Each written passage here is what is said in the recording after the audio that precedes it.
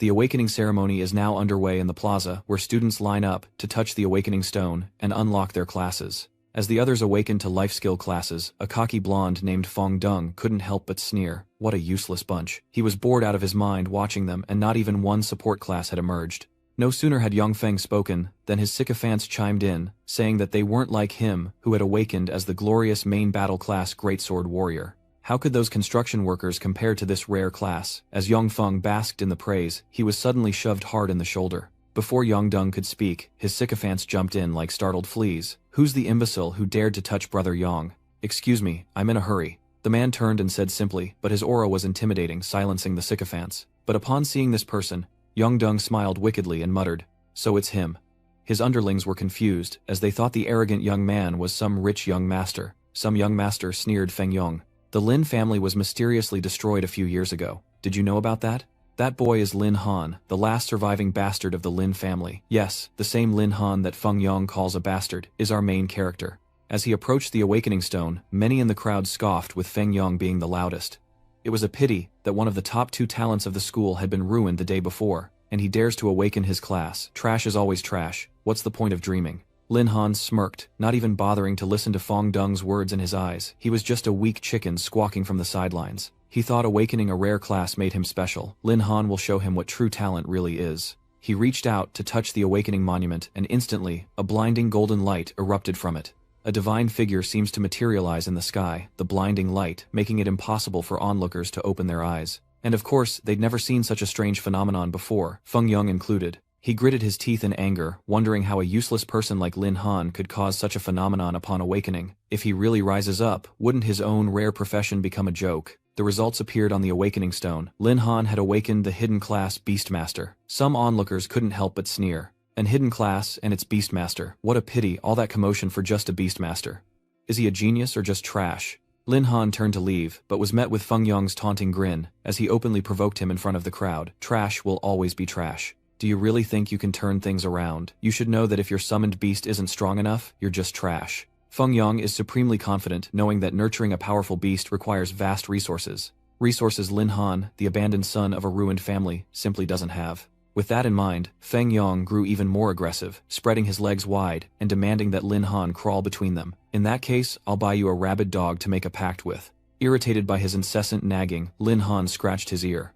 A tiger doesn't roar, people think it's a hungry house cat. He wasn't going to bother with him, but in this situation, not firing back would be out of character for Lin Han. Oh, isn't this Fong Dung's little brother? Is your job all you have? I don't need to borrow money, because with you here, why would I need to buy any other mad dogs? Understanding Lin Han's words, a furious Feng Yong clenched his fist, ready to pummel him, but suddenly a beautiful woman appeared, kicking Feng Yong in the head with her high heel, sending him crashing to the ground in disgrace. Who do you think you are lecturing my student? Get out of here before I skin you alive. This beauty is Bak Bang, with a haughty air, a fiery temper, and undeniable power. Her mere presence sends Fong Dung and his cronies running. Although Bai Bing is just a teacher, the Bai family is not a force he can mess with. Even though he still hates Lin Han, Feng Yong has no choice but to swallow his anger for now, planning to deal with him another day. After they left, Bai Bing turned to Lin Han and said, "Not bad, kid. You managed to awaken a hidden class. Miss Bak, please don't tease me." Lam Han scratched his head in response. Bai Bing's eyes hardened as she wordlessly tightened her grip on his neck. "How many times have I told you? Outside of school you call me older sister. Sneaking off to an awakening ceremony, you've got some nerve." Ouch, ouch, ouch. Lin Han felt like he was suffocating, and quickly said, "Please, Ice Sis, be a little gentler." Hearing those words, Sister Ice Bai Bing finally let go, then generously pulled out a card and handed it to Lin Han. Beast tamers are a bottomless pit, and Bai Bing knew it, so she gave him some capital to find a decent beast to start with. No matter what, he had to improve. His strength first got it. Lin Han accepted the card without hesitation, and grinned only to be pummeled by Bai Bing again. "Thank you, Sister Bing. I'll definitely repay you handsomely in the future. Don't get cocky, kid. I'll crush your skull." After the awakening ceremony and a beating from Bai Bing, Lin Han returned home. Closing the door behind him, he finally breathed a sigh of relief, a triumphant smile spreading across his face. Now it was time for Lin Han to make his move. The reason he was so confident back at the Awakening Square was because he already had the system, and now after completing the awakening ceremony, he's officially activated his god-level beast taming system. The original Lin Han was the young master of the Lin family, one of the top families in the city, but 3 years ago his family was destroyed in a monster wave, leaving him as the sole survivor, or rather the original Lin Han. But soon after he succumbed to a heart attack from the overwhelming grief. It was then that a Lin Han from another world transmigrated into this body and received a system that could only be activated after the awakening ceremony. For 3 years, he's waited for this day, and now it's finally here. He can finally walk the path of a protagonist and get his own cheat like everyone else. Currently, he's a level 1 first-class beastmaster with stats of 70, strength, 50, agility, 110, spirit and 60 constitution, and no equipment. Along with that came 3 level 1 skills: Spirit Contract, Beast Space, and Beast Summon. And as soon as they activated, the system issued its first quest, Rescue Xuan Ke and Change Your Fate. Specifically, Lin Han only needs to spend 1,000,000 Sky Dragon coins to unlock the ultimate mode, making him taller, stronger, and tougher. Lin Han clenched the white ice card he had just been given, then gritted his teeth and said to the system, "I just got some money from Sister Bing, and you're already drooling over it. Alright, take it. Let's see what kind of trick you're planning to pull." As soon as he coughed up the money, the space in front of Lin Han changed, as if he was stuck in the middle of the universe. As Lin Han wondered where he was, the system congratulated him on completing the side quest, Profound Can Save Fae, unlocking the ultimate cheat mode, and a super rare spirit beast. Suddenly, numerous cards appeared before Lin Han, their images blurred, revealing only silhouettes, but silhouettes that clearly belonged to girls. Lin Han was confused, but the system continued to send notifications. The host only has a first-level profession and can unlock 1 beast. Unlock now. For every 10 levels in a profession, there's a transformation, and Lin Han can only form a contract with 1 monster per transformation, meaning a wrong choice at the start could directly impact his combat power. The money Bai Bing gave him was all spent on this quest, leaving him with nothing to buy another beast. But since these cards are provided by the system, they probably aren't too bad, so Lin Han decides to go all out. As he touched the card before him, a blinding light appeared. Lin Han's first spirit beast had arrived. The system congratulated him for activating one of the 10 primordial ferocious beasts, the Heavenly Horn Ant. Lin Han stared blankly at the tiny creature perched on his index finger. He spent 1,000,000 Sky Dragon coins, only to get an ant. Lin Han truly didn't know how to react. He was about to ask for a refund, but the system announced that the Heavenly Horn Ant had signed a contract with him and was evolving into its second form. Was this forced buying and selling? "I don't have time to sign a contract with an ant," Lam Han exclaimed. But the evolution was already complete, and the Heavenly Ant had activated battle mode, leaving Lin Han even more astonished as the tiny ant transformed into a beautiful platinum-haired girl. This was beyond his expectations. Who knew the system offered evolution? Looks like he's got tomorrow's exam in the bag. The next morning at the Dark Shadow Mountain Range training ground, the students gathered, ready for their first level-up session after awakening their classes. Bai Bing, the team leader, is absent today due to an emergency, replaced by the stern instructor Cao Chong. While Cao Chong instructs the students, Lin Han only pays attention to the beautiful ant perched on his shoulder. Good thing pets can evolve, or you wouldn't dare show up with an ant. Suddenly, someone nudged his shoulder. "Little Lin, have you found a beast to contract with yet? If not, let's team up." Before pursuing combat training, he was a berserker, and this chubby guy is Long Tianjiao, Lin Han's close friend. Before he could answer, a pompous voice echoed with arrogance. "Well, if you don't have any, let me help you catch some reserve beasts. Lin Han, you should really learn to bark like a dog. Then I'll definitely give you some beasts. What do you say?" Lin Han was speechless. Why was this idiot so obsessed with making him bark like a dog? Who was the dog scolding? Lin Han asked again, and Feng Yang, lost in glee, easily fell for the trap, replying with a laugh. "The dog is scolding you, of course." It was then that Feng Yang paused, realizing something was amiss. Did he just dare mock me? Does he have a death wish? He throws another punch, confident now that Bai Bing isn't here to protect Lin Han. But little did he know, his fist would be stopped dead in its tracks. Lin Han scanned Feng Yang with a look of arrogance, then spoke mockingly. "Is that all you've got? Did the dog not get mixed in today?" Completely overwhelmed, Feng Yang struggled, unable to even twitch, sweat pouring down his face. This was absurd. Is Lin Han a mere beastmaster, stronger than a warrior like himself? Feng Yang suspects Bai Bing must have given him some treasure yesterday. Fortunately, Cao Sung spoke up, allowing him to escape for now. "Lin Han, it's your turn. What are you doing? Hurry and enter the teleport gate to your training area." Long Tianjiao was worried and wanted to go with Lin Han, but he refused, saying he could handle things himself. Seeing Lin Han refuse his friend's company, Feng Yang grew even more smug, having already arranged with Cao Chong to ensure Lin Han wouldn't survive this training exercise. Cao Chong held no grudge against Lin Han, but his jealousy over Bai Bing's constant presence beside him led him to join forces with Feng Yang to eliminate him. As a result, Lin Han found himself in the Swift Wind Wolf's territory the moment he stepped through the portal. This area is normally for levels 11 to 20, and first jobbers are forbidden. Lam Han wondered if Cao Chong did this on purpose. But before he could answer, howls echoed from behind. The Gale Wolves have appeared, and these wolves never hunt alone. Lin Han is surrounded by a pack of hungry wolves. Any other first-class job would have been dead in an instant, but Cao Chong isn't qualified to take Lin Han's life. he poked the ant on his shoulder a few times, calling out, "Ei Yi, wake up, we have work to do." Awakened by her master's call, the heavenly ant transformed into battle mode. This ant girl, named Ei Yi by Lin Han, had silver hair and beautiful amber eyes. She stood before Lin Han, facing the wind wolves without fear. "Master, I am ready." As one of the 10 ancient fiends, the heavenly horned ant is currently level 10, with 800 strength, 700 agility, 600 spirit, and 900 constitution, along with 2 inherent skills. Level 10 enhancement, which increases all basic attributes by 30%, and level 10 Herculean strength, which increases strength by 50%. Alright, let's see just how formidable one of the 10 ancient fiends really is. Lin Han responds as the system automatically triggers his first quest, eliminate 10 savage beasts. The reward for completing this mission is 100 points of beast mastery, and Ai Ni has already shown her might in battle. With just her fists, she decimated the pack of wolves in the blink of an eye, felling 7 swift wind wolves in under a minute. Witnessing this, Lin Han couldn't help but applaud, truly one of the 10 most ferocious beasts. Right now, Tianjiao is only level 10. Who knows how strong she'll be when she grows up. The experience from the wolves instantly leveled up Lin Han to level 6. Although her combat strength can't compare to Ei Yi's, it's close to that of a regular combat class.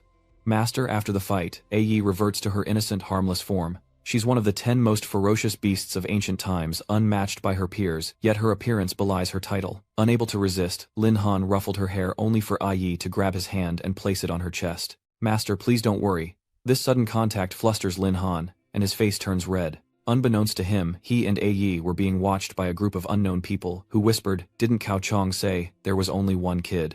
"Then who's that girl? I don't know, but she took down all the wolves of the West, so she must be strong. And that figure, that beauty, she's a masterpiece among masterpieces. Boss, she's even prettier than Bai Bing, should we?"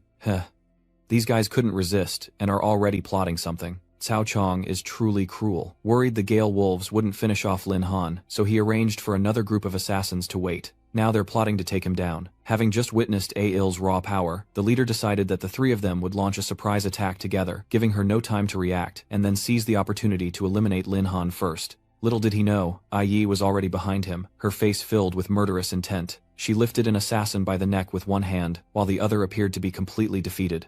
"You dare oppose my master?" Ai Yi coldly asked, sending shivers down the leader's spine. He knew anyone who could control his men from the shadows had to be at least level 20, and he stood no chance against her alone, so he ran for his life. But escape wouldn't be so easy, as Lin Han had ordered Ei Yi to capture him. The gang leader cursed under his breath as he ran. He wondered who Lin Han was to have such a high-level bodyguard, unaware of the claws awaiting him, as Gu Zheng's crisis pursued him from behind. And so he met his bitter end beneath those razor-sharp claws. Ai Yat halted. Seeing this, Lin Han shouted, and Ai Yi immediately stopped and blocked him from behind. She seems wary of this new threat, and for good reason. It's the swift Wind Wolf King, leader of the pack, level 22, and not to be trifled with. "Help me," a faint cry echoed from beneath the Wolf King's feet. Turns out that guy wasn't quite dead yet. But after he spoke, the Storm Wolf King stomped down with force, followed by a pained scream, and then silence. It was clear that the assassin was finally dead, and the Wolf King bared its fangs at Lin Han and Ai Yat with a look of pure hatred. The system quickly activated a new boss-level quest, eliminate the Gale Wolf King for a reward of 200 beast-taming points. But Lam Han felt that a level 22 Wolf King wouldn't be easy to defeat, so he quietly told Anat that they should retreat first. Anat didn't respond, but clearly had no intention of leaving, even wearing an excited smile. Seeing this, Lin Han gave up on retreating because she looked like she wouldn't give up without a fight. "Then go, Ai Yi, destroy it for me." As he commanded, Ai Yi shot forward like an arrow. The Tempest Wolf King roared a deafening sound, but A1 was fearless, charging forward. But when she tried the same trick on the Wind Wolves, the king brutally retaliated, sending A1 flying. And before she could even fall, the Tempest Wolf King used its Tempest Speed transformation to fly into the air, then struck her again with its claws, sending Ai Yat crashing to the ground. Her body, already smaller than her opponent's, now seemed pitifully weak as the swift Wind Wolves King lunged at her with sharp claws. Its relentless attacks leave her unable to retaliate. Though she fights on, Lin Han can clearly see her mystical beast is at a disadvantage. Indeed, the level difference is too great. In a head-on fight, a one has no advantage. The Wolf King fights with increasing ferocity. Meanwhile, the other Wind Wolves try to sneak up on Lin Han from behind, so much for a fair fight. Fortunately, his stats had been enhanced, making him equal to a warrior, so Lin Han bravely faced the 7 wolf pups, taking down 2 in the blink of an eye. Having taken down 7 beasts already, A1 was close to completing the mission. Seizing the opportunity, Lin Han grabbed a wind wolf by the jaws and tore it in 2. And with that, he flawlessly completed his first mission, earning 100 beast taming points. Immediately after, Lin Han commanded A1 to unleash a furious attack. This is the Heavenly Horned Ant's active skill, which costs 100 Beastmaster points to awaken, dealing 100% of its own power as damage to the target with a 5-minute cooldown. Obeying its master, A1 immediately activates its skill, first using Blink to disappear from the swift Wind Wolf King's sight. The Wolf King, once dominant, now enraged by the sudden turn of events, frantically searched, left and right, unable to find Yi. Just then, she reappears with blinding speed, catching her opponent off guard. With the Wolf King in her sights, Yi unleashes her full power, tearing through its body and completing the elite quest. The swift Wind Wolf King has been eliminated, earning Lin Han 200 Beast Tamer points and 1,500 experience points. He couldn't help but shudder as he stared at the Wolf King's lifeless corpse. That level 22 Wolf King was taken down in one hit by Anat. This is the true power of a ferocious beast. Luckily she belongs to Lin Han, otherwise it would be a disaster to have her as an enemy. While Yi was reveling in the thrill of victory, the system sent Lin Han a new notification, saying that weapons were dropped by the Gale Wolves and the Gale Wolf King and have been stored in the inventory. With her berserk state now lifted, Ayat instantly reverted to her innocent self. "Master, I killed those dogs," she exclaimed happily, then leaped into Lin Han's arms. Hey, calm down," Lin Han said. He felt embarrassed by her soft chest rubbing against him, but he didn't want to push her away. It was only a moment later that Ayat seemed to run out of energy and quickly drifted off. "Master, I'm so tired and sleepy." No sooner had she complained than she collapsed on the ground and began to snore. Lin Han chuckled, then patted her head a few times. "You've worked hard, get some rest." Anat returned to her tiny ant form, resting on Lin Han's shoulder. Then he checked his inventory, realizing monsters could drop items after being defeated. This system has turned his life into an online game just like his past life. Now he wants to see what kind of special weapon dropped from the Wolf King. It's the Wolf Fang Dagger Silver Quality, an exclusive weapon dropped by the Gale Wolf King, requiring level 22, with effects that increase strength by 50 points and agility by 80 points. Maximum durability is 80. The weapon's special effect grants a short-term frenzy, increasing all attributes by 50% when the user is injured. Lin Han's eyes lit up at the sight of it. His luck was truly defying the heavens. And there's more, a weapon dropped from a regular, Gale Wolf, a bronze-quality ice staff, a random drop from a low-level monster level requirement, 10. Its effect is to increase magic power by 50 points, with a maximum durability of 50. In addition, it has a passive, freezing effect. Each attack has a 30% chance to freeze the target for a split second. It's no Fang of the Wolf, but it should fetch a decent price. Lin Han was extremely pleased, planning to hunt again after Yi had enough sleep and recovered her strength, leveling up and collecting items to earn money. Then he took the opportunity to check his level. After completing 2 quests in a row, he's officially reached level 10. It's time for his second-class advancement, or he won't be able to level up any further. Lin Han smacks his lips, surprised that taking down a Wolf King maxed out his experience points. He had planned to keep hunting monsters to get stronger and make some money, but it seems he doesn't need to anymore. However, before leaving, Lin Han still needs to have a little chat with the 2 surviving assassins to find out who's behind them. It seems the days ahead won't be so boring after all. Hours later, Cao Chong and the medical team waited outside the teleportation gate. The trainees were expected back soon, so he ordered his team to stand ready for examination and treatment, though Cao Chong secretly hoped some wouldn't make it back at all. Like Lin Han, for example. Cao Chong, someone called out his name. Turning around, he saw Bai Bing with a furious look on her face.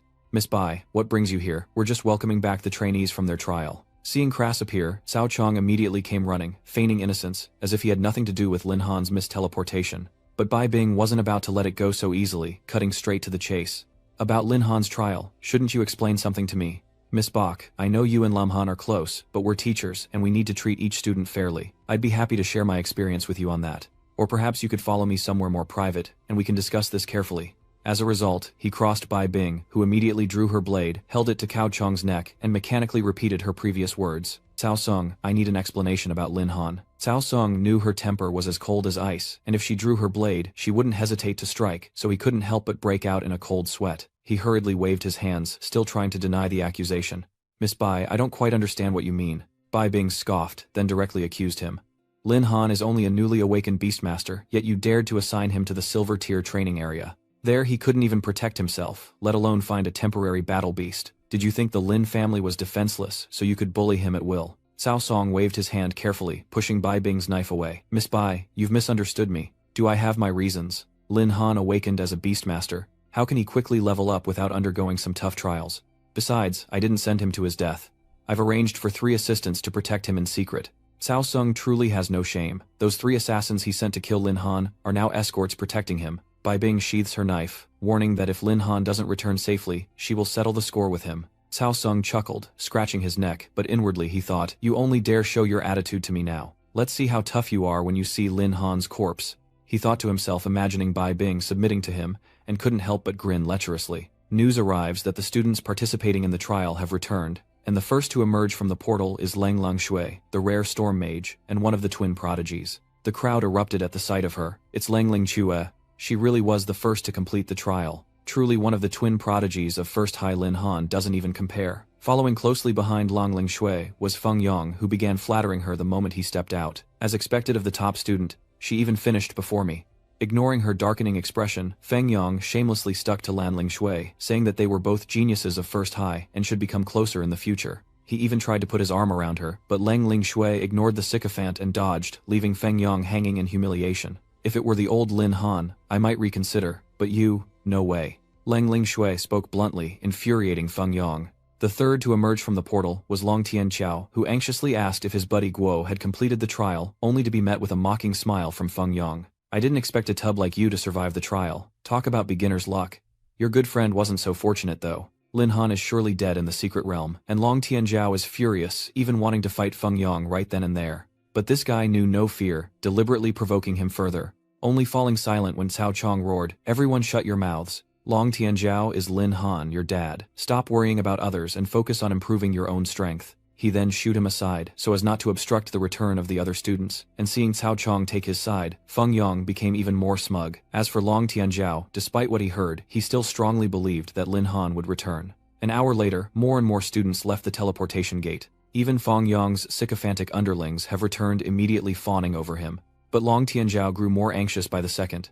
Everyone else had returned. Why hasn't Lin Han returned yet? He paced back and forth, anxiously wondering. Hearing this, Feng Yong's underlings burst into laughter, predicting that Lin Han was surely dead in the secret realm. After all, early-stage beast tamers are weak, and without a strong beast, they're doomed to die by the claws of ferocious beasts. But just as they spoke, a rock flew out of the portal, hitting the one who wished death upon Lin Han, then slamming into Feng Yong's head, causing them both to cry out in pain. Long Tianjiao's eyes lit up, recognizing his best friend as the stone's thrower, who then remarked about wasting time and the sudden influx of noisy dogs at school. Effortlessly, Lin Han emerges from the portal, appearing unharmed, let alone dead. Long Tianjiao rushes to greet him, while Bai Bing breathes a sigh of relief, finally able to release the tension she'd been holding. Of course, while some were happy, others were not pleased with Lin Han's safe return, like Cao Chong. He distinctly remembered sending 3 men to take care of him, yet he returned unharmed. Consider yourself lucky this time, Lin Han, but don't think I'll let you off so easily, Cao Sung thought to himself. As for Feng Yong, he was obviously unhappy as well, but unlike Cao Sung,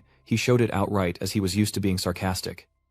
What can a beastmaster do without his beasts? Probably just hid in the shadows the whole time. Before Lin Han could speak, Long Tianjiao couldn't hold back any longer, and fired back. Feng Yong, are you stupid? Does he really think everyone is as sheltered as he is? Whether I'm protected or not, let's just try and see. But what about Lin Han? How long did this useless summoner hide in the Shadow Mountains before finally coming out? Now that's true cowardice. Feng Yong continues to provoke him. Long Tianjiao is furious and wants to fight, but Lin Han stops him. In front of everyone, he declared that Feng Yong wasn't even worthy of carrying his beast's shoes. Seeing Lin Han's confident smile, Feng Yong was furious and he immediately declared war. Is that so? Then how about we have a match to settle things? If you win, I'll give you 1,000,000 Sky Dragon coins, but if you lose, you'll kneel and call me Grandpa. Lin Han immediately agreed. How could he refuse such a good opportunity to make money and teach Feng Yong a lesson? Seeing this opportunity, he was determined to beat him into the ground, but Long Tianjiao seemed anxious and stopped him. Lin Han, don't be so hasty.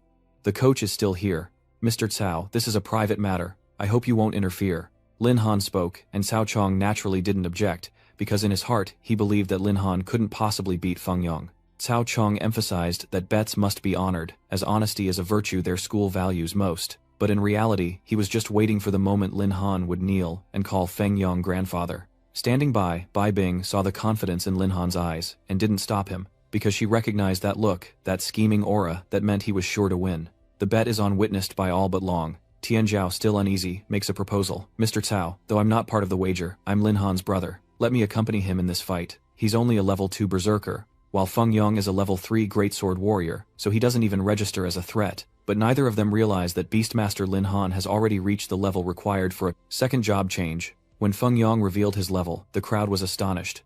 Level 3 already. Brother Feng is amazing, as expected of a rare profession.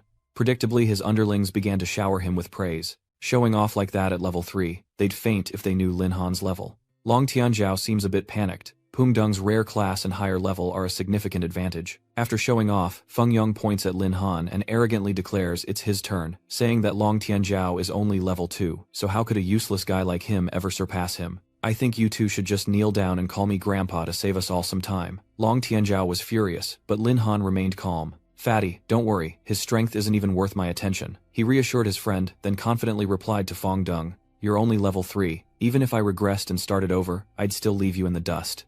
Then Lin Han revealed his level. Because he hasn't advanced yet, he's still a level 10 Beastmaster. And as expected, the crowd was stunned when Lin Han revealed his power. Feng Yong's face immediately changed. He'd always thought beast tamers were useless, so how could they grow so strong so quickly? Even the best student in the school, Langling Shuwei, couldn't do that, so he assumed Lin Han must have been cheating somehow. Just because you can't do it, doesn't mean others can't. Do you even know what a hidden class is? Their battle is already over before it even began, Lin Han retorted proudly. Who doesn't know the difference between level 3 and level 10? Lin Han said to Cao Chong, without even bothering to look. Mr. Cao, I've won. Do you remember your promise to witness this bet? Help me keep an eye on Feng Yong, make sure he doesn't get out of line. Speaking of which, I reached level 10, thanks to the assistant instructors. They put in a lot of effort to protect me. Please send them my thanks and respect. Upon hearing this, Cao Chong's face paled, unable to believe that Lin Han knew about his assassination attempt, and yet was still alive. Tao Sung even began to worry that Lin Han had caught his henchman, and was planning to use that to threaten him. But Cao Sung had worked so hard to get where he was, how could he let a brat like Lin Han ruin it? So this scoundrel hatched a wicked plan to silence Lin Han for good, while Langling Shui secretly observed him. Though she doesn't show it, she's clearly surprised that Lin Han has reached level 10 inches such a short time. It seems the Academy's former genius has risen again, but Langling Shui is also very competitive, so she's determined to surpass him, sooner or later. Her Storm Mage class has already reached level 5, far surpassing the other students. Aren't you busy with something important, Sister Bing? Why are you here? After everything was settled, Lin Han approached Bai Bing. Having finished my task, I came here. This is my job after all, and I couldn't just abandon it, Bai Bing replied. Long Tianzhao, overjoyed, patted Lin Han's shoulder, boasting to Bai Bing about what she had just witnessed, that his close friend had leveled up to 10 inches just a few short hours, and given time he would surely become invincible. In that instant, a look of alarm flashed across Bai Bing's face, not because of Lin Han's level, but because Cao Chong had suddenly launched a sneak attack from behind. The killer intent is clear, he wants to eliminate Lin Han in front of everyone. With no time to think, Bai Bing pushes Lin Han and Long Tianzhao out of the way of Cao Chong's powerful fist. Then Bak Bang bravely used her own fist to stop him. Tao Dung, what do you think you're doing? Attacking students violates academy regulations. Don't try to use those rules on me, Bai Bing. At this point, Cao Chong's rage completely clouded his judgment, and he was determined to end Lin Han today. Even with his crush standing in the way, Bai Bing's strength was no match for Cao Chong, and she was knocked to the ground, refusing to give up. How could she let anyone bully Lin Han while she was still here? Meanwhile, Long Tianzhao cheered her on, but Lin Han already knew that Bai Bing was no match for Cao Chong. At this rate, she's only hurting herself. And as expected, Cao Chong easily subdues all of Bai Bing's attacks. Her reaction only fueled his rage, cursing her for protecting Lin Han so fiercely. So much for my sincerity. Cao Chong cursed, grabbing Bai Bing's ankle and hoisting her up. His hands reached out, seeking to take advantage of Crash, but he wouldn't get his way. Because in her moment of greatest danger, Lin Han arrived. Cao Chong was focused on Bai Bing, and didn't notice his kick coming. By the time he realized it, his vision blurred as Lin Han's kick twisted his face. Instinctively, Cao Chong released Bai Bing, causing her to lose her balance, but Lin Han caught her just in time. Are you alright, Bing? He asked gently. Bai Bing sighed in relief, saying she was okay, though still a little shaken, and then Lin Han turned back to mock Cao Chong, who was sprawled on the ground. Mr. Cao, how does a level 10 kick taste? You attacked me out of nowhere. Unless you have a good explanation, I might have to let you experience the power of a level 10 Beastmaster again. Cao Rong was furious, pointing at Lin Han's face as he roared. Lin Han, don't think I don't know how you reached level 10. I arranged for 3 level 15 assistant instructors to follow you, and none of them have returned. You must have gone mad and taken their lives to turn them into experience points. Cao Chong shamelessly blames Lin Han, accusing him of being evil and unworthy of the school, then claims he'll punish him in the name of justice. But before he can act, a corpse falls before him. This is the leader who was killed by the Gale Wolf King. A flicker of fear crosses Cao Chong's face, but then he smirks and thinks, ah, how dead. Then the other 2 must be dead as well. Conveniently, there are no witnesses, so let's see if this brat can resist today. Believing that Cao Rong began to accuse Lin Han with great vehemence, but Lin Han remained unfazed, saying he found a dead man in the haunted mountains and kindly brought him out. Unlike some who send their underlings to die in their place, and now shamelessly deny responsibility. He then approached the corpse, sat down and muttered, "Brother, you are truly pitiful, losing your life only to be used as a weapon. If you're not satisfied, find him in the middle of the night, not me." Though shameless, Cao Chong was at least unnerved by Lin Han's words, and the more ashamed a person is, the more reckless they become. He clenched his fist and charged forward, wanting to break all of Lin Han's limbs to stop him from talking back. Seeing this, Bai Bing and Long Tianjiao were understandably alarmed, sensing Cao Chong's murderous intent and fearing for Lin Han's safety. But his target seemed unbothered, even provoking Cao Chong further. Afraid I'll spill your secrets so you're lashing out." "Ah, right. Who would have thought a teacher would dare to send someone to harm his own student?" Lin Han said, effortlessly dodging Cao Chong's punch. "Shut your mouth. I'm avenging." "Ah, how?" he roared, though he knew in his heart whether it was revenge or a cover-up. Lin Han knew Cao Sung was truly out for his blood, but after leveling up to 10, his strength and speed had skyrocketed, allowing him to easily evade Cao Sung's attacks. Meanwhile, the Feng Yong gang openly cheered Cao Chong on urging him to teach Lin Han a lesson fueling his murderous intent. Cao Chong's inability to land a hit only fueled his rage, unleashing a flurry of blows, yet despite his increased speed he still couldn't connect. He wondered how a useless guy like Lin Han could keep dodging his attacks, something even a level 20 combatant would struggle to do. On the other hand, although Lin Han hadn't been hit by Cao Chong yet, he knew he couldn't keep this up. Cao Chong was far stronger than him, and he was no match in a direct confrontation. But Lim Han had no intention of just trading blows with him, and with that in mind, he retrieved the ice staff he had just received from his inventory. The staff required level 10 to use, which he just barely met. With his new weapon in hand, Lin Han launches a fierce attack, and Cao Chong's leg is suddenly frozen in place as he charges forward. Taking advantage of his confusion, Lin Han rushed forward, delivering a powerful kick that sent the man crashing into the rock wall behind him. Fortunately, Lam Han's strength increased significantly after leveling up, along with the loot from the small monsters, allowing him to suppress Cao Chong. Otherwise, it would have been difficult to find an opening in such a short time. Though he landed a solid hit, Lin Han wasn't about to stop there. Immediately, Lin Han sent A1 into the fray, now at level 13. Her stats have reached over 1,500, and her personal skills are now level 2. Most importantly, she's furious that Cao Chong dared to hurt her master. Seeing A0 rushing towards him like an arrow, Cao Chong is incredibly tense. With the distance between them so short, his only recourse was to conjure a shield against A0's attack. When the two forces collided, a massive explosion erupted, the sound and light enough to overwhelm those nearby. The outcome was obvious. Cao Chong's defense was no match for A Yi, one of the 10 ancient beasts. Long Tianjiao, thrilled by the sight, gave a thumbs up and cheered, "Little Lin is amazing, hiding away such a girl." Bai Bing also watched the unfolding situation intently. Though her face is unreadable, she wonders who A0 really is. Meanwhile, Cao Chong's supporters led by Feng Yong are a picture of confusion, surprise, and fear. "Our teacher was blown away. What just happened?" they muttered. A Yi suddenly raised her head and roared, and Lin Han, sensing her bloodlust, immediately gave an order. A Yi immediately returns upon hearing her master's command, instantly snapping out of her rage. This girl is actually an ancient ferocious beast, making her quite volatile. Lin Han decides it's best to conceal her power for now. "Master A Yi has stopped as you commanded.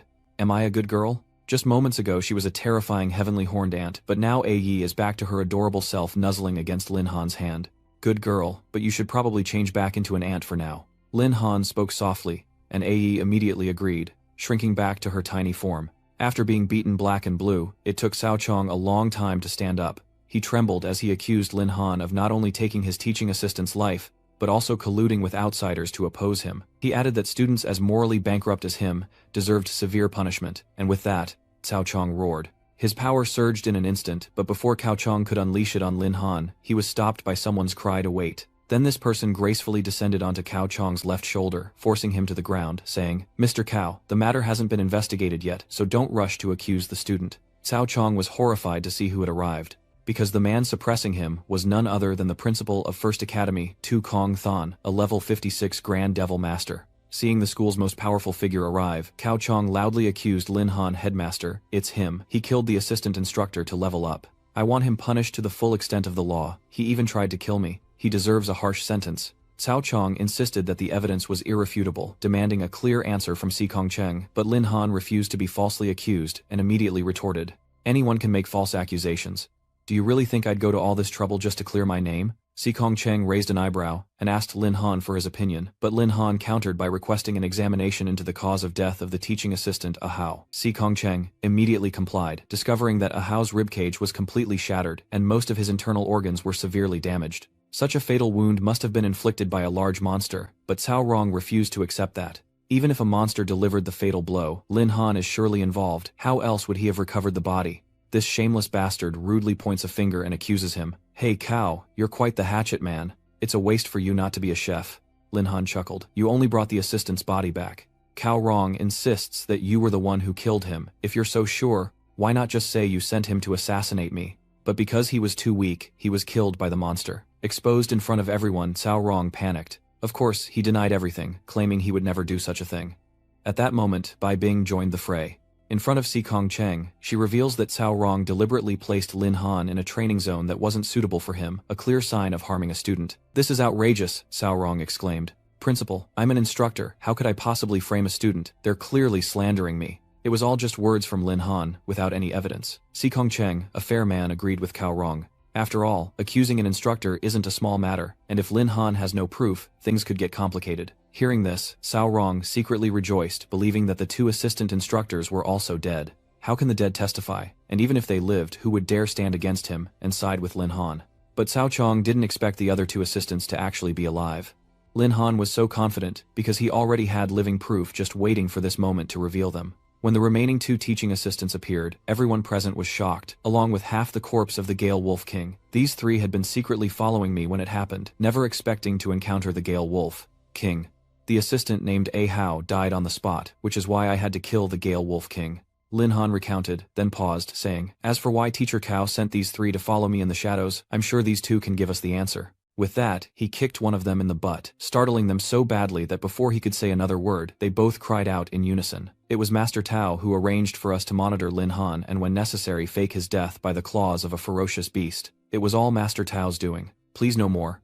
We can't take it anymore. There are plenty of ants in the world, creatures that strictly adhere to a hierarchical system. Lin Han possessed an ancient ant, allowing him to easily dominate them within the secret realm, and now the evidence was undeniable. Lin Han turned to Cao Chong and asked if he had anything to say for himself. Cao Chong was shocked.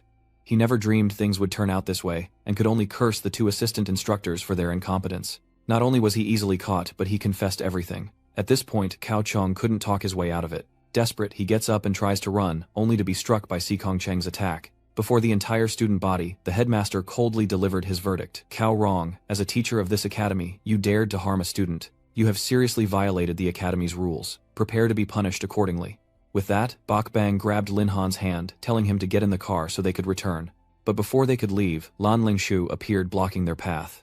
Lin Han, did you really defeat the Gale Wolf King? Frustrated, she pressed him, not giving him a chance to answer, closing in, demanding to know how he defeated the Swift Wind Wolf King. As Lin Han retreated, he protested, Hey, can you keep some distance? But Leng Lingshui wouldn't let it go, sensing something was amiss. Lin Han's class differs from other close combat classes favoring ranged attacks, so facing the Gale Wolf King head-on, without someone to draw its fire, would have been nearly impossible. As she spoke, Leng Lingshui took Lin Han's hand, examining it carefully. After a moment, she suddenly looked up very close to Lin Han and drew her conclusion. The only explanation is that he's contracted a powerful beast, and then Leng Lingshui suggests a mock battle. She wants to experience his abilities firsthand, but Lin Han doesn't think this is a good idea at all. He didn't expect the cold-looking Leng Lingshui to have the curious personality of a child, and just then, Bai Bing stepped in to save him. Lang, I understand your desire to improve, but right now you need to learn from the trial, not fight. Lang was unhappy when Bak Bang brushed her hand off Lam Han, and even dared to retort. I'm just curious about Beast Tamer's fighting style, I hope you understand. On the other side, Bai Bing remained firm, saying that Lin Han had just finished fighting and needed to rest, so she could not agree to the mock battle request. Seeing the atmosphere suddenly heat up and the two women glaring at each other, Lin Han quickly interjected, Miss Bai, the students are tired after today's training, so how about we dismiss them early? But Lin Han's words seemed to carry no weight, as he was immediately silenced by glares from both Leng Lingshu and Bai Bing, especially Bai Bing, who was in a particularly foul mood. First it was A Nat, a mysterious girl, and now Lan Lang Tuet. She doesn't know when the little rascal she's always cared for became such a heartthrob, and she couldn't understand why she cared so much when she and Lin Han had no special relationship at all. To avoid interfering too much, Bai Bing swallowed her anger and left in a huff, not forgetting to say, if everything here is settled, then I'll be going first. Get home safe, you two. Bai Bing left Lin Han and Leng Lingshui with a million questions, wondering why she looked ready to devour him if he didn't answer. I'm too tired to talk about it now. Let's find another time. Lam Han tried to brush it off. Fine, but don't you forget your promise. Lan Lang Tuyet turned away disgruntled. Only now could Lin Han breathe a sigh of relief, finally having time to wonder about Bai Bing's earlier anger. Of course Lin Han couldn't guess that she was jealous because even she hadn't considered it. He just assumed that Bai Bing reacted that way because he secretly participated in the trial and risked his life, so he didn't think too much about it since there were still many things to deal with. So, Lam Han heads to the Dark Shadow Mountain Trading Hall with 2 pieces of equipment hoping to recoup living expenses and maybe even repay Bak Bang. Greeting him is the hall's director Dien Bien. Hearing that he had 2 pieces of equipment to sell, the director himself came to inspect the goods. Lin Han had no reason to refuse and directly presented the 2 items he obtained from the silver leveling area in the mountains. Dien Bien stared blankly for a moment until Lin Han called out, "Director Tian, is something wrong? My apologies." Tian Bian quickly shook his head then asked, "May I ask, is your name Lin Han?" "Yes, do you know me?" Director Dien Bien burst out laughing, explaining that he and old Lam Lin Han's father had been friends for over a decade. Given their relationship, he could call him Uncle Dien without reservation. Dien then patted his shoulder a few times, praising him. "You're quite skilled venturing into the silver leveling area of Dark Shadow Mountain. To have such power at your age, it seems assisting the Lin family is within your reach." "Is that so? Then I'll leave these 2 pieces of equipment with you, Uncle Dien." Lin Han tried to hide his sly smile, wondering if he could use this chance encounter with his father's friend to negotiate a better price. Little did he know his opponent was a seasoned merchant himself. Though friends with Lin Han's father, Tian Bian saw Lin Han's youth as an opportunity to lowball him. Both hoped for a good price, and Tian Bian made the first move, offering 5 million Sky Dragon coins for the 2 items. Hearing this, the smile vanished from Lin Han's face as he replied sternly, "Uncle Tian, let's be clear about things. Even if you knew my father, a deal is a deal. This gear dropped from the Wind Wolf King. It's worth at least 8 million. Dian Bian wouldn't give in, continuing to haggle the price up to 5.5 million, citing his close friendship with Lin Han's father. Coincidentally, Lin Han also tried to cling to this vague relationship, only reducing the price a little from the original 8 million. Kid, 666,000,000 is pretty lucky, huh?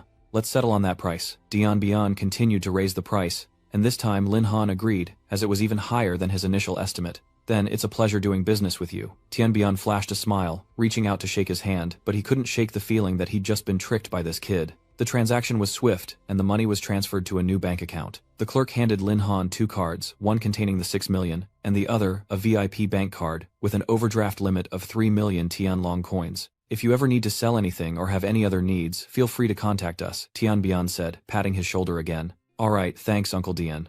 Lam Han held the money in his hand, feeling a comfortable sense of abundance. Since he was already here, he decided to browse a few more magic scrolls. 10 minutes later, Lin Han left satisfied. Following his departure, Tian Bian couldn't help but sigh, realizing the child had awakened with immense power, hinting at a bright future. As a businessman, he wouldn't miss the chance to partner with such a gem. Back at his residence, Lin Han noticed a large carriage parked outside and quickly recognized the man standing beside it. It was the Bai family's head butler, Liu. They hadn't seen each other in a long time, not since the Lin family fell from grace. "The fact that Butler Liu has come himself means something important is happening," he explained, gesturing to the vehicle. It turns out Bai Bing personally led people to a diamond-level secret realm to capture a void beast for him, but her actions resulted in her being confined by the family head, leaving her only able to send Butler Liu to Lin Han, a revelation that stunned him. Lin Han couldn't believe Bai Bing dared to venture into a diamond-level secret realm, a place even Dean Sekong Cheng wouldn't easily enter. She had gone to great lengths for him. Not stopping there, Butler Liu also had a message for Lin Han, from the Bai family head. "The Bai family has treated you as well as we possibly could.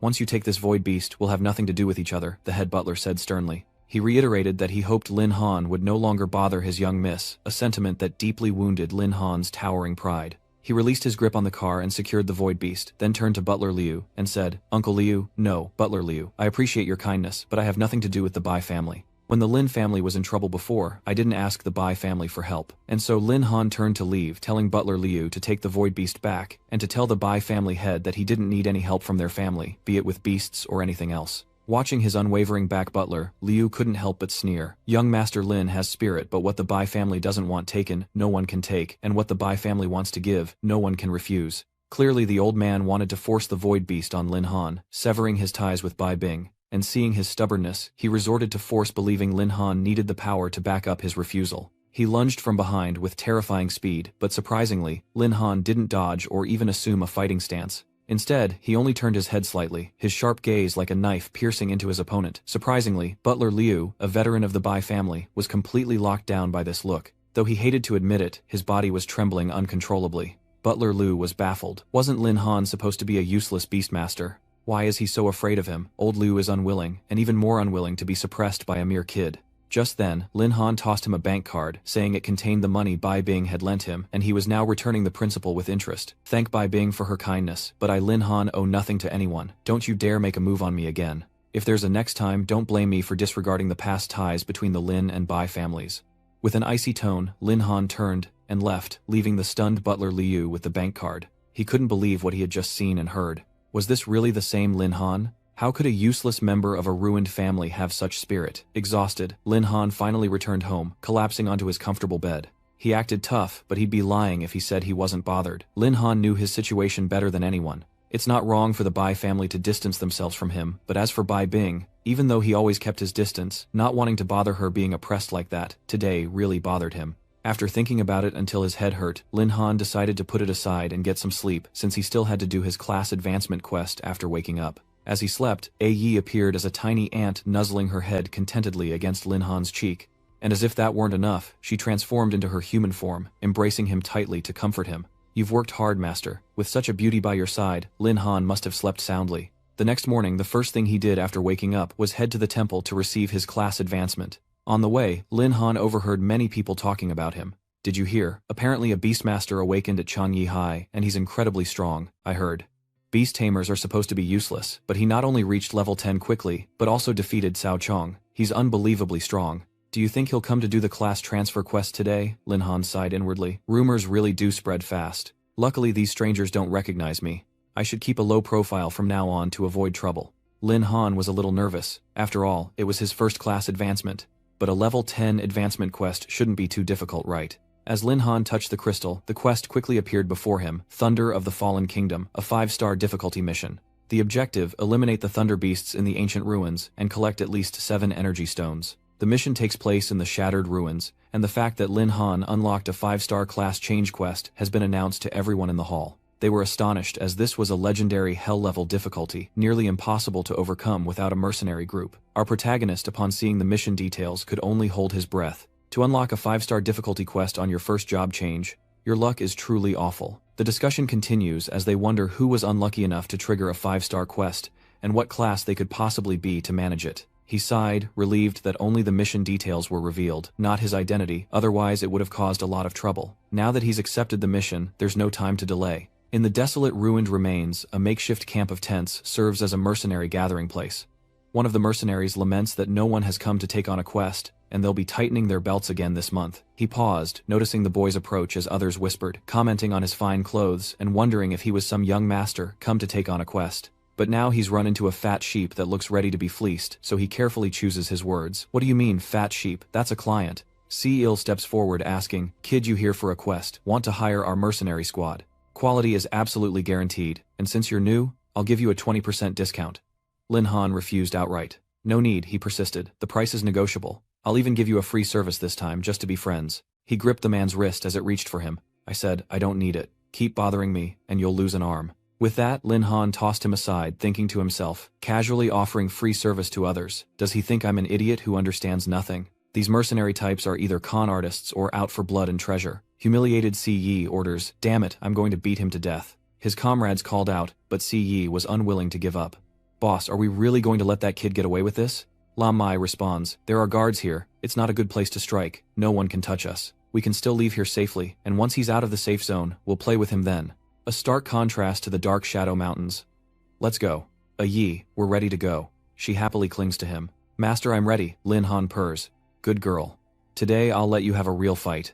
Looking at the new notification, he's surprised another system quest activated. The info panel reads, Congratulations, Master, you've triggered a Lord-level quest, Heart of Thunder. Quest objective, hunt the Thunder Envoy, and collect the Heart of Thunder. The quest reward pleases Lin Han, 300 beast taming points. Not bad at all. This is a good item. Anhut's power is all thanks to it, but ahead lies the job change quest, and I don't even know where the Thunder Envoy is. First, let's buy some information from Uncle Tien. Yi, we'll do the class change quest first, then come back and get you more Beastmaster points. Here Lin Han encountered the Thunder Beasts, a pack of level 15 creatures. Yi single-handedly defeated them, causing the beasts to turn their aggression toward the group. Lin Han pulls out a treasure and says, You can't beat A1 and you think you can take me on. You've condensed your firepower into a big ball, so try this. That Thunder Beast meat must smell amazing roasted. They all gape in fear. Well, they're BBQ now. Magic scrolls unleash a barrage of fireballs upon the Thunder Beasts. A series of notifications appear, announcing the successful elimination of the Thunder Beast, and the acquisition of energy stones. Note: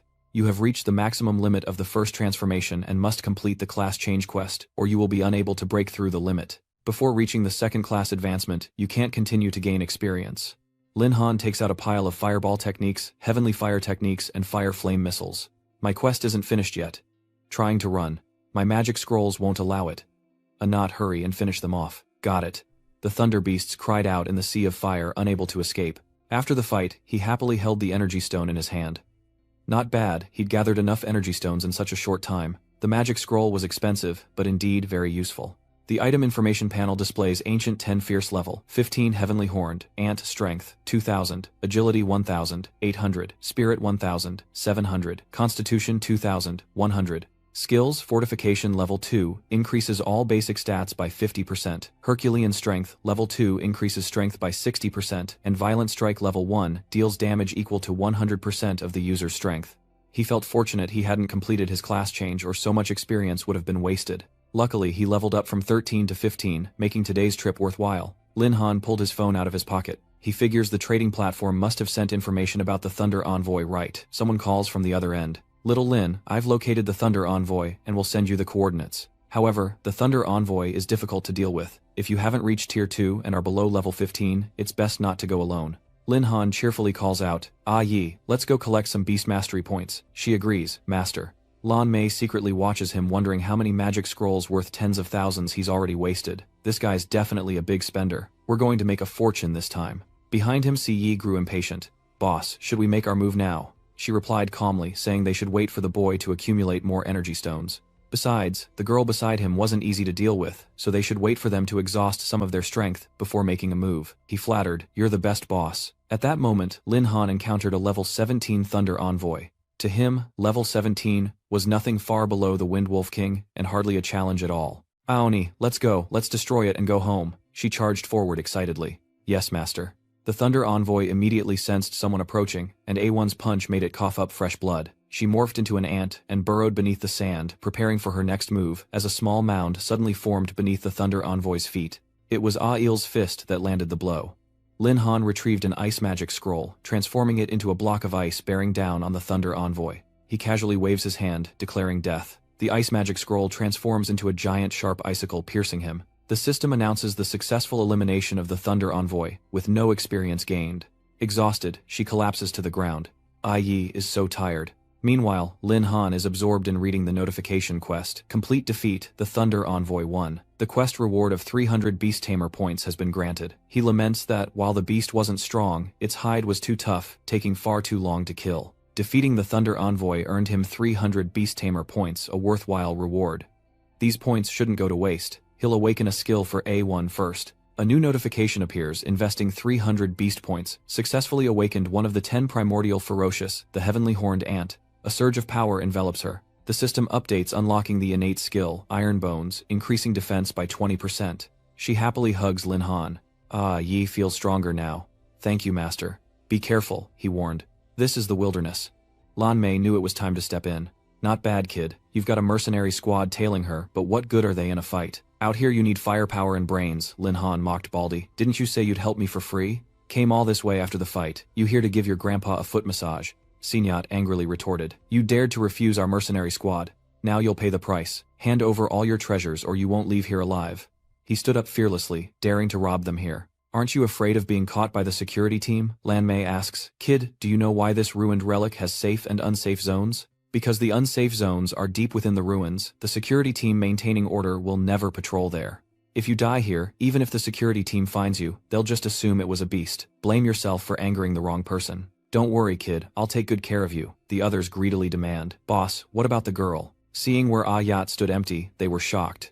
But where did she go? She's teleporting right behind Lin Mei, she shouts. This is bad, be careful. Ayat swiftly grabbed their wrists, tossing them around like rag dolls, shocking everyone. Just who is this girl? This is terrifying. Mommy, help me. Even Lan Mei was thrown back. The mercenaries opened fire, realizing this girl was no pushover, and they needed to take her down fast. What a waste after finally finding someone so amazing.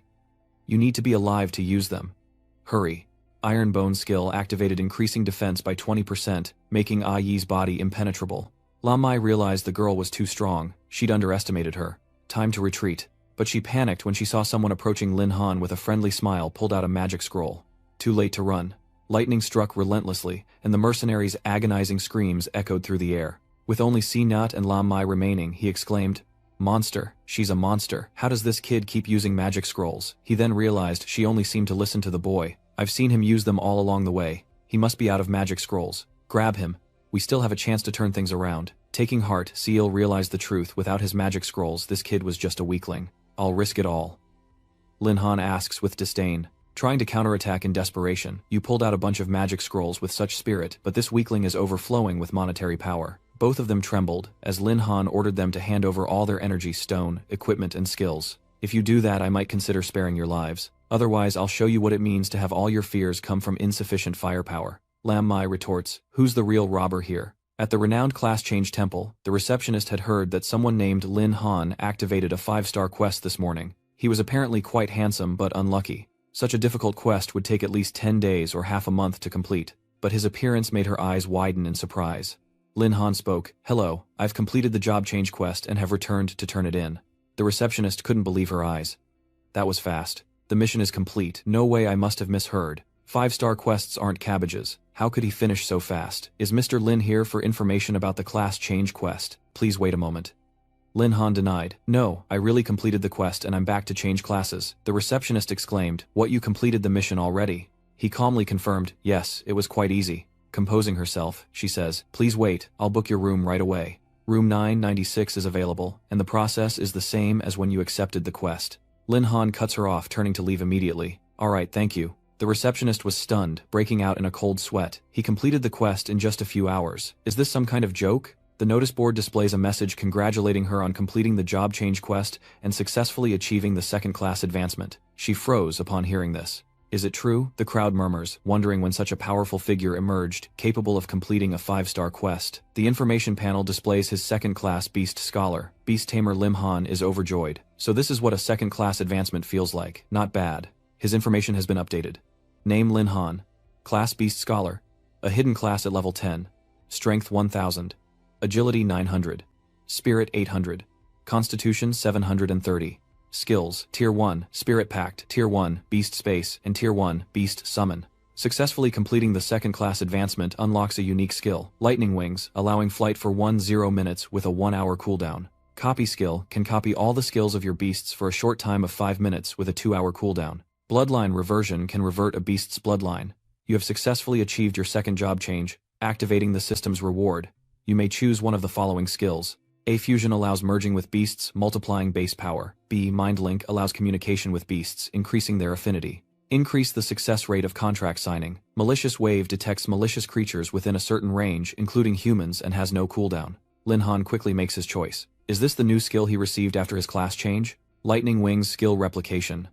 Let me test out the power of this new skill. In an instant, the wings carried him high. Holy crap, he can fly. Flight is a high-level skill, only learned through advanced skill books, yet I unlocked it upon my 2nd job advancement. A beast tamer truly is a hidden class. As for the skill copy, does that mean I can copy and use all the skills of the beasts? Even though it's only 5 minutes, using it at the crucial moment could decide the battle. Not bad. Next are the other level-up rewards. Combining is pretty cool, and telepathy helps in combat, but the most useful skill is this one that detects malice like an automatic alarm. If he'd had this skill earlier, he could have wiped out those mercenaries instead of letting them run off to brag. The system chimes in. Do you want to choose the malice fluctuation skill, yes or no? Lin Han immediately chooses, knowing this is the skill he needs. Dynamic malice, yes. With everything settled, he stretched and yawned, only for a notification to pop up. He was shocked. A new quest already. But that's normal. After the 2nd transformation, he should find a 2nd beast to contract with, and see how the bloodline reversal works. A quest notification: the host has successfully advanced to a 3rd rank beast scholar, triggering a quest to capture and link with a beast with a reward of 500 beast points. Lin Han analyzes that, while his single attacks are powerful, his AoE is a bit lacking, so he has some expectations. This lightning attack is pretty good. A lightning-type beast would make up for that weakness. Looks like it's time to visit Uncle Tian. Collect my spoils and buy some information. At the VIP auction, Dian Bian, he was stunned by the treasures Lin Han brought. Little Lin, what kind of treasure trove did you unearth? Behind Lin Han was a small mountain of glittering gold. I just ran into some kind people who gifted me quite a few treasures. I'd like to sell them all, so I'm asking for your help to take inventory. Uncle Dian. He hastily ordered his staff to start inventorying the items and calculating their value. Lin Han secretly rejoiced, even though the thunderous beast had dropped many treasures they couldn't compare to the mercenary's stash. Luckily, they rushed out to their deaths or I wouldn't have made this much. After tallying everything, Tianbian said, "Young Lin, the items you brought back are worth a total of 13 million Sky Dragon coins, and I'll arrange for the money to be transferred to your card immediately." Lin Han inquired, "Thank you, Uncle. Also, I'm looking for a lightning-type spirit beast. Did Uncle Tian have any suggestions?" He took the card and pondered. "Lightning type, huh? That reminds me of something. That's right, I heard that a high-quality thunderbird appeared in the Thunder Forest of Wuzhou City a few days ago. That thunderbird may carry ancient blood, and many who tried to capture it failed," Lin Han exclaimed with excitement. "A thunderbird with ancient blood is exactly what I need. Uncle Tian, is there any more information?" Tianbian, bring the item up. "That's all the information I have, but our exchange just acquired a thunderbird feather. It glows when near the thunderbird." He didn't hesitate to choose it. "Excellent. I need it." He slams the box shut. "Little Lin in business, there's got to be a buyer and a seller, right? If you really want it, I'll give you this feather for a friendly price. 1 million. Lin Han thought, breaking out in a cold sweat. Asking for money for just this tattered feather, I could buy dozens of live scrolls with that kind of money. Might as well rob me, but this is the only clue to finding Lei Ming. He grits his teeth and confirms the purchase. 1 million it is. Tianbian is ecstatic, feeling like he's made a killing.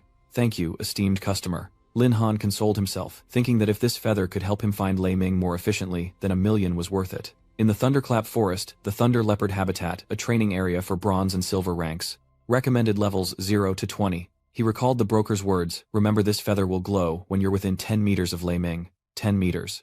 But nothing happened, and Lin Han angrily threw the box away. A trap. If it's that close, shouldn't I be able to see it directly? Well, since I spent 1 million on it, I should at least try to find Lei Ming. It shouldn't be too hard to get through this forest. With Ayat alone, I can dominate the Silver District. If I had another beast, wouldn't I rule the Gold District? Annoyed by Lin Han's thoughts, A Not punches him, calling him a bad master. As if A Not wasn't enough, he wants more beasts. Lin Han quickly appeased her. "Alright, don't be angry." A cry for help echoed through the forest. Hunted by savage beasts, she cries out, "Help, that beast is a level 19, Thunder Leopard. This person is Su Nianwei, level 10. The tracking master thought, "No, if this continues, I'll be caught." She tripped over a log, face planting into the ground, and Long cursed under his breath. Damn it. The Thunder Leopard was right behind her, ready to pounce, and she closed her eyes in despair, certain this was the end. Not feeling the pain she expected, Nianwei opened her eyes slightly. Was she still alive? What was that sound? Lin Han unleashed a flurry of skills recovery. Heavenly Horn, Thought and Burst, strike against the Thunder Leopard, leaving her bewildered. What's going on? Lin Han rushed over, asking, "Are you all right?" Nianwei replied, "I'm fine." She wondered to herself, he could take down the Thunder Leopard with one punch. Just who is this guy? She anxiously warned, the Thunder Leopard isn't so easily dealt with. Let's take this chance to escape. He remained perfectly calm. "You mean that big cat?"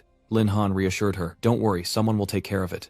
Yi then transformed back into his ant form. Its massive body, now rivaling the Thunder Leopard, it clamped its jaws down on its opponent, who struggled in vain to escape. Lin Han watches from afar, surprised that A1 can enlarge itself when using Iron Bone in its Titan-horned ant form. In this state, A1 looks like a true ferocious beast. "Another ferocious beast," Nianwei exclaimed in fear. He reached out his hand to her, asking, "Are you hurt?" Lin Han offered to help Nianwei up, asking if she could stand, but she immediately pulled him away. "That ant can restrain the Thunder Leopard. It must be at least a level 20 ferocious beast. Hurry, let's run while it hasn't noticed us." The Thunder Leopard's corpse slams into the ground, blocking their path. A1 roars, "Dare to kidnap my master." Nianwei stammered, "This is bad," but Lin Han cut her off. Yi did a great job. He stroked its head. "I'll reward you when we get home." Madame Ha was dumbfounded, unable to believe what was happening. Yi shrinks back, and Lin Han says, "Let me introduce myself. My name is Lin Han, my profession is Beastmaster, and this is my beast. You don't need to be afraid." Nianwei has heard news about him. I remember now. Rumor had it that a hidden beast tamer had awakened in the next city, and it turns out it was him. Lin Han modestly replied, "It's just a rumor, not quite legendary." She wondered, weren't beast tamers supposed to rely on ferocious beasts? How was he so strong, even with his bare hands? So, what kind of ant is that? How could it kill a Thunder Leopard? Annoyed by the stares, A1 uses its secret technique, A1 Headbutt, to strike Nianwei in the face. With a bump swelling on her head steaming, Lin Han steps in to mediate. "Alright, Anat, don't be angry." He furiously scolds, forbidding her from approaching his master. He couldn't understand why she, who didn't seem that strong, would dare come to such a dangerous place. She introduced herself. "I'm Su Nianwei, here for my second job advancement quest, but I had bad luck and got a 4-star quest. And you, what brings you here?" Lin Han didn't hide anything. "I heard there's a thunderclap beast in the Thunder Forest. My target is it. She finds it quite a coincidence. You're looking for a ferocious beast. As it happens, I'm a tracking master. Thank you. Then I'll ask for your help as thanks for saving me earlier. Lin Han is relieved. Tracking masters may be weak in combat, but their tracking skills are unmatched, just what he needs. He gladly accepts her help, entrusting her with the task. Nian Wei was confident, saying it was no problem, and to leave it to her. However, her abilities were limited, and an item from Lei Ming would greatly help her pinpoint its direction. Lin Han retrieves the item. I have a feather here. Do you think it will work? Nian Wei is shocked. A thunderclap feather. I remember these going for unbelievable prices on the black market. This one's in great condition, so it should have no problem locating the thunderclap. However, using the skill might damage the feather, and Lin Han doesn't care about the money if I wanted to sell it. Don't worry, this item is disposable to me. If it breaks, it's on me. Niam V breathed a sigh of relief. Good. She activates her tracking skill, item seeking. Found it. Nian Wei's eyes seemed to pierce through space itself, as she happily announced the feather's guiding light. Found it. If we follow this light, we'll find Lei Ming. Lin Han exclaimed excitedly. Alright, let's go. And so they followed the light's guidance. Lin Han stopped her, halting their progress. Wait, there are savage beasts ahead, and quite a few of them. Nian Wei is startled. What? She hid behind Lin Han. What should we do? Should we go around A1? Perched on his shoulder, warily eyed Nian Wei's skin against his master, then leaped down and charged ahead. Lin Han tried to stop him. It's not necessary, A Yi. But A Yi wouldn't listen, slaughtering the savage beasts. He received notifications of killing thunder beasts and gaining 650 experience points. Lin Han chuckled. So spirited, huh? He now understood. No wonder A Yi was able to effortlessly dominate the situation. But why did he sense that A Yi was particularly angry today? She did it because A Yi finished them off, and the master will be so happy when he sees this. Nian Wei is shocked. Were they all killed by that little ant? He calmly stated, I told you these little monsters are easy to deal with. He was overjoyed having reached level 11, a truly great feeling. System update: you've leveled up to level 11. All stats have increased by 160 points, and you've received 120 free stat points to allocate as you wish. Ai Yi returns, pushing Nian Wei back. He reminded him, Ai Yi, you're being mischievous again. You should change back, and she immediately agreed. Understood, master. Ai Yi replied, while Nian Wei scrambled to her feet, confused, asking, what's going on? Could there be a ferocious beast about to attack us? Turning around, she was speechless to see Ah Il transformed into a giant ant. Nian Wei brushed the dust off, realizing it was just a small ant scaring her half to death.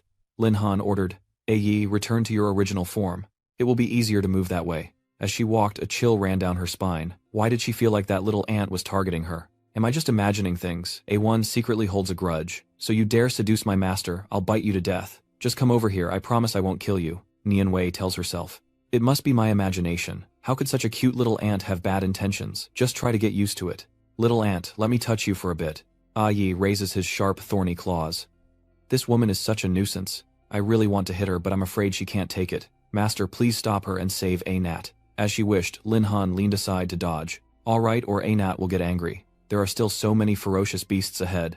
Ah Yi, you go ahead and clear the path for us. He's made quite the progress tonight. Successfully killed the Thunder Armor Beetle. Experience points plus 984. Successfully killed the Striped Lightning Wasp. Experience points plus 1,284. Successfully killed the Lightning Steel Boar. Experience points plus 1,284. You have leveled up to level 12. All stats have increased, and you've received 120 free stat points to distribute as you wish. He leveled up to 13, then 14, and finally 15, bringing tears of joy to his eyes. This feeling of leveling up is amazing, and the information panel has been updated. Lin Han, a second-class Hidden Beastmaster Scholar, level 15, Strength 1,000, 820, Agility 1,000, 720 Spirit 1,000, 620, Constitution 1,000, 550, No Equipment Level, 1 Spirit Contract Level 1 Beast Space, Level 1 Beast. Summon, Level 1, Malicious Wave, Level 1, Thunder Wings, Level 1, Skill Copy, Attribute Points Unassigned. Lin Han realizes he's already level 15, it seems he'll have to do the third job advancement quest soon. Ai Yi has also upgraded, gaining the Ancient Titan Horndance Power, a level 18 Ancient 10 Beast race, with 2,700 Strength, 2,300 Agility, 2,200 Spirit, and 3,000 Constitution. You praise it, but A1 has worked hard along the way too. Nian Wei interjects, saying it's not just hard work. Before them lay the corpses of savage beasts, as she continued, saying that they had nearly destroyed the entire Thunder Forest. But instead of avoiding the beasts, they could use their speed to find the Thunderbird. I can sense it's coming from that direction. Hearing it chirp, Lin Han frowned and asked, Yi, is something wrong up ahead? Yi is an ancient beast after all. Is there something ahead that even he fears, or is it that thing he's been searching for perched high in the trees? This is the Thunderbird.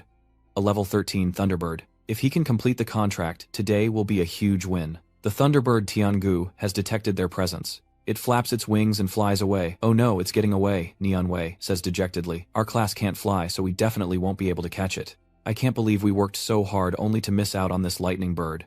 Lin Han smirked as wings sprouted from his back. Who said I couldn't fly? He chased after the Thunderbird, wings crackling with lightning, leaving Nianwei in stunned disbelief. What? Lin Han closed the distance between himself and the Thunderbird, calling out to it from below. Hey Thunderbird, how about becoming my familiar, all expenses paid? Tiangu chirped inquisitively in response. It flapped its wings and flew away, escaping its fate of being exploited. Lin Han was dumbfounded. What a strong reaction. This ferocious beast has quite the personality. I guess I'll have to play with it for a while. You wait here, Nianwei. Annoyed, she replied from below. Okay, I'll wait here for you. He continued to tempt it. Hey, you really don't want to be my spirit beast. Following me won't be a loss for you.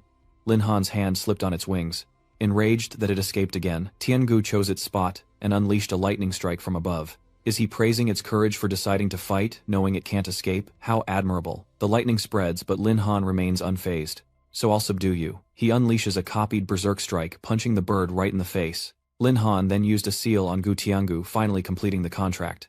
The information panel displayed the Thunderbird, a cyan thunder wild bird, subspecies level 13, strength 523, agility 768, spirit 622, constitution 502. He scoffed. A level 13 Thunderbird with such stats was far inferior to the heavenly horned rhinoceros. A system notification appears. Contract successful. Initiate reversion with contract target. Lin Han almost forgot. With the system becoming stronger is a piece of cake. Evolve. Gu Tiangu transforms, successfully evolving the Thunderbird into its second form. Thunder Emperor race, 10th Palace, Ancient level 18, Strength 1,900, Agility 3,000, Spirit 2,400, Constitution 2,600. Thunderstorm skill level 1, within a 1 kilometer radius lightning, will strike chaotically, and speed increases by 40%. Lin Han was impressed. No surprise, it's a lightning beast. It leveled up 5 times in one go. Moreover, that lightning storm skill is truly a weapon of mass destruction. She took a step approaching him. She bowed gracefully, greeting him. Greetings, master. Lin Han gaped at her smoldering cleavage. Well done, truly, a ferocious beast worthy of the name, even more ferocious than Yi. Hearing this, the creature on his shoulder became enraged. Yacht transforms, matching her new rival's size, and they clash. What foul bird dares steal my master? No way a little ant dares to steal my master. I could swallow you whole in one bite. Lin Han steps in to mediate. Alright, from now on we're family, so no more sulking. Anat, you were the first to take human form, so as the older sister you have to be understanding. Tiangu asked Master, can I have a name too? He pondered. Well, you're a lightning bird. I once heard a poem. Then I shall name you Thien Cock. She was pleased. Tiangu, I love this name. Tiangu, thanks Master. He secretly wished he could test her power, this gentle girl who wielded such ferocious lightning skills. Now was the perfect opportunity for Thunderbird to show its strength. Meanwhile, Nianwei sat alone, feeling forgotten by the world. Where did Lin Han go? When will he be back? And what demon camp is she in right now? Nianwei asked the person next to her. Lin Han, do you really want to help me complete the 4-star quest? But my target is hunting the leader here. The difficulty is too high. Or maybe not, he replied. You helped me find the Thunderbird, so helping you complete your second job advancement is the least I can do. Besides, I want to test the Thunderbird's power. Show me what you've got, Tiangu. It flaps its wings and soars into the sky, lightning crackling from its wings, its body transforming into a human shape as it flies through the thick, dark clouds. Tiangu called down lightning, and a vortex of thunder and lightning gathered from the sky. The Manji tribe members are level 78, and their level 9 chief looks up in astonishment. He sighed, thinking the monsters here were too low level. If Teen Cock's lightning storm landed, he'd have to beg them not to die. Lin Han asked Teen Cock to go all out, just not to kill the Manji leader. Nianwei strained her eyes, unable to make out the bird amidst the lightning. Intrigued by the all-out battle, she watched as Tiangu obeyed orders, unleashing lightning upon the tribe, and then she leaped down as well, while the leader drew his bow to fire at the intruders. With incredible speed, Tiangu approached him as lightning struck him from above. Nianwei worried. Has the Thunderbird already attacked? With so many enemies, I wonder how long it'll take. Should we help? But as she peeked over the ridge, she gasped in disbelief. Nianwei saw Tiangu standing over the leader's corpse. The barbarian leader had Thunderbird really captured him, and brought him back already. Lam Han praises. Well done, Tiangu. Give Nianwei the dagger. Eliminating him completes her mission. Her hand trembles as she grips the dagger's handle. Understood.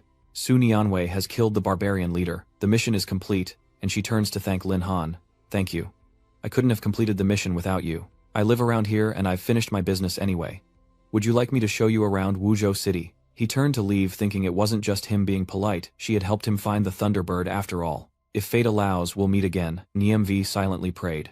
Lin Han hopes they'll meet again someday, content with today's gains, capturing his second ferocious beast in half a day. His luck is truly on his side, and now he must plan his future leveling route. Suddenly the phone rings, and Lin Han is surprised to see who's calling. Long Longzi is calling me at this hour. Could it be something important? He answers the call. Long Longzi, what do you need? If it's an invitation to eat, I'll come find you right now, Tianzhao refuses. Forget about food. I have something important to tell you. Little Lin, have you ever heard of the Mirage? It's a simulated reality created by the Empire's military, capable of replicating various combat scenarios and generating different types of beasts to fight against Awakeners. Although it doesn't increase experience points, it can be used to train moves and skills. Meeting again in a private room, Tianzhao continued. So many people fought tooth and nail for this slot. I'll have my father get you a spot, Lin Han thought to himself. Tiangu and Yi's independent combat abilities are indeed excellent, but their teamwork is hard to describe, so it's a good thing to send them to the illusionary realm to train. He imagined the two supporting each other. Little sister, we must serve our master well. Little sister, we must serve our master well. Lin Han's nose bleeds as he anticipates their teamwork, just as Tianzhao warned. Xiao Lindsay has sent you the address on your phone. Visit when you have time. The arrogant young master replied, I'm troubling you again. Your family has helped me so much these past few years, but he doesn't seem to mind. We're like brothers, so don't forget me when you make it big. Okay, deal. Go back to your room and get some rest. Yi moved closer and asked, Good morning, master. Did you sleep well last night? Lin Han was stunned by the sight of the undulating mountains. Holy crap, that's quite the view to wake up to. Tiangu embraces him, saying, It's still early, master sleep a little longer. Lin Han feels suffocated. Is this a sweet siege? Yi pushes her away, saying she's a nuisance and the master can't breathe. Tiangu retorts that the master would breathe easier with her since she's so small. They continued to bicker. Who are you calling? Small master said, I'm the older one. You can't even understand that. Seems your brain is laughably small. The two bicker relentlessly, and Lin Han laments their childishness, despite their mature appearances. Everyone's acting like children. It seems coordinating them needs to be scheduled immediately. At the Illusionary Realm Experience Center, a staff member invites him into the research room. Mr. Lin, your identity has been successfully verified. Entering the hibernation pod will allow you to experience the Mirage. You can choose dungeons of varying difficulty based on your personal level, and breaking dungeon records will earn you rewards. He figured the military's rewards couldn't be too shabby. As Lin Han lay in the hibernation pod, she wished him a pleasant experience. The information panel displays user-verified real name Lin Han, class Tier 2 Beast, Scholar, level 15, recommended Silver Tier Dungeon. Will he enter the Silver Tier Dungeon? He taps to select. Let's head to A First Valley. With a shout, the two set off on their new adventure. System notification. You have successfully selected a Silver Tier Dungeon. The dungeon is now loading. Loading progress is increasing to 100%. A notification appears the instance has loaded successfully.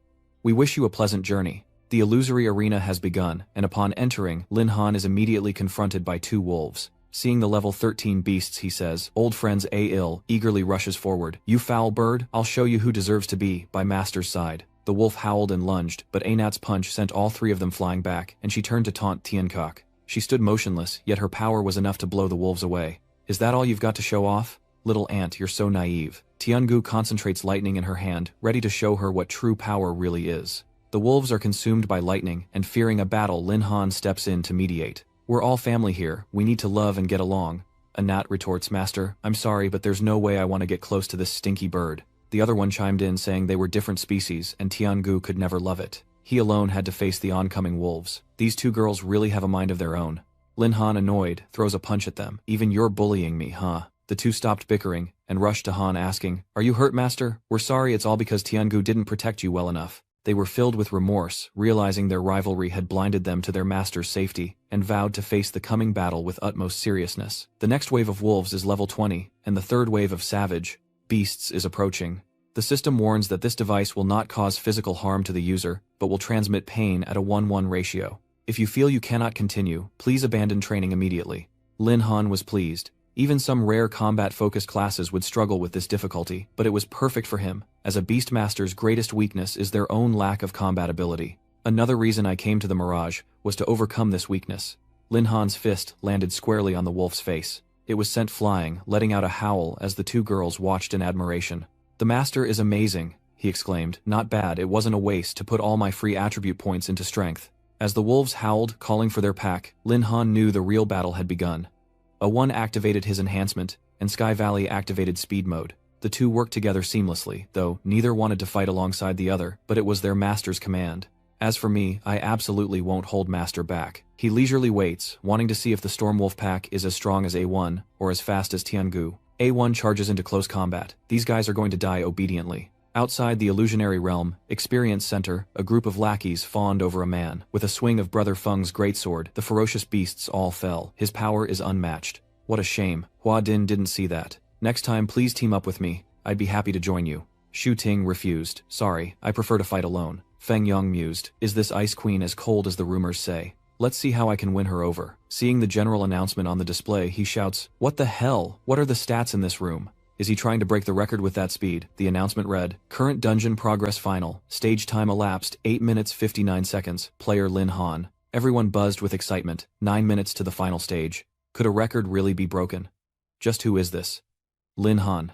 Is he a disciple secretly cultivated by some great family? Shu Ting wondered. Could it be Lin Han, our school's scorned beastmaster? How could a penniless nobody like Lin Han even enter the mirage? It must be a coincidence. The bulletin board has been updated. A new record has been set for the dungeon. The latest record, 9 minutes and 8 seconds, held by Lin Han. Everyone was stunned, mouths agape. 9 minutes and 8 seconds, a new record really. So Lin Han was this strong. Inside the arena, all the wolves have been eliminated. He was drenched in sweat, exhausted. It was finally over. A new notification appears. You have received the Thorn Bush reward. Using poison thorns, thorny vines erupt from the ground within 100 meters of the user. It binds all targets deemed enemies, with vines containing paralyzing toxins. The skill lasts for 5 minutes with a 20-minute cooldown. Consciousness will now be withdrawn automatically. We hope to see you again soon. Lin Han accepts the gift, surprised to find it's a skill book. This illusionary realm is truly intriguing. Next time, I'll try the gold tier dungeon. Leaving the hibernation pod in the research lab, Lin Han calmly walked out to a welcoming party. He really broke the record, cutting the old time in half. This newbie is insane. Does anyone know the great Lam Han? Please introduce me. Are you trying to avoid me? This time even his name is revealed. Isn't that a bit of a privacy violation? Shu Tingxing immediately recognized him. It really is him. Feng Yang grimaced bitterly, saying, That kid stole the spotlight again, damn it. At the military's Illusory Realm Control Center, a security officer reported, Commander, there's an anomaly in the Illusory Realm. A second-level beast scholar broke the record for the dungeon level in the Illusory Realm. His solo time is unbelievable. Each wave of beasts is wiped out in under 3 minutes, a speed that even some third ascension classes can't achieve. He ordered his subordinates to investigate him thoroughly, wanting all his information by morning. The next day in class, as Tianzhao bragged about his friend's achievements, divine judgment descended. Meanwhile, the Gale Wolf King finally saw the mountain of bones at Lin Han's feet, and terrified immediately kowtowed 100 times. Shu Ting marveled at Lin Han's strength as Feng Yang barged in shouting orders. Lin Han, come out here, Feng Yang demanded, as Tianzhao scoffed. What brings you here, Feng Yang? Aren't you afraid of getting your face bashed in by Xiao Lin again? Deaf to their words, he demands Lin Han come out secretly, vowing that yesterday's record was pure luck. My family has invested heavily in my second transformation lately, yet Lin Han dares steal my spotlight. I'll make him pay. Feng Yang's underlings were surprised. Third transformation. Lim Han's training speed is frightening. Was yesterday's record not just luck? Do you guys actually believe him? Are you brainless? The arrogant challenger continues to provoke him, saying someone like him only reached the second level thanks to his family, and couldn't possibly understand the feelings of a genius. He should just wait for their little Lin to reach the third level, and then cling to his coattails, singing his praises. Pointing directly at him, Feng Yang cursed, You fat bastard, just you wait. He stormed off, vowing to himself, When Lin Han gets back, I'll take care of you both. In the Shadow Mountains, lightning strikes down relentlessly, sending the savage beasts tumbling, a sight that even Lin Han must admire. Good heavens, at this rate, reaching the third level will be a piece of cake. System update. Successfully eliminated Gale Wolf, received 500 experience points. Successfully eliminated Thunder Leopard, received 1000 experience points. Successfully eliminated Thunder Beast, received 1000 experience points. Ah Yi rushes over to hug her master. Ah Yi killed the most ferocious beasts. Isn't that amazing? Lin Han replies. Ah Yi has worked hard. Tiangu comes over and says, Master Tiangu just finished counting. I killed 2 more than Big Sister. He praised them both. Tiangu is also very good. A Yi retorted angrily. You stinky bird. I've counted it over and over. It can't be wrong. You're definitely lying. She mocks the little one, saying, With your brains, you can even count. Lin Han is at a loss. Alright, don't be like that. He mused that A-Nut and Tien Kok were getting stronger and stronger. The beasts in the Silver Zone weren't enough to warm them up, let alone increase their strength, so Lin Han suggested, how about we head to the Gold Leveling Zone? The three moved to the gold leveling area, hiding in the bushes to observe the level 21 toxic monitor lizards. And wouldn't you know it, they stumbled upon a pack of venomous striped lizards, a stroke of luck indeed. Perfect for honing their skills, Lin Han directs the battle. Anat draws the frontal fire, while Lei activates swift steps, attacking from above. Yi charges forward, determined to kill more monsters than Tiangu this time. The God Roller opens its mouth, spewing toxins at her, the mucus sticking to Yi's face, making her uncomfortable. Her steps falter, and she stumbles backward, her body trembling. Master Anat feels unwell, issuing a reminder.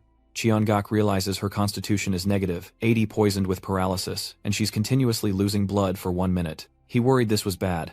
That poison was causing Ayat to lose a lot of blood. Tiangu used lightning to quickly resolve the situation. Tianzhao unleashes a lightning storm upon the lizards, but they remain unscathed. Lin Han realizes the attacks are too random to hit the small venomous lizards accurately, and he needs to find a way to suppress their movements. That's right, the skill book he got from breaking the record in the illusionary void realm. He reads the information carefully. Poison Thorn's skill book quality, intermediate effect when used. Within 100 meters of the user, thorny vines will erupt from the ground, binding all targets identified as enemies. The vines also inflict paralysis. Skill duration, 5 minutes. Cooldown, 20 minutes. Skill status unlearned. Lin Han knew that Tiangu's attacks couldn't accurately hit small targets, so a control skill would increase her hit rate. He quickly activated the skill learning from the book. A notification appears. You have learned the Poison Thorns skill. Lin Han declares, "Little lizards, your days of freedom are over." Poison thorns strike the ground as he shouts, "A1, Sky Valley, let's go, clear the battlefield." Poison thorns tightened around the lizards as Tiangu descended with lightning, successfully eliminating the venomous lizards and earning 1,789 experience points times 3. A1 also had some impressive gains, helping his master defeat the venomous striped lizards, earning 1,789 experience points times 3. Lin Han praised them, impressed that they had leveled up 4 times so quickly, and the commotion had attracted 2 level 22 saber-toothed tigers. System notification, level 19. All stats increased, gain 140 free attribute points to allocate as desired. He secretly hoped that A1 and Tiangu had reached level 20, and once they were done, he would probably reach level 20 as well. Lin Han ordered them to finish off the tiger. Finish them off quickly. After defeating it, Anat and Teen Coke leveled up Teen Jakni to level 20, and Loida successfully eliminated the saber-toothed tiger, gaining 266 experience points. You've reached level 20, all stats increased, and you've gained 140 free attribute points. Note that you've reached the maximum limit that the second job advancement can withstand. You need to accept the class advancement quest, or you won't be able to break through your limits.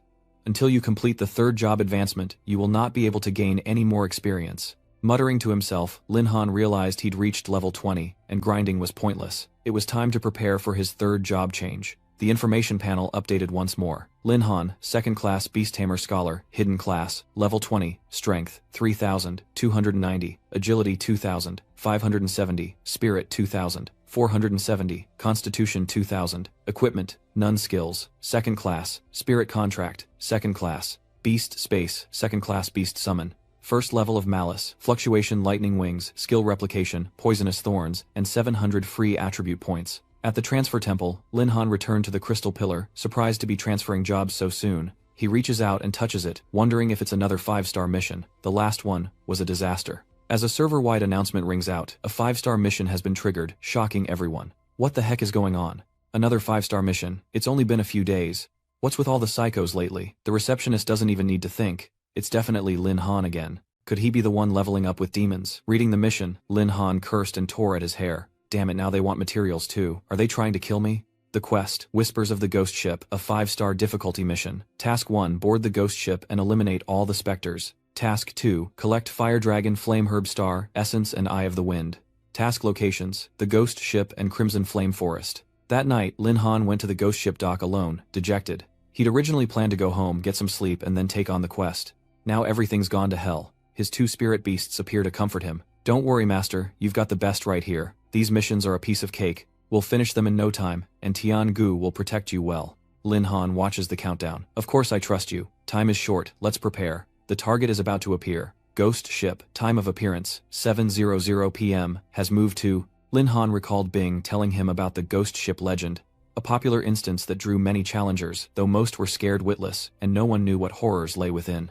And just like that, he was startled by a skeleton. Are these really ghosts? Enraged, Lin Han threw a punch, but it phased right through the ghost, leaving him frustrated. Is this guy mocking me? You think I can't touch you? Lin Han immediately activated his lightning wings and took flight. So what if you can fly? Today I'll show you what it means to be asking for it. After defeating that ghost, the system updated, indicating the successful elimination of the ghost experience gained 0. Attention, you've reached the maximum limit a second class can withstand. You must accept the class advancement quest or you won't be able to break through. Before completing the third class change, you won't be able to gain any more experience. Lin Han has tried and succeeded. Ice Queen was right. This set is effective against soul-type monsters. Ghosts are also soul-type creatures, and this is absolutely fatal to them. I'm not even getting any experience points. What a waste. I better hurry and finish this quest. The longer it takes, the more it hurts to watch. More and more ghosts are pouring out of the ghost ship. He instructed Chon Gok to purify them, and she acknowledged the order. With a single strike of lightning, the master obliterates the spirits, and notifications of their successful vanquishing flood in. Experience points gained. He doubted these spirits were any match for Tiangu. But this difficulty is only about 4 stars. Why is it a 5-star quest? Suddenly, a mournful cry echoes as they combine their strength, leading Lin Han to quip, so they can fuse too. Finally, it combined into a level 25 ghost captain. He was less bored now, thinking that this ghost captain finally made things a little interesting. A not you attack. Tiangu disrupt its vision and support A not. They both eagerly agree. Ah Yat pierced through the power approaching the captain, while Tiangu descended, with lightning from above, snatching the gun from his hand. Ah Yat's punch landed squarely on the captain's chest, causing him to grunt in pain. Tiangu complimented her for the first time. Not bad, aunt. Anat added, your lightning earlier was pretty powerful too. He helplessly reminds them, work together to take him down first. Dongqing cheers, got it master. Together, they flew towards the captain one after the other. A-Il's fist and explosive strike landed, sending his body flying backwards. Tiangu cooperates, condensing lightning strikes down. The lightning crashes down like a waterfall, where the captain is. Lin Han cleared his throat, bit of an overstatement. The system chimed in. Successfully eliminated the ghost captain. Experience points not added. Attention, you've reached the upper limit a second class can withstand. You must accept a class change quest or you won't be able to break through. Before reaching the third class, you won't be able to accumulate any more experience. A-Il waves from above. Master A-Il has taken care of the enemy. A Yi is super powerful. He muses that for A Yi and Tiangu's first coordinated battle, the results were pretty good. The combined power of ancient beasts isn't as simple as 1 + 1 = 2. Now that the ghost ship is taken care of, it's time to find those 3 ingredients. New quest updated. Quest name, The Ghost Ship's Prophecy. The 5-star quest's first objective, boarding the ghost ship and hunting specters, is complete. Task 2. Collect Fire Dragon's Breath, Spirit Grass and Wind Spirit, Eyes from the Ghost Ship and Crimson Flame Forest. The Crimson Flame Forest glowed a fiery red home to level 22 wind lizards as Lin Han closed his eyes to sense their location. He opened his eyes with good news, finding the materials so quickly. Tiangu was impressed. Master, that flower must be the Eye of the Wind. Should I use the same trick again? No, you won't be flying over to get it. Lin Han refused. No, the branches there are too dense for you to fly through easily. The girl beside him eagerly volunteers, saying anyone can help. She quickly snatched the lead with Tiangu, bringing back the first ingredient. 10 minutes later, Tiangu held a pearl pursued by a horde of level 22 wind lizards. She brought him the item, saying, Master, I got the star herb. Lin Han replied, Tiangu did a great job. A Yi's eyes lit up, I want to go too. A Yi also wanted to be praised by her master, and he indulged her immediately. A Yi, then go ahead and do as you please. A Yi happily burrowed into the ground. Tiangu awkwardly smiles as A Yi wants. Lin Han isn't surprised, as A Yi is in essence an ant. For A Yi, digging tunnels and the like isn't a skill, it's instinct. Before long, she infiltrated the lizard god's lair. He watched as Ayat climbed the tree, impressed by her skills. It seemed the wind-chasing iris was within their grasp.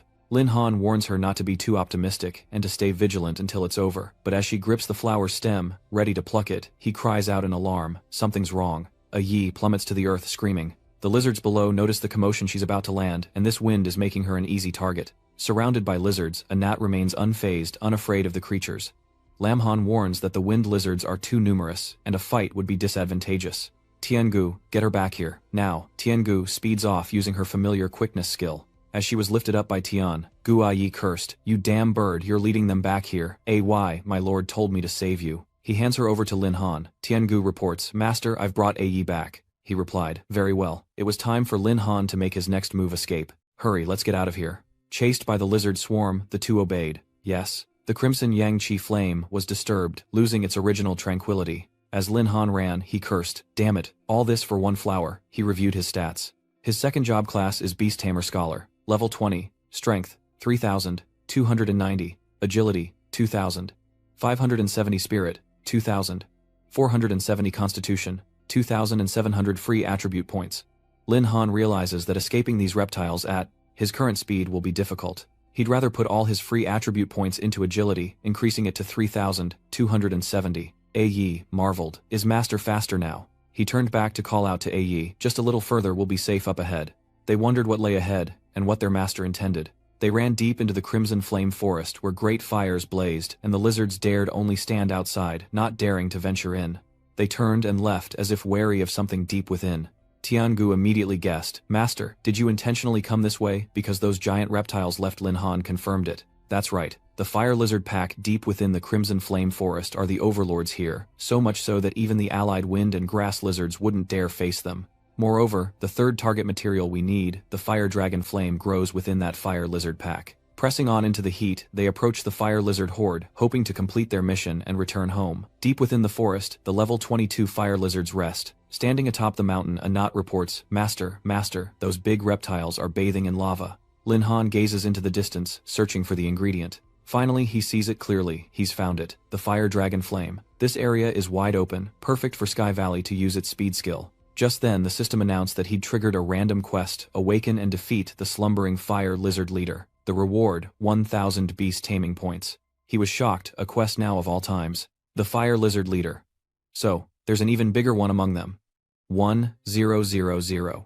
Beast taming points is tempting, but being surrounded by those lizards would be a problem. Lin Han assigned tasks, deciding to complete the class advancement quest first, then figure out how to deal with the fire lizard leader, later telling Tiangu to retrieve the fire dragon flame. When Tiangu returned with the fire dragon flame, Yi cheered. The stinky bird got it. She hands it over to him. Master, I got it. Lin Han accepts it, saying, this mission was almost too easy. Not bad. Next we need to figure out how to deal with the fire lizard leader. A glint flashed in Lin Han's eyes as he warily looked to the side, instinctively dodging an incoming danger. A voice echoed, Kid, you're in luck. Hand over the fire, dragon flame to me, and I'll make your death quick and painless. Lin Han questioned, who are you people? You open your mouths and demand my things. On what grounds? The man replied. Simply because I'm with the Magic Association. Unlike trash like you, my future is limitless. This man is Lei Dong, an level 18 lightning mage, and member of the Magic Association, an organization Lin Han knows about. The Magic Association. I've heard they take in awakened people of all kinds, and shake down ordinary citizens for protection money. They call themselves an association, but they're just a notorious gang in these parts. Thunderclap continues his threats. Hand over the fire dragon flame, and I'll let you go, the pyro subordinate threatened. Boss, wait a minute. Look at the girl behind that kid. The two women with their hot figures and beautiful faces caught their attention, and he exclaimed, they're both top-notch. I've changed my mind. Hand over your girl so my brothers can have some fun. Lin Han sneered, seeing him as nothing but trash. Little did Lei Dong know who he was messing with. He needed to be eliminated to protect the environment. What nonsense are you spouting, kid? If he doesn't know what's good for him, then cut off his limbs and throw him to the fire lizards. The lackeys obey. Yes, sir. Tianhuo and his men charge forward, saying, Kid, the boss only took your woman because he liked her. So you dare to resist, then it won't just be a matter of cutting off your hands and feet. Lin Han stood calmly as Yi and Tiangu stepped forward, ready to punish anyone who dared harm their master. As the henchmen were beaten back, Lei Dong was stunned. What he tensed up, wondering how these two could be so strong. With a dangerous look, he announced, allow me to introduce myself. I'm a level 20 beast scholar, and these two are my beasts, ancient, ferocious beasts at that. I can take you out easily. He was shocked. A humanized spirit beast, is that even allowed? They say spirit beasts never abandon their masters, so maybe he can wound the boy badly and escape in the chaos. He gathers lightning and strikes at Lin Han. But Tiangu's fist blocked the attack. As long as I'm here, no one will lay a hand on my master. Then a gnat rushed toward the lightning, her fist packing enough power to make him cough up blood. Daring to lay a hand on our master, a gnat will beat you to death. And she doesn't stop there, following up with a flurry of kicks. I'll beat you to death. That bastard Lin Han has to stop me. A1, don't kill him. I still need him. The group is tied up, but Lei Dong remains defiant. What do you intend to do? I advise you to release me at once. If you dare harm me, the Magic Association will never forgive you. You act so innocent. We have no grievances between us. Why would I harm you? Besides, I have a task that I need your help with. Seeing Lin Han's expression change, he trembled. What? What are you going to do? Their screams echoed, drawing the attention of the fire lizards as they were hoisted high into the air. They screamed for their lives as Tiangu shouted at them. Have you guys even eaten? And dropped the rope towards the fire lizards? Screaming, they begged. Please have mercy, don't let go. We were wrong, truly wrong, please forgive us. The rope continued to descend, and they cowered, fearing the fire lizards. Lin Han complimented. Maintaining this altitude is working out well. Il wondered. What are you planning, master? He replies, aren't we dealing with the fire lizards? If you want to fish, you need bait. Next, we need them to make an even bigger commotion. The rope is released and the group falls onto a rock in the middle of the sea of lava. 2 fire lizards climbed onto the rock, and Lei Dong unleashed his power to stop them. Don't come over here, don't come over here. However, the attack was like a tickle to them, eliciting no reaction. Tianhuo warned Lei, your attacks are useless against them. Another underling cried out, save me, I don't want to die. As the fire lizard lunged, all they could do was scream. Save us, Lin Han scolded them. You're useless. Heavenly Valley, protect them a little, don't let them die just yet. She obeys. Understood, master. Lightning strikes down to save the group. The lizards are paralyzed by the electricity. He's pleased, thinking this is good, and urges them to make an even bigger commotion. Beneath the lava, ripples begin to form, then the surface erupts into a small mountain. The level 28 Fire Lizard King has appeared. Lin Han was overjoyed to have caught a big fish. As Tiangu took action, lightning struck its massive back. Seeing the Fire Lizard King turn its head, he commanded, excellent, you've drawn its aggro. Lure the target over here. Tiangu turned and left. Understood, master. Yi hesitated. Master, what should we do with those 4 thugs? Lin Han didn't care, telling him to leave them be. With their meager strength, they wouldn't last long against the 7 fire lizards anyway. Those men are seasoned killers. If the fire lizards don't finish them, I will. For now, let's focus on completing the mission. Yi is ready for battle. Understood, master. Continue with your most devastating attack. A powerful strike lands on the Lizard King's body as Lin Han cheers. Very good. Maintain the pressure. First, let's test its strength. She continues to kick at the giant beast's head. He called on Tiangu to continue the attack, giving it no time to breathe, as she unleashed lightning upon its fresh wound. Understood, master. Although the Fire Lizard King is of a higher rank, with Yi and Tiangu working together, we can slowly destroy it with good coordination. Suddenly a deafening sound reverberated, forcing him to cover his ears. What was happening? It roars, blowing the 2 girls away, followed by a massive fireball hurtling towards them. Lin Han is worried. This isn't good. Yi, Tiangu, get out of there now. Tiangu protected Yi from danger, and as the flames erupted, they were both safely blown out of harm's way. But she collapsed to the ground, exhausted. Seeing Tiangu fall, Lin Han rushed over asking Tiangu, are you alright? Yi is worried too. He looked with concern at the bleeding wound on her shoulder. Tiangu and Anat were only level 20, and an 8-level gap was not easy to overcome. The mission is important, but losing either of them here would be a great loss. But she remains steadfast. Master, I can continue. You must be doing something important, and we can't give up so easily. Besides, even if we retreat now, the Fire Lizard King will pursue us. Yi agreed, adding that what the Great Bird said was right, and that their master's work was Yi's work, and Yi must help their master. Fulfill their wish. The 2 continue to charge towards the Fire Lizard King. Rest assured, master, we will help you complete your mission. That's right, Yi and Big Bird will do their best. Lin Han was touched, never expecting them to value him as much as he valued them. Then I need to plan this battle carefully. I can't let them get hurt. The Fire Lizard King is too large and its defenses are too strong, but Yi and Tiangu can't inflict effective damage on it. Direct attacks are difficult. It's time to change my thinking. He suddenly noticed a breakthrough in this one-sided battle.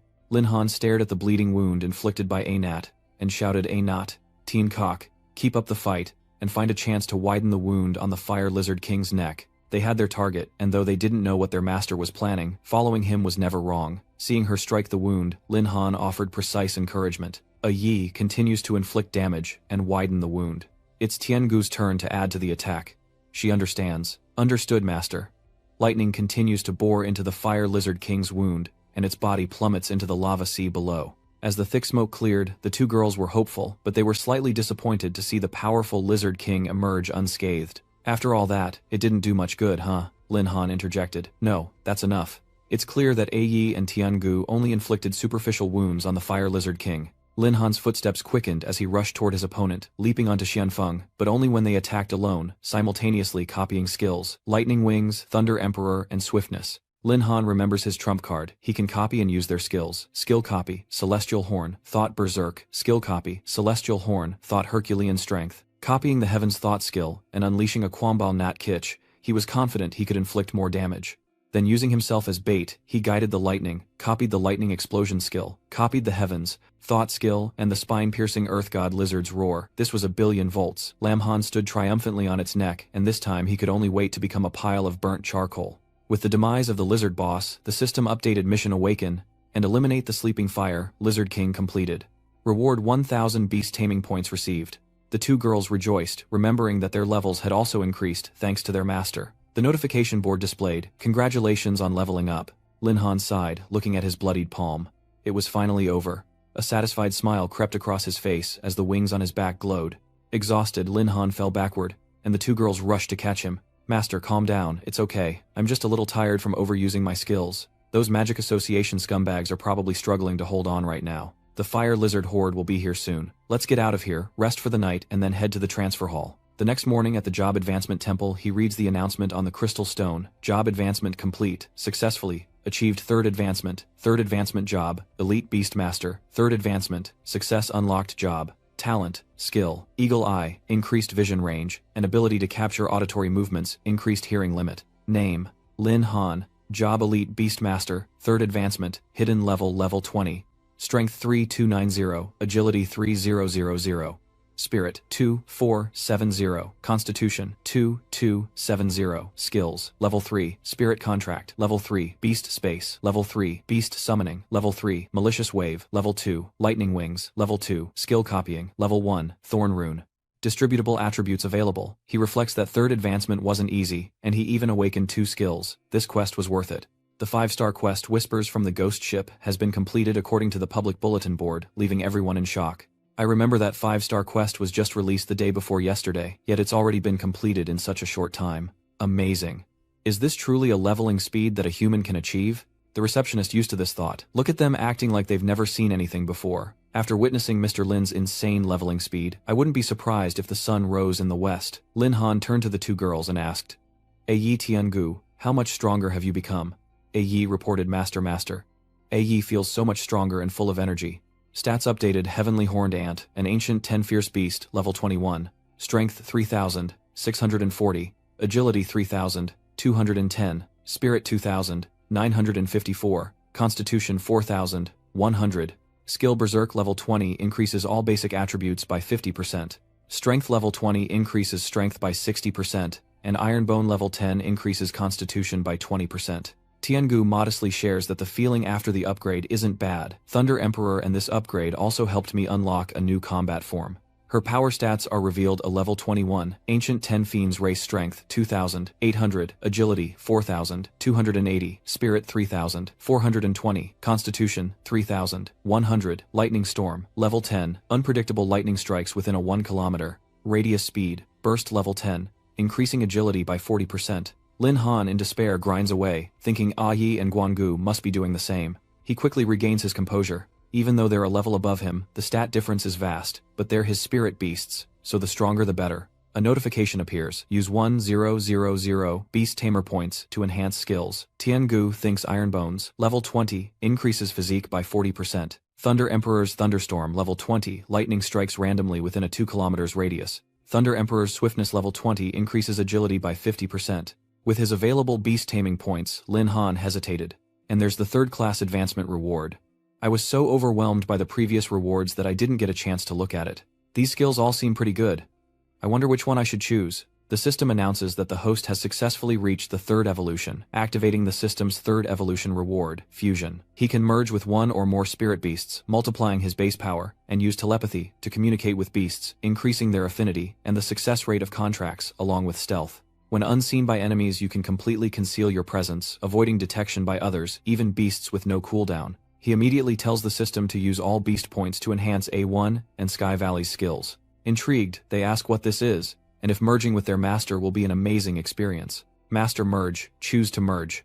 This is so cool. Lin Han was confident that combining the strength of the Heaven Horn Ant and the agility of the Thunder Emperor would be far more powerful than simply copying skills. If he chose to merge, he wouldn't be at such a disadvantage against ferocious beasts like the Fire Lizard King in the future. He spoke, "Are you too serious about your motives? More skills will unlock upon reaching the 4th transformation anyway, so I'll just pick a simple powerful one this time." The 2 happily exclaimed that their master was the best. "Thank you, master."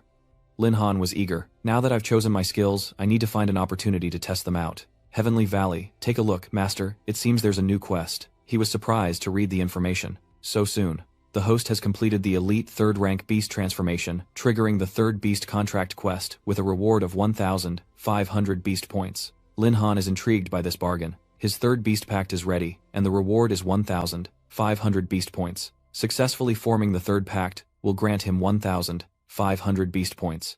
Yi sheds tears, seeing this quest as a guaranteed win-win situation. Tiangu gently strokes her head, comforting her, saying that even if the master makes a new contract, he won't abandon them. Tiangu's smile turned cold.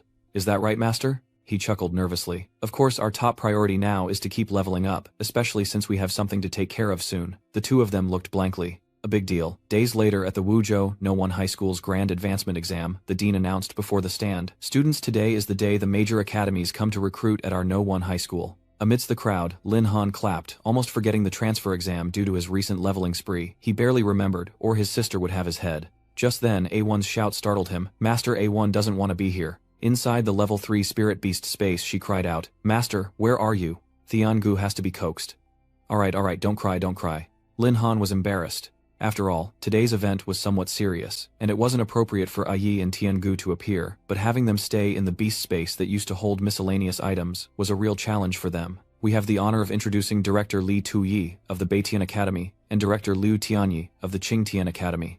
The heads of the two greatest academies in the Dragon Empire have arrived. These academies rarely recruit, let alone visit a small place like this. Shaolin, do you want to go to Qingsheng or Beitian? Lin Han noticed. Compared to those two academies, I'm more curious which academy that representative is from. The dean introduced him as Ye Taiqing, the person in charge of the military academy. Let's give them a warm round of applause. Tai Than has a greeting for you. Greetings, students and admired prodigies. The military academy holds a position even higher than Qingsheng and Beitian. These are true masters. Little Lin, what level are you now, and what kind of spirit beast have you contracted with? I'm level 15 now.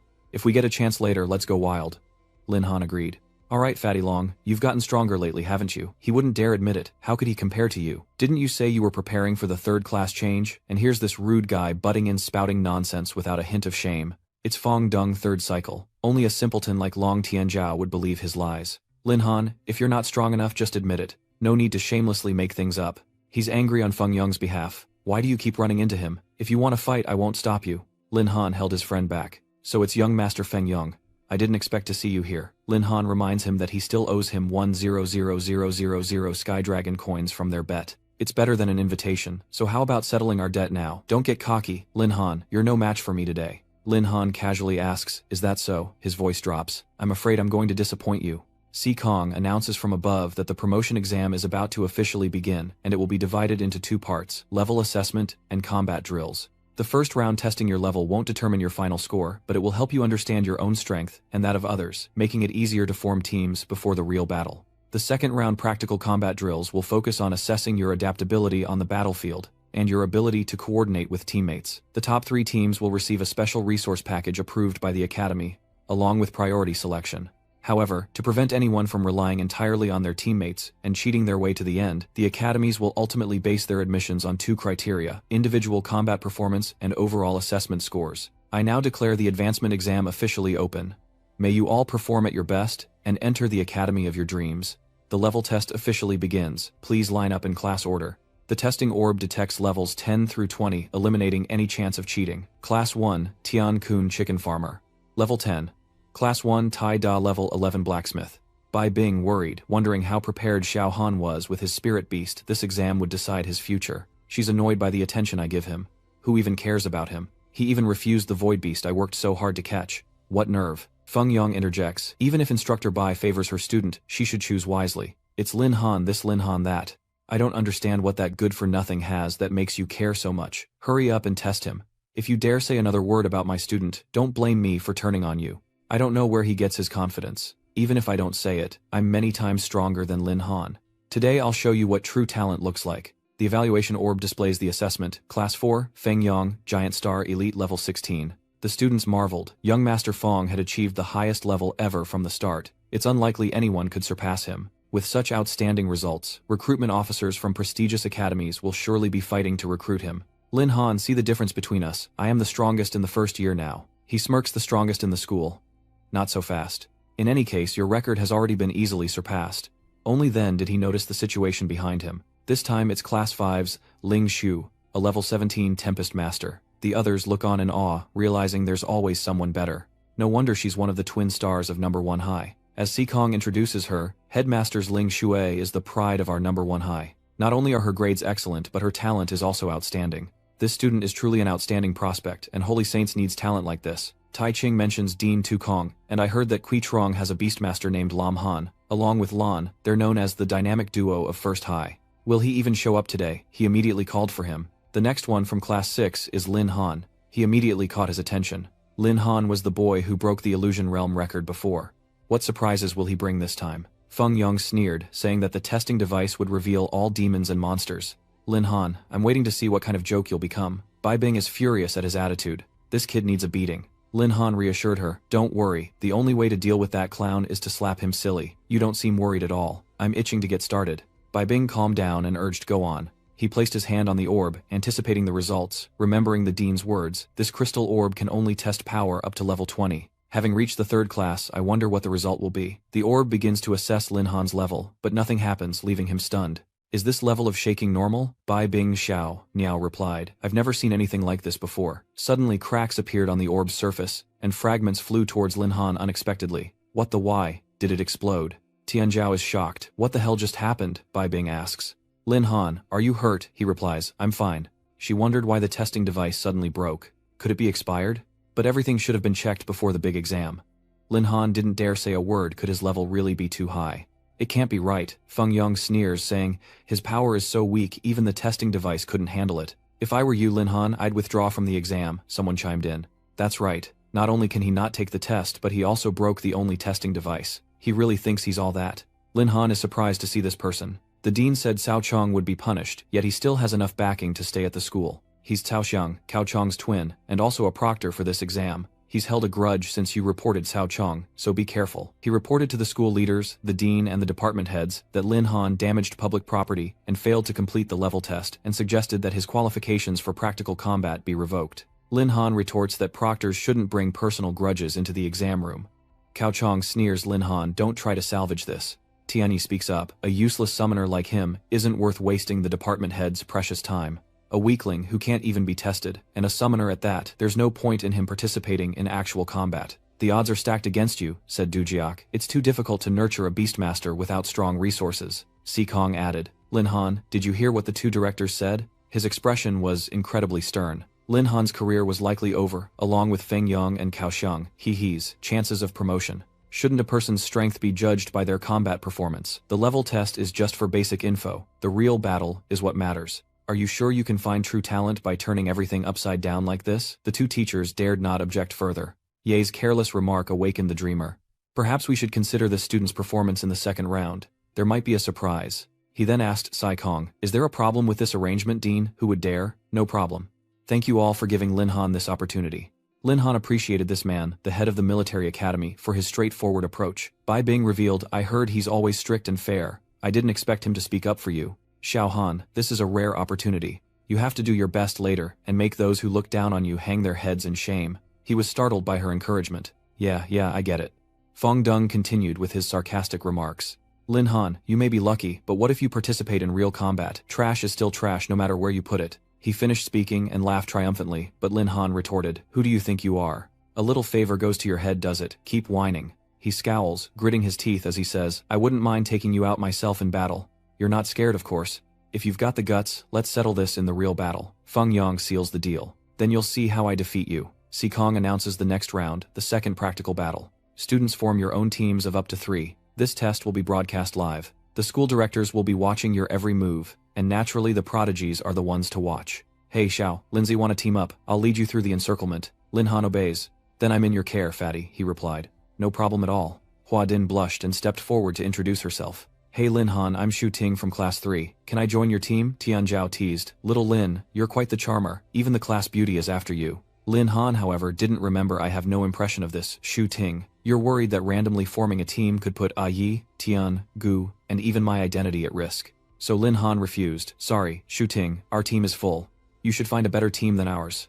Tian Zhao whispered. Lin, aren't 3 people enough for a team? It's boring to team up without girls. He replies. When are you going to stop judging people by their looks? Shu Ting pleaded. No, there's definitely no team stronger than yours at the scene. Lin Han, I know you broke the record in the Mirage Zone a few days ago. I can only win if I follow you. Please give me a chance. I may only be a level 15 elite knight, but I promise I won't hold you back. Lin Han thought she was straightforward and sincere and probably wouldn't resort to tricks in battle. His friend added, Lin Han, she's begging you, just agree. The prodigy relentlessly pleaded, using every trick in the book, until Lin Han finally gave in.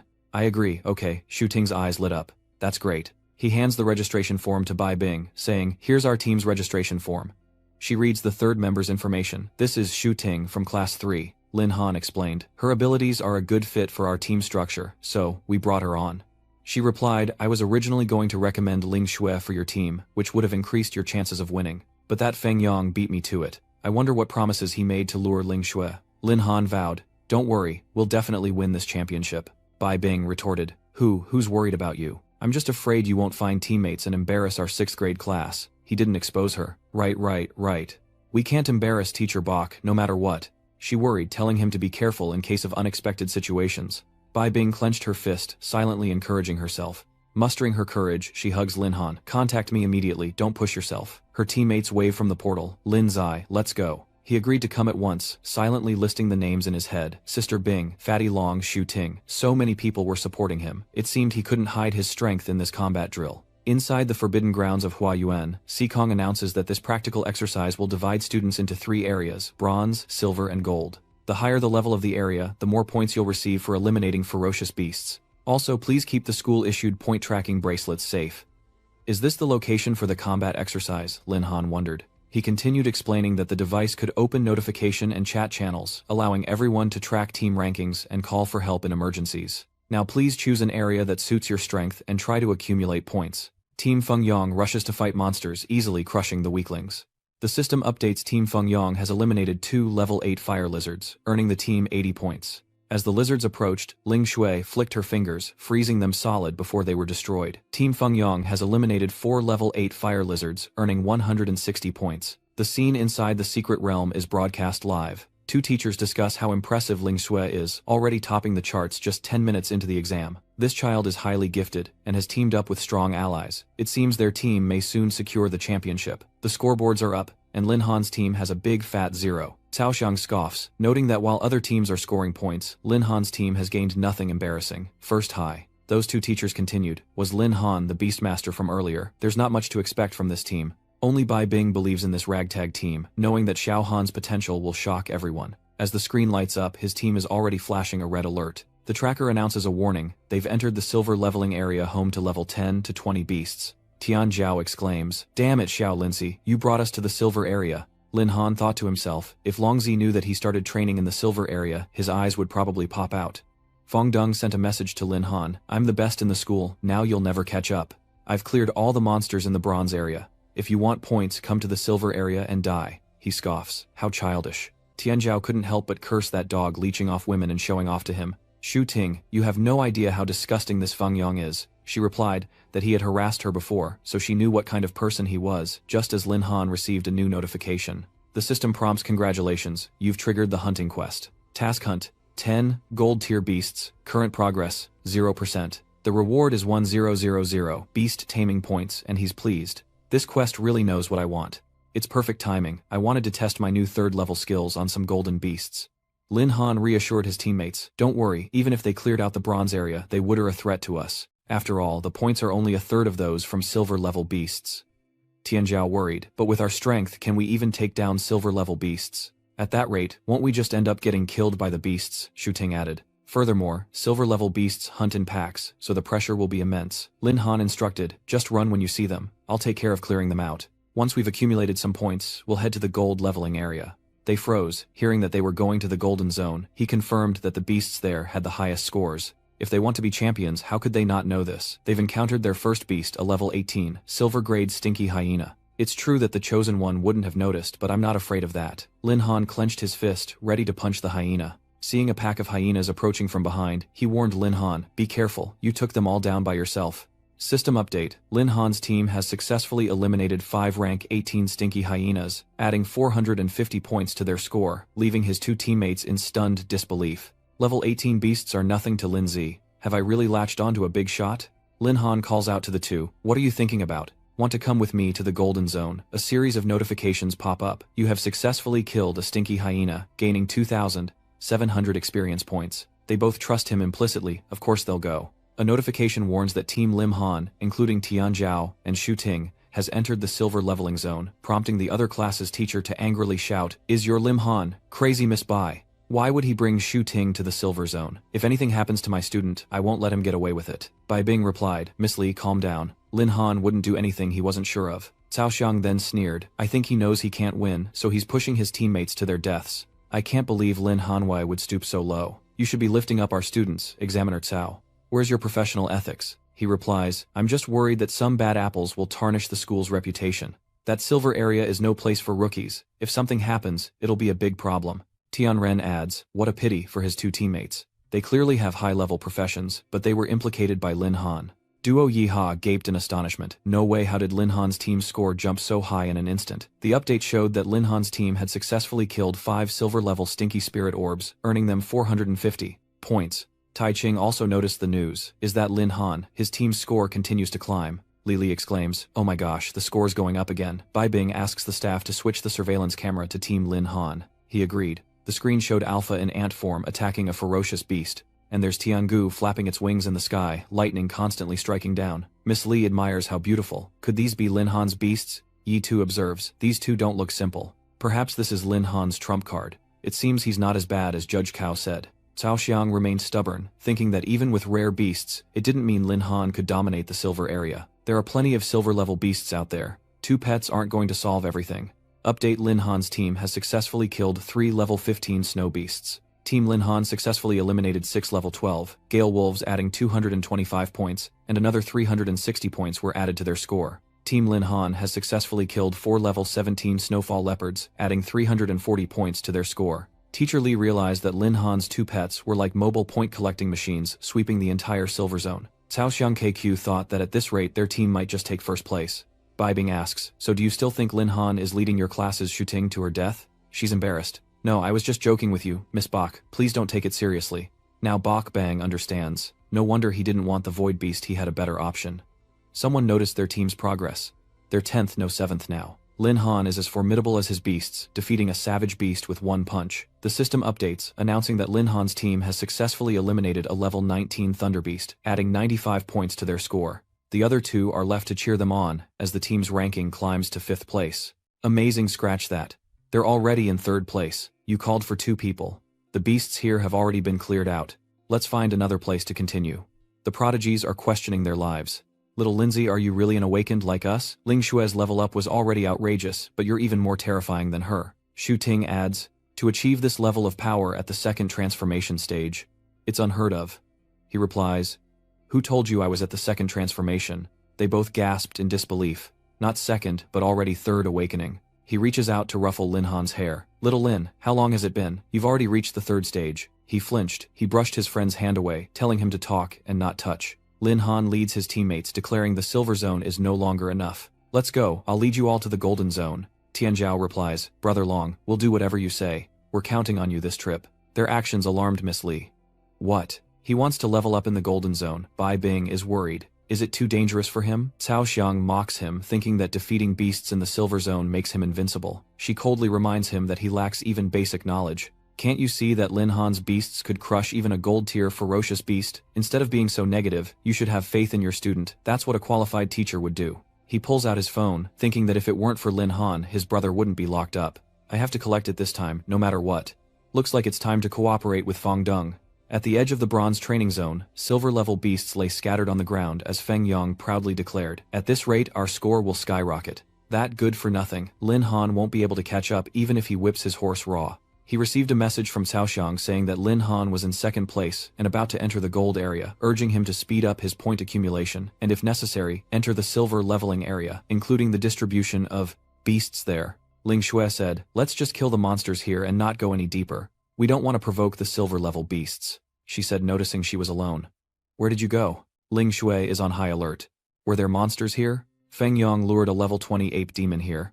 Ling Xue, hurry, let's work together to kill it. He smugly thinks that it's lucky that Dam Cao Tao gave him the location of the fierce beast. If he can kill this intelligent magic ape, victory will be his. Feng Deng's eyes widen as the ape is about to pounce on him. Damn it, how is it so fast? The distant mound begins to frost over, and icy spikes pierce the demon ape's chest. The demon ape's chest froze under a thick layer of ice as Ling Xue scolded, didn't I tell you not to provoke the silver-level beast? Feng Yang reminds her, stop complaining, and let's kill it together. he says, cooperate with me, and the Storm Master weapon that Cao promised you, and the Feng family will be just as effective. She regretted being dragged into this mess by Feng Yang. She should have joined his team from the start. However, they shatter on contact with its skin like the demon ape's impenetrable armor. She's shocked. What? Is it not even going to acknowledge my attack? It launches a palm strike toward its target. The demon ape's body prepares to leap down where Ling Xue stands, and she closes her eyes, breaking out in a cold sweat. However, a knot stabbed it, causing it to cough up blood. Not feeling the pain she expected, Ling Xue opened her eyes wide. Hearing footsteps behind her, she's surprised. Lin Han, you're surprised it's them too. Ai Yi fiercely attacks the demon ape's body while Tiangu unleashes a lightning storm from above to assist. Its body is engulfed in massive lightning, and blood splatters from the demon ape's back. Ling Xue is shocked. Could the level 20 Tong B demon ape really be dead so easily? Are Lin Han's beasts really that strong? Lin Han asked, annoyed. What's wrong with you two? With this little strength, who gave you the courage to provoke a level 20 ferocious beast? He touched the pool of blood beneath the demonic ape, and Feng Yang's expression darkened as he coldly snorted. He grabbed Lin Han's collar angrily, shouting, Lin Han, who gave you permission to interfere? You dare steal my prey? I swear we're enemies for life. Feng Yang's hand tightened around his collar. Ling Xue stops his senseless actions. Feng Yang, has the goblin scrambled your brain? If not for Lin Han saving us, you'd be a pile of minced meat. Feng Yang retorts, saving us my foot, he just wants to steal our points. Are you saying we two geniuses can't handle one measly goblin? She slapped him hard, leaving him reeling. You dare hit me? He asked, holding his cheek. Is there a reason I wouldn't? She replied. Let me remind you, our agreement was that, if I helped you win first place, your family would give me a level 20 exclusive equipment. We have a deal, and you have no right to talk back to me. If you don't know what's good for you, then you'll be the one who suffers. Feng Yang was speechless with anger. With that, Lin Han turned and left. That was quite a show, but I don't want to waste my time with you people. My team is still waiting for me, he sneered. Lin Han. Lin Han, boast all you want now, but just wait until we enter the Golden Zone, and you can experience the grand surprise I have prepared for you. In the Golden Zone training area, at the border, Tianzhao is anxious, wondering why Lin Zi hasn't returned yet. He calls out to Xu Ting, asking if everyone is alright. She's relieved to see him back. Lindsay, Lin Ba Lin. Grandpa, where did you run off to? This is the Golden Leveling area. A ferocious beast could devour us at any moment. No sooner were the words out of his mouth than the footsteps of a wild beast approached a level 28 underworld wolf right behind him as he was trying to placate them. Hey, I'm back, aren't I? Lin Han immediately sensed the danger, and with one punch he sent the shadow wolf flying, unable to resist. The system notifies him that he successfully killed a nether wolf, gaining 2,136 experience points, and has accepted the quest to kill 10 golden level beasts, 1/10. His two teammates exclaim, a level 28 nether wolf. I remember nether wolves are pack hunters, which means Lin Han has confirmed. We're surrounded. Tianqiao despairs a horde of level 28 beasts. This is bad news, he thought to himself. Luckily, they had just leveled up after killing so many savage beasts, so this group was just a warm-up for them. Lin Han commands Ai Yi and Tiangu to show no mercy and turn them all into experience points within 10 minutes. A1, activate Berserk and tear them apart. She's eager to oblige. Ai Yi will help Master beat the big dogs. With their onslaught, experience points steadily increase, successfully killing the netherworld wolves. Experience points plus 2,136. Congratulations on leveling up to level 26, all stats increased. But I just entered the golden leveling area, so why am I running into shadow wolves so soon? This doesn't make sense. 1,400 free attribute points used to enhance strength. Current strength, 6,160. Lin Han decided who knows what else lies ahead. Just in case, I should still increase my strength a bit. A1 happily returned to his side to deliver the news. It lunges at Lin Han, calling out, Master I killed the big dog. Lin Han falls backward, saying, Good boy Ai Yi, get off me first. It sniffed. This scent is so intoxicating, I want to push Master down. Wait, this blood. Tiangu angrily scolded. That little ant was told not to monopolize Master. Lin Han urged them. Alright, calm down you two. We still have to clear out the monsters. Xu Ting trembled. Tianzhao, not only is Brother Han's combat power heaven-defying, but he also tames ferocious beasts as pets. This isn't what I imagined a beastmaster would be like. Just get used to it, Tianzhao thought, trying to endure. He spoke up, saying that they'd come all this way and couldn't leave empty-handed. He told them to finish off the two shadow wolves and gain some experience. The two of them looked at the wolf like vengeful spirits. Okay, thanks Dad, Lin. Lin Han urged them on. Alright, let's clean up quickly, we still have more monsters to hunt. Curious, Tianzhao wonders what their rank is after killing so many ferocious beasts, and he's shocked by what he sees. Oh my god, when did we climb to first place? Xu Ting replied. Probably about half an hour ago. As they chatted, they realized just how incredible their score was. I wonder what the teachers will think. We owe all these points to Lin Han. Tianyi now sees him in a new light. Lin Han Qingsheng, we want you. Du Yi scoffs, saying they have no shame, and asks if Qingsheng has experience teaching beast tamers. He clearly belongs with us in the Northern Heavens, he questioned. What, just because the Northern Heavens once had a powerful beastmaster, you think you're all that? He retorted, questioning if they had more resources, and challenged them to a duel, confident that North Sky was superior to Green Saint. Sikong beams with pride. Both Qingsheng and Bai Tian are fighting over one of his students. Bai Ling can hardly believe it. Her Xiaohan is more promising than she thought. Those two teachers are about to throw down. Whoever wins gets to take Lin Han. Fight if you want, but don't cry when you lose. Suddenly, they both turned around, stunned. Tai Ching steps in saying, you two seem to be forgetting someone very important. Dong Qing blurts out, Director, yay, are you also interested in Lin Han? Both thinking the same thing, they knew that while Than Than and Bak Thian were the Empire's top academies, they couldn't compare to the military academy. He answered clearly, I do admire Lam Han, but everyone has their own ambitions. I believe where Lin Han goes to study should be his own decision. Now sit down and be quiet. We'll talk about this after Lin Han is finished. Neither dared to cause any more trouble there. Very well. Si Kong sheds tears of joy. Not only Qingsheng and Bai Tian, but even the military academy values our student. Today is the day our school rises to the top. Calm down, headmaster. But little Han is truly exceptional. He deserves all the achievements he's earned today. Cao Xiang fumes in the background, wondering why. Why does Lim Han suddenly have so much power? Wasn't he a useless nobody? Feng Yang, please win me some glory and kill Lin Han. Seeing the rankings, Feng Yang at the edge of the silver leveling area was furious. Lin Han's team is in first place. How could that loser surpass me? He calls out to Ling Shui. Let's go, we still have a chance. We have to even the score. Take first place back from Lin Han. She scoffs, take first place back. Are you daydreaming? Feng Yang shouts. Ling Shui, what do you mean, don't you want a level 20 weapon? Ling Shui refuses, saying she's nearly exhausted and doesn't have the strength to continue fighting, suggesting he earn the points himself if he's capable. Feng Yang didn't dare, she thought to herself bitterly. Never mind, Lin Han will be in danger sooner or later anyway, so let him be smug for a little longer. Soon after the training ended, and Si Kong stood outside the space gate to welcome the students, greeting everyone on their safe return. This time, Fong Deng and Ling Shui's team ranked second.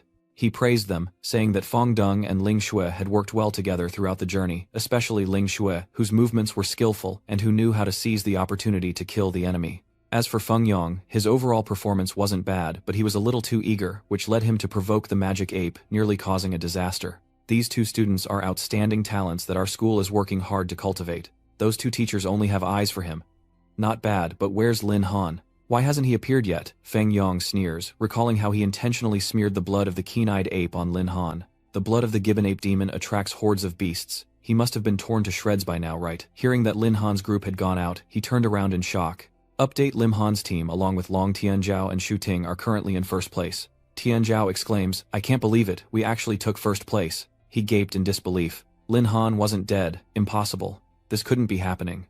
Weren't they in the golden training zone? How are they still alive? Could it be that the method didn't work? He rushed over in a panic. Lin Han, these two are fighting over you. Lin Han, the Holy Light Academy wants you. I can get you the highest level scholarship and resources. Lin Han, if you join the Northern Academy, we can take care of all your summoning beast contracts. Please consider it.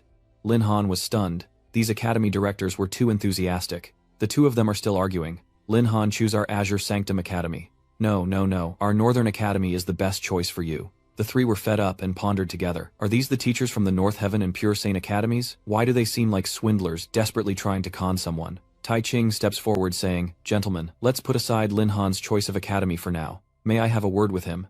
Mr. Lin Han, would you mind revealing your level? If I'm not mistaken, you must have reached the 3rd stage. This news sent shockwaves through the crowd. They couldn't believe it. Third transition, the two teachers exclaimed. If that were true, they had truly discovered a treasure. Miss Li puts her arm around her colleague's shoulder.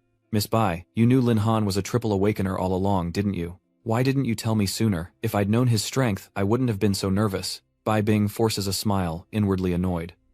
Would you believe me if I said I didn't know either? That little brat hid it even from me. He'll pay for this later, Feng Yang thought through gritted teeth. 3rd transformation. How could Lin Han be 3rd transformation? He's clearly not as good as me. 3rd cycle. How could Lin Han be 3rd cycle? He's clearly not as good as me. He loudly objects, claiming Lin Han cheated, as there's no way he could be a 3rd cycle after only awakening a few days ago. Teachers, you can't let him deceive you. They exchanged glances, understanding each other's unspoken thoughts. Tai Ching gestured, inviting him forward, and he understood it seemed Ye Juquan had also realized Feng Yang was trying to sabotage him and was giving him a chance to expose Feng Yang. If that's the case, I can't waste this opportunity. Let Lin Han show him. Feng Yong, I wasn't even looking for trouble with you, yet you jumped right out. First, take a good look at what level I've reached. The others were stunned by his meteoric rise. Level 27. Am I seeing things? Lin Han was once a cripple, but now he's reached such a high level. How long has it been since he awakened? Ling Shui isn't even level 20 yet, so how is he level 27? Lin Han points to the bloodstain on his chest. Are you so sure I'm going to die? Why? Is it because of the demonized beast blood you smeared on me? He was sweating profusely from the tension. What are you talking about? I don't understand. Bai Bing steps forward to support her student, declaring that his excuses are useless. Everything you did during the combat drill was recorded. Watching the playback will reveal the truth. Suddenly, Feng Yong smirked, a stark contrast to his previous tension. Lin Han grew wary, sensing something was off. He called out, Judge Cao, please, show them my surveillance footage so they can see clearly. He thought to himself, when did Feng Yong hand over the monitoring device to Cao Xiang? This is bad. Cao Xiang speaks up, saying that Feng Yong handed him the surveillance device when he went on stage. Unfortunately, his surveillance device was damaged in the fight, so the test footage can't be replayed. Bai Bing furiously snatches it away. There's no way I'm letting him show it. These fools. As if I'd leave evidence of Feng Yong framing Lin Han. I already took care of it after leaving the combat zone. The surveillance equipment is damaged, so even if everyone knows we framed Lin Han, they can't prove it. Just then, someone spoke up. Is that surveillance equipment broken? I have a camera here. Perhaps we can take a look. What is Cao Xiang frozen for? To understand each student's performance, the military had installed cameras in the areas beforehand. He pulls up the footage originally intended to ensure fair evaluations but now serving as undeniable proof. In the playback, they see his foul play. Feng Yong deliberately smeared demon core blood. Good heavens, he really did smear the demon core's blood on Lin Han. As Tai Ching analyzes though, the demon core is only a silver-level beast. Its blood can excite higher-level beasts. Your actions were clearly intended to lure golden-level beasts, dooming Lin Han's group. You're lucky you're not one of my soldiers and that you didn't cause significant damage. Otherwise, I would make you wish you were dead for betraying your teammates. Sikong rebuked. I can't believe you'd stoop so low, Feng Yong, tarnishing the school's reputation. You're not worthy to be one of our students. Prepare to be expelled. Lin Han points out that Feng Yong is just a pawn. How could a student know the effects of demon beast blood? And why did the camera conveniently break? Judge Cao, your brother, Cao Chong, opposed me many times, and now the camera breaks in your hands. Isn't that too much of a coincidence? I think you're the real player in this game. He's trying to clear his name, saying it has nothing to do with him, that he's a judge and wouldn't do such a thing. Besides, I'd be ashamed to associate with someone as vile as Feng Yong. He's confessing everything. Uncle Xiang, you can't treat me like this. From the start, I only wanted the clever ape's accumulation points. You were the one who told me about the ape's blood, and told me to smear it on Lin Han. Cao Xiang kicks Feng Yong, telling him to shut up and asking when he ever did such a thing. Feng Yong falls backward, his face contorted in pain. Bai Ling picked up the phone from the ground and began checking the sent messages while Bai Bing raised the evidence confirming Feng Yong's statement. The phone does indeed contain messages sent by Cao Xiang. Cao Xiang rushes forward yelling that it's a setup and demanding the phone. Sikong couldn't accept this. Cao Xiang was as despicable as his brother. He intervenes, declaring that such men must face punishment and that Cao Xiang should be handed over to the military for judgment, as decreed by Tai Ching. You abused your power, harmed students, and lack the morals of an educator. I assure you, you will face a punishment beyond your wildest nightmares. Those two teachers mock him, saying he got what he deserved. As for that Fong Dung, with his rotten morals, my Thanthan Academy would never accept him. My Northern Sky Academy will also refuse entry to Feng Yong and his family members. I didn't expect Feng Yong and Cao Xiang to join forces and play such cruel tricks. Now he's not only lost face, but his future is ruined. Fong Dung sits there dazed, muttering that it's all over. All over. Only Lin Han knew that if Yi hadn't been affected by the demon beast's blood, he wouldn't have discovered Feng Yong's trick so quickly. He began to harbor an idea, not expecting that Diet Chu would discover it so easily. No wonder he's a high-ranking manager at the military academy. Joining the military academy might not be so bad after all. He calls out to Lin Han. He agreed as Tai Ching had extended an invitation. You performed admirably in the live combat exercise, and the military academy welcomes you to join at any time. But I'll tell you now, the military academy can't offer you any special treatment. After joining, you'll still face grueling training. The decision to join is yours alone. Please give it some thought. The two teachers behind him stepped forward to advise him, and Lin Han quickly concluded that he should think it over. That's right, the faculty at North Heaven Academy is definitely the strongest in the entire Heavenly Dragon Empire.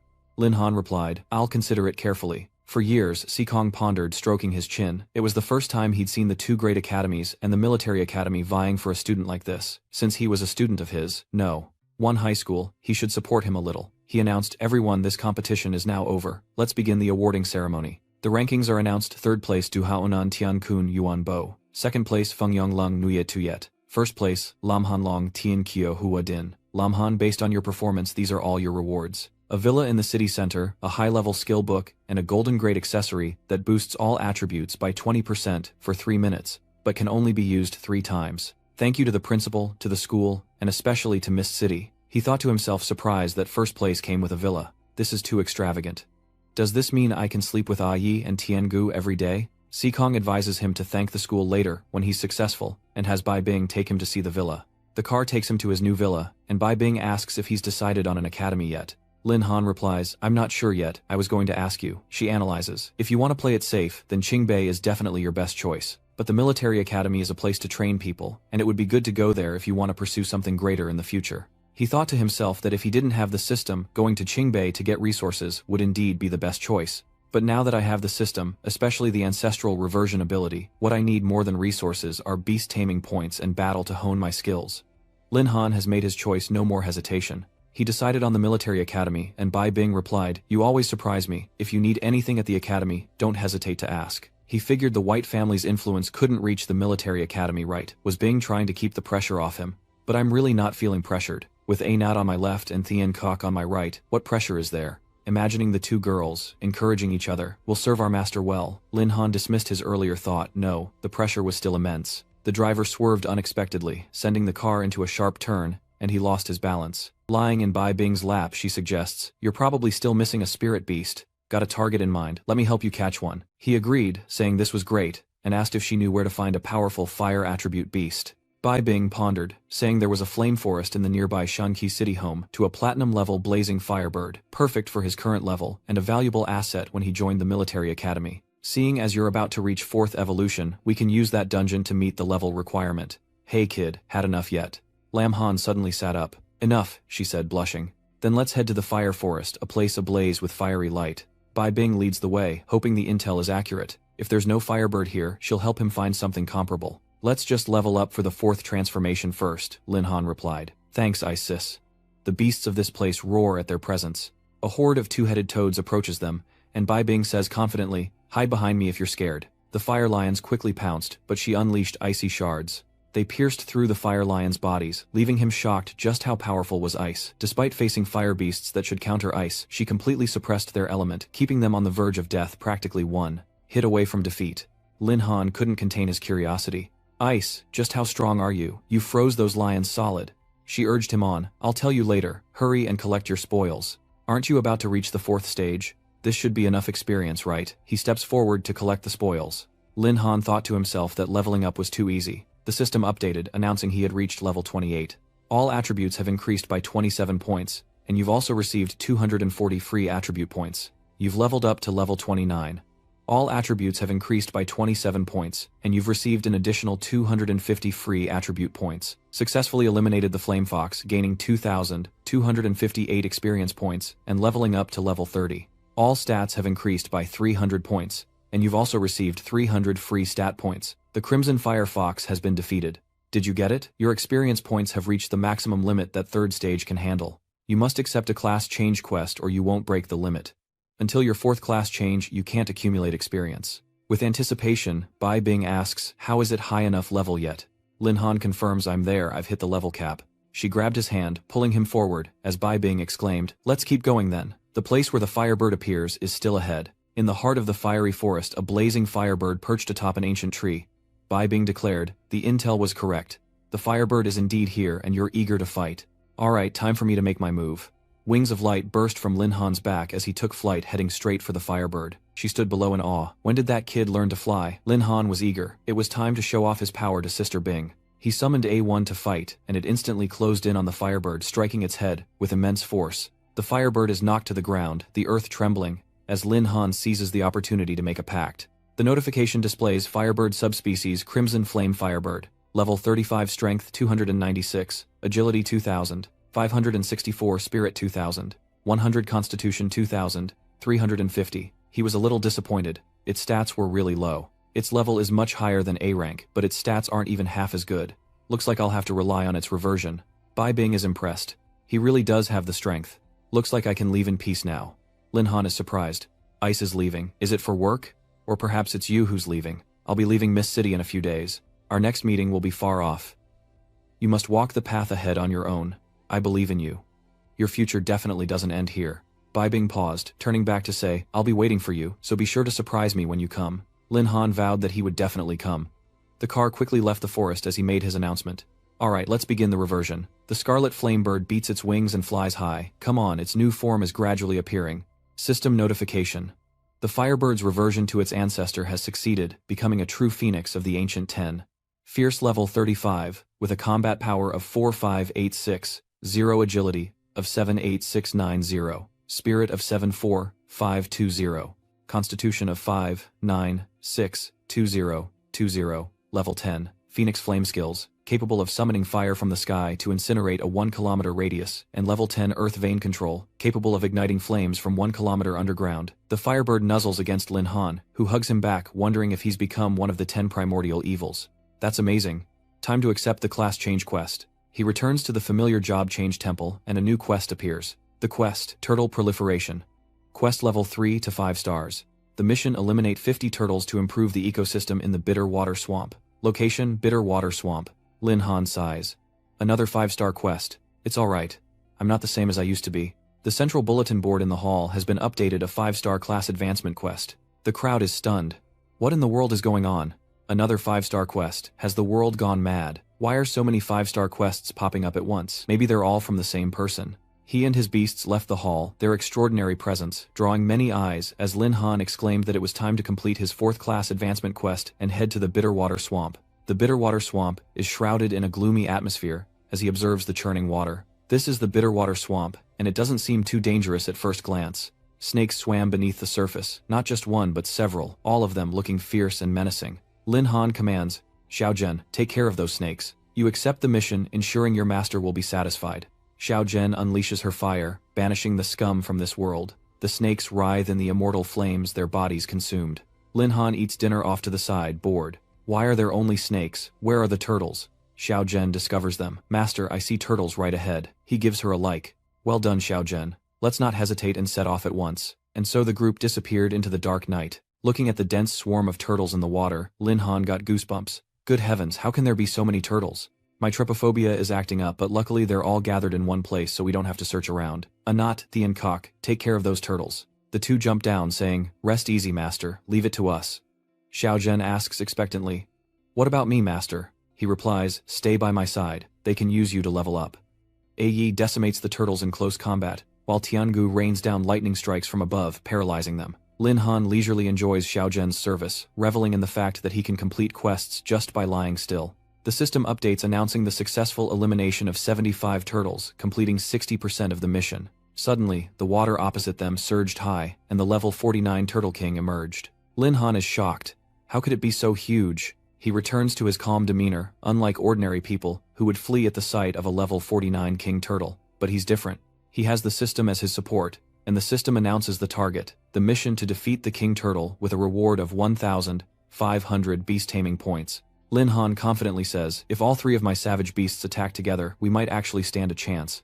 He orders Yi to use brute force, and Xiao Chong rushes in to punch the turtle's shell, causing cracks to appear. Tiangu unleashed a lightning storm upon the Tortoise King, and finally Xiao Zhen delivered the killing blow with a torrent of fire. The Tortoise King writhed in the scorching flames, gasping its last breaths as it fell into the water. He notes that it survived the full force of his 3 beasts, unsurprising for a level 49, but its end is here, and he'll gladly take the system's reward. Just then, another beast snatched the dying Turtle King, infuriating Lin Han, who cursed the loss of 1,500 beast taming points. The system announces the defeat of the Jade Turtle King mission failed. Defeat the Black Water Serpent King, reward 2,000 beast taming points. He curses, damn it, you dare steal my prey. Let's see if I can make you pay up with interest. You'll be the perfect test subject for my level 1 fusion skill. Lin Han merges with Anat's power, followed by Thian Kok II. The final subject is Xiao Zhen, her body gradually fading away. Lin Han combines their power, obeying my command. A pale light shines on his face as Lin Han transforms into an armed beast with sturdy armor. He is the combined power of fire and lightning along with Ail's strength.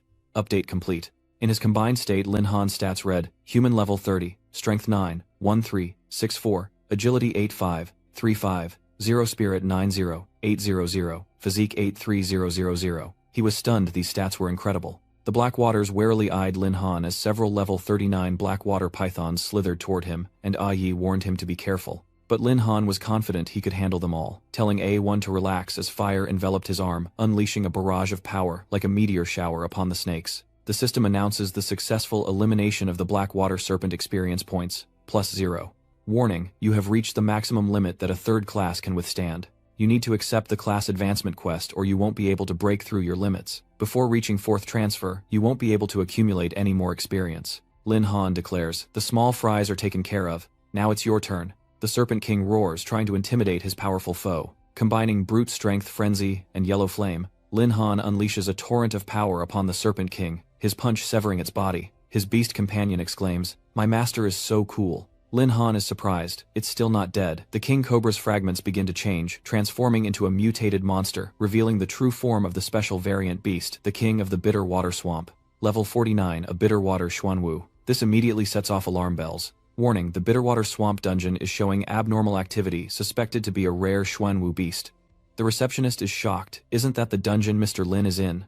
A rare beast that's a Xuanwu. Lin Han is caught off guard. What's going on? Why is there a Xuanwu all of a sudden? The beast spoke up. Master, I can sense that this trash in front of us isn't a true Xuanwu, just a similar beast that has merged to mimic its form. She understood the situation, so that's how it is. How could it mutate and merge into such a huge beast? She replied. Sorry, master, I don't know the details, but please be careful. Just as the Xuanwu suddenly attacks Lin Han, he wonders, what are you so shocked about?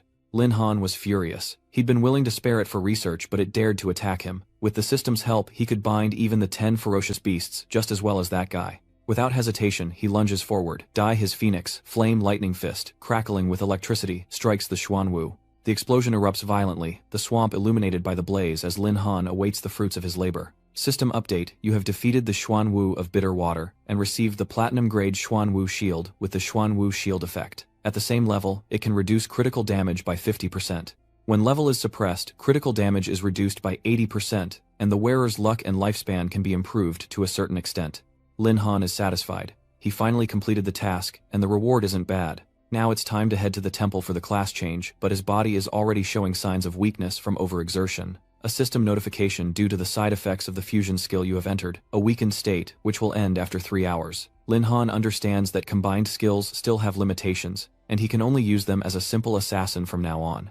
He returns to his room to accept the mission, and a notification reminds him that the class change mission is complete. You have successfully advanced to the 4th class change, Beastmaster Warlord.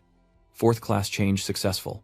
Unlocking class-specific talent skill. Stealth lasts for 2 minutes, but doesn't conceal your presence, and has a 2-hour cooldown. Instantaneous swap teleports you within a 10-meter radius with a 30-minute cooldown. Lin Han is shocked. Isn't that a little overpowered? Stealth is a given, but concealment is a power many dream of. It could save your life in a pinch. System update, the host has successfully advanced to 4th tier, activating the system's 4th tier reward. The host can choose one of the following skills. A. Borrow, which allows you to share vision with your beasts for 30 minutes with a 1-hour cooldown. Or B. Soul Communion, which allows you to communicate with monsters and increase their affinity, increasing the chance of making a pact with ferocious beasts. D. Sensory Shield, allows you to completely conceal your body and breath while unseen, evading detection by others, even savage beasts with no cooldown. Lam Han reasons that while stealth is good, it doesn't hide his presence, but Sensory Shield can supplement it, so he chooses Sensory Shield. The system update was successful, adding the skill to your repertoire. Current stats, name Lin Han, class Beastmaster, 4th rank War General hidden class, level 30, strength 6,880, agility 5,980, spirit 4,660, constitution 4,460, equipment Xuanwu shield, amplification necklace. Skills, 4th rank Spirit Contract, 4th rank Beast Space, 4th rank Beast Summoning, 3rd rank Malice, Fluctuation, 3rd rank Lightning Wings, 3rd rank Skill, copy 2nd rank Eagle Eye, 2nd rank Listening, 2nd rank Fusion, 1st rank Poisonous, Thorns 1st rank Stealth, 1st rank Transposition, 1st rank Sensory Shield, Heavenly Fist. Now that he has a plan for the school, it's time to report to the military academy. Lam Han teleported back to campus, thinking about how Tio-chan and Tien Kok's beast forms were too conspicuous for crowded places. Suddenly, someone called out to Lin Zi from behind. Lin Han was curious. Long Shu Ting, what are you two doing here? He explained. Lin, didn't we agree last time to attend the same academy? Su Ting chimed in. I said back then that I'd stick with you. The prodigy affectionately put his arm around him. I was going to surprise you at the academy, but I never expected we'd meet here. What a coincidence. Lin Han replied, great, let's work together from now on. In a certain hotel in the city, he covered his ears in annoyance, unable to fall asleep. I can't believe this fatso snores so loudly. We have to report to Stillwind Forest tomorrow. How am I supposed to sleep tonight? Don't worry, master, we have a solution, the beasts said, as the three girls closed their eyes and focused their energy, creating a shield that delighted Lin Han. The mystical beast's energy can create a closed space. Soundproofing. You guys are so considerate. Tiangu, move over, I need to hug master too. I call dibs, master, I want to as well. Relax, don't rush, there's enough for everyone. Tiangu, come on top of me. They fought over territory, each declaring, the master belongs only to me. What did you say? I'm only giving you this much out of respect for our master, so don't push it. Then come and try to take master from me. I won't let go. And so the three of them engaged in a chaotic brawl. Take this. Today I'll teach you a lesson on behalf of our master. Lin Han embraces all three of them. Alright, you're all friends, why can't you get along? How about this? Each of you takes turns hugging for 3 hours at a time. We're all family, so let's not fight like this. They immediately obeyed. We listened to our master. The next day, at the edge of the military academy outside Stillwind Forest, Tianzhao asked with concern, Shu Ting, how are you doing? Did you sleep well last night? She complained. Someone's snoring kept me awake. He avoids the subject, then remembers. We still need to cross the Fallen Heroes Forest to report to the military academy. Let's hurry. Unbeknownst to them, someone was watching from the high branches as Yan Tong relayed through the comms that 3 new recruits had entered Stillwind Forest and they should prepare. The Saber Squad is nearby, ready to strike at any moment. As Lin Han receives a system alert, a malicious fluctuation has been triggered. He quickly pulled his 2 friends back as a blaze of fire erupted before them and a beast's clawed paw slammed into the ground. It's a level 40 Flame Panther. Lin Han tells them to prepare for battle. They each said, I can't believe it's a level 40 beast. And this is just the outskirts of the academy. I'd heard rumors about the military academy's entrance exams for new students. I guess they're true. You take the lead. Protect yourselves and leave the rest to me. The Black Panther began teleporting using instant transmission to propel itself backward, leaving Lin Han in shock. Teleportation, Tianzhao worried as it lunged forward. Shu Ting, watch out. He activated his swap ability and rushed in front of her. Lin Han sneers, you're not the only one who can teleport. He commands A1 to use brute force, charging into close combat with the Black Panther. Anat's opponent falls to the ground, kicking up a cloud of dust. Lin Han scoffs, this is what they call an entrance exam. Too weak. Shu Ting is impressed. As expected of you, Brother Han, easily getting us through the military entrance exam. Follow me, and you'll never regret it. Warning. Malice detection activated. A large number of hostile entities have been detected nearby. What's shocking Lin Han, hasn't the exam ended yet? He quickly pushes Tianzhao back, warning him to be careful. Lin Han swiftly caught a needle crying out in alarm. Oh my god, what a long needle. The 3 of them go on high alert. He warned them, something's not right with this trial, be careful. Tianzhao suspects an enemy is nearby. Lin Han wonders why he can't pinpoint the malicious presence. Could the enemy be capable of concealing their presence? Yan Tong watched from a corner in astonishment, unable to believe he caught it bare-handed. Maybe it was just luck. If not, this freshman's strength is terrifying. But his methods are still far inferior to mine. He begins to descend from his hiding place in the high branches. Yan Tong unleashes a rain of needles, saying, taste this. The 3 are caught off guard below targets of the downpour. Lin Han quickly warned him to be careful and block with his shield. It's easy to dodge a spear in the open. These hidden needles are hard to defend against. This isn't good. Heavenly champions aren't allowed to curse. Damn it, is this really just a drill? The golden needles can't penetrate his sturdy shield. Yan Tong continues to launch a rain of needles at the fixed target with interest.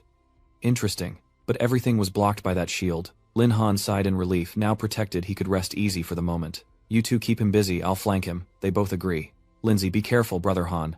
He glares resentfully at the creature. This damn turtle shell is tough.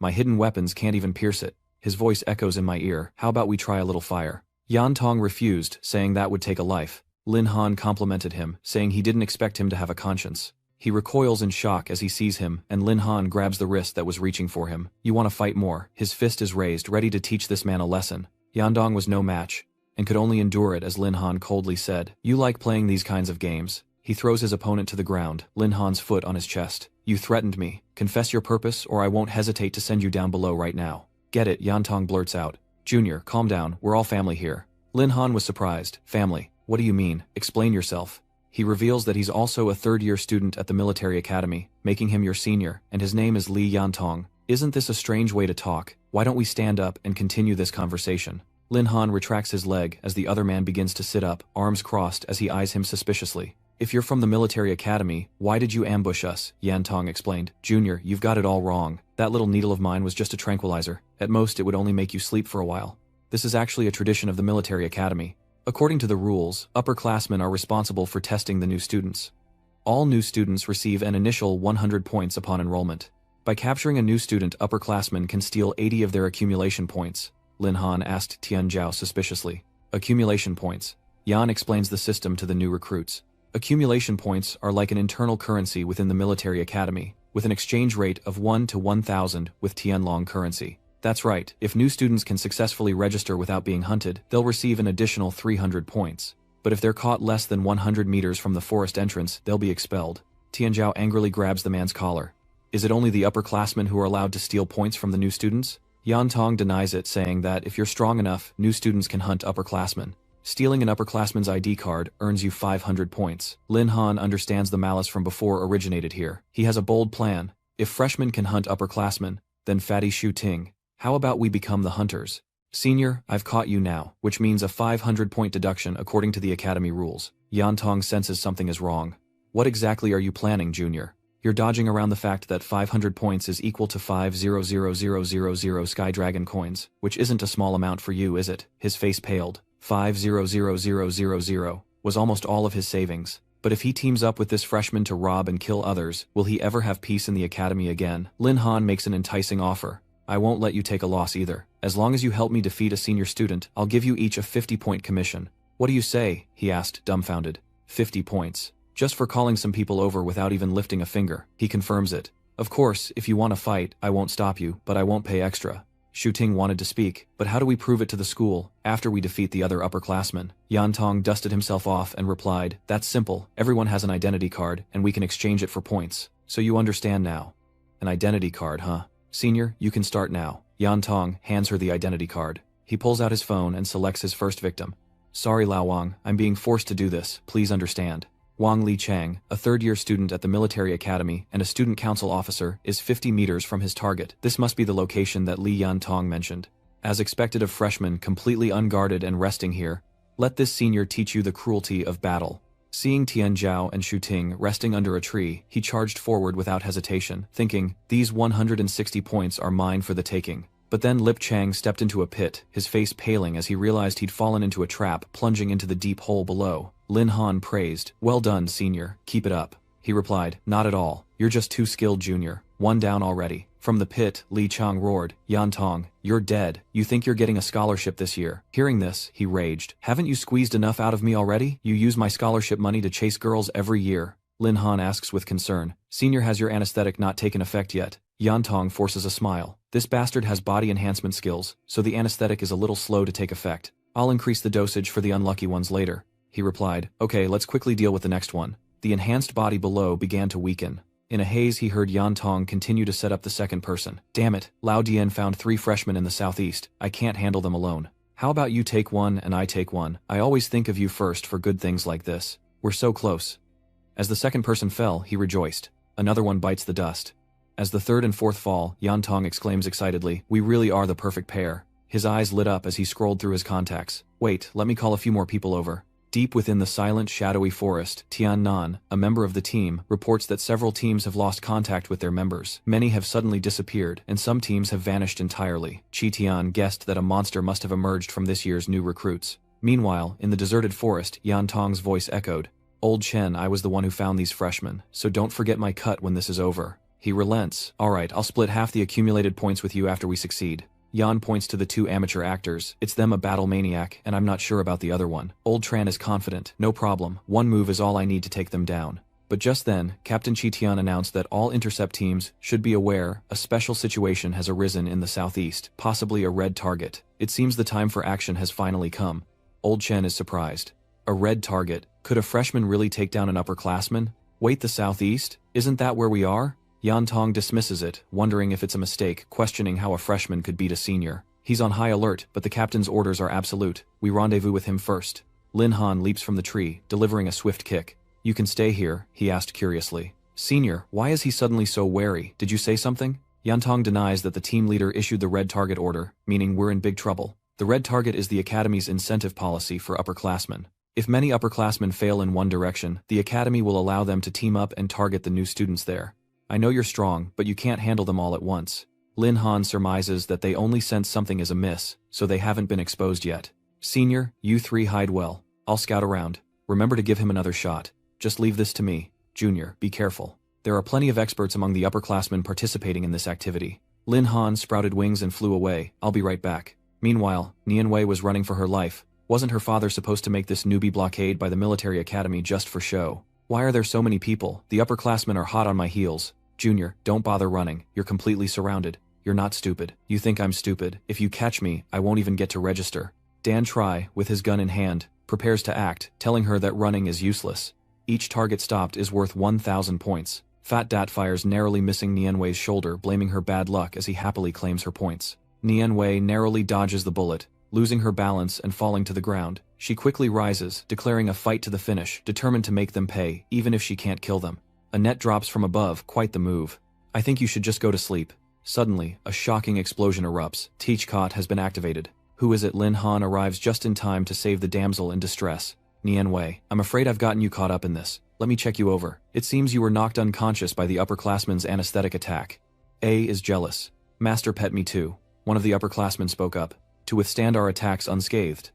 Is he a freshman? Could it be? Lin Han, gathering lightning in his hand, quickly unleashes a lightning storm towards the senior. He's not afraid. Now that he's been exposed, he might as well take the initiative. He brings Nianwei back to explain to his teammates, saying she's a friend he knew before. She's also a freshman at the military academy. Tianzhao is shocked. He didn't realize Lin Zi was so popular with the ladies. Staggering to her feet, Nianwei asks Lin Han, "Why are you here? Did you save me?" He explains, "We're also new recruits heading to the military academy. We just happened to be passing by and rescued you." Nianwei is confused, but wasn't I trapped by my old classmates? Besides, the last time we met, you were only a second-level evolver. Right. How did you do it? He drops a bombshell and she wonders if she heard correctly. Actually, I've already reached the 4th stage, Nianwei exclaimed in terror. What she thought to herself. He's already at the 4th level, the proud prodigy exclaimed. No wonder he's my brother. Shu Ting admired his powerful backer. Yan Tong froze for 5 seconds, wondering if this was a true genius. Lin Han proposes a plan. Instead of hiding, they should hunt the upperclassmen and take their cards for points. What does she say to this invitation?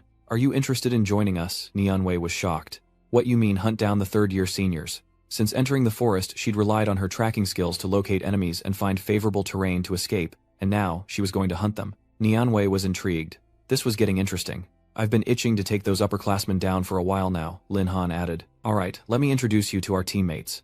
This is Long Tianzhao of the Warriors, and this young lady is the knight Shu Ting. He analyzes the new plan. With Nianwei's abilities, they can actively pinpoint their seniors' locations. You guys act as bait and leave the sneak attack to me. Also, I'd like you to gather internal information, like before, and with that, Lin Han officially begins the operation.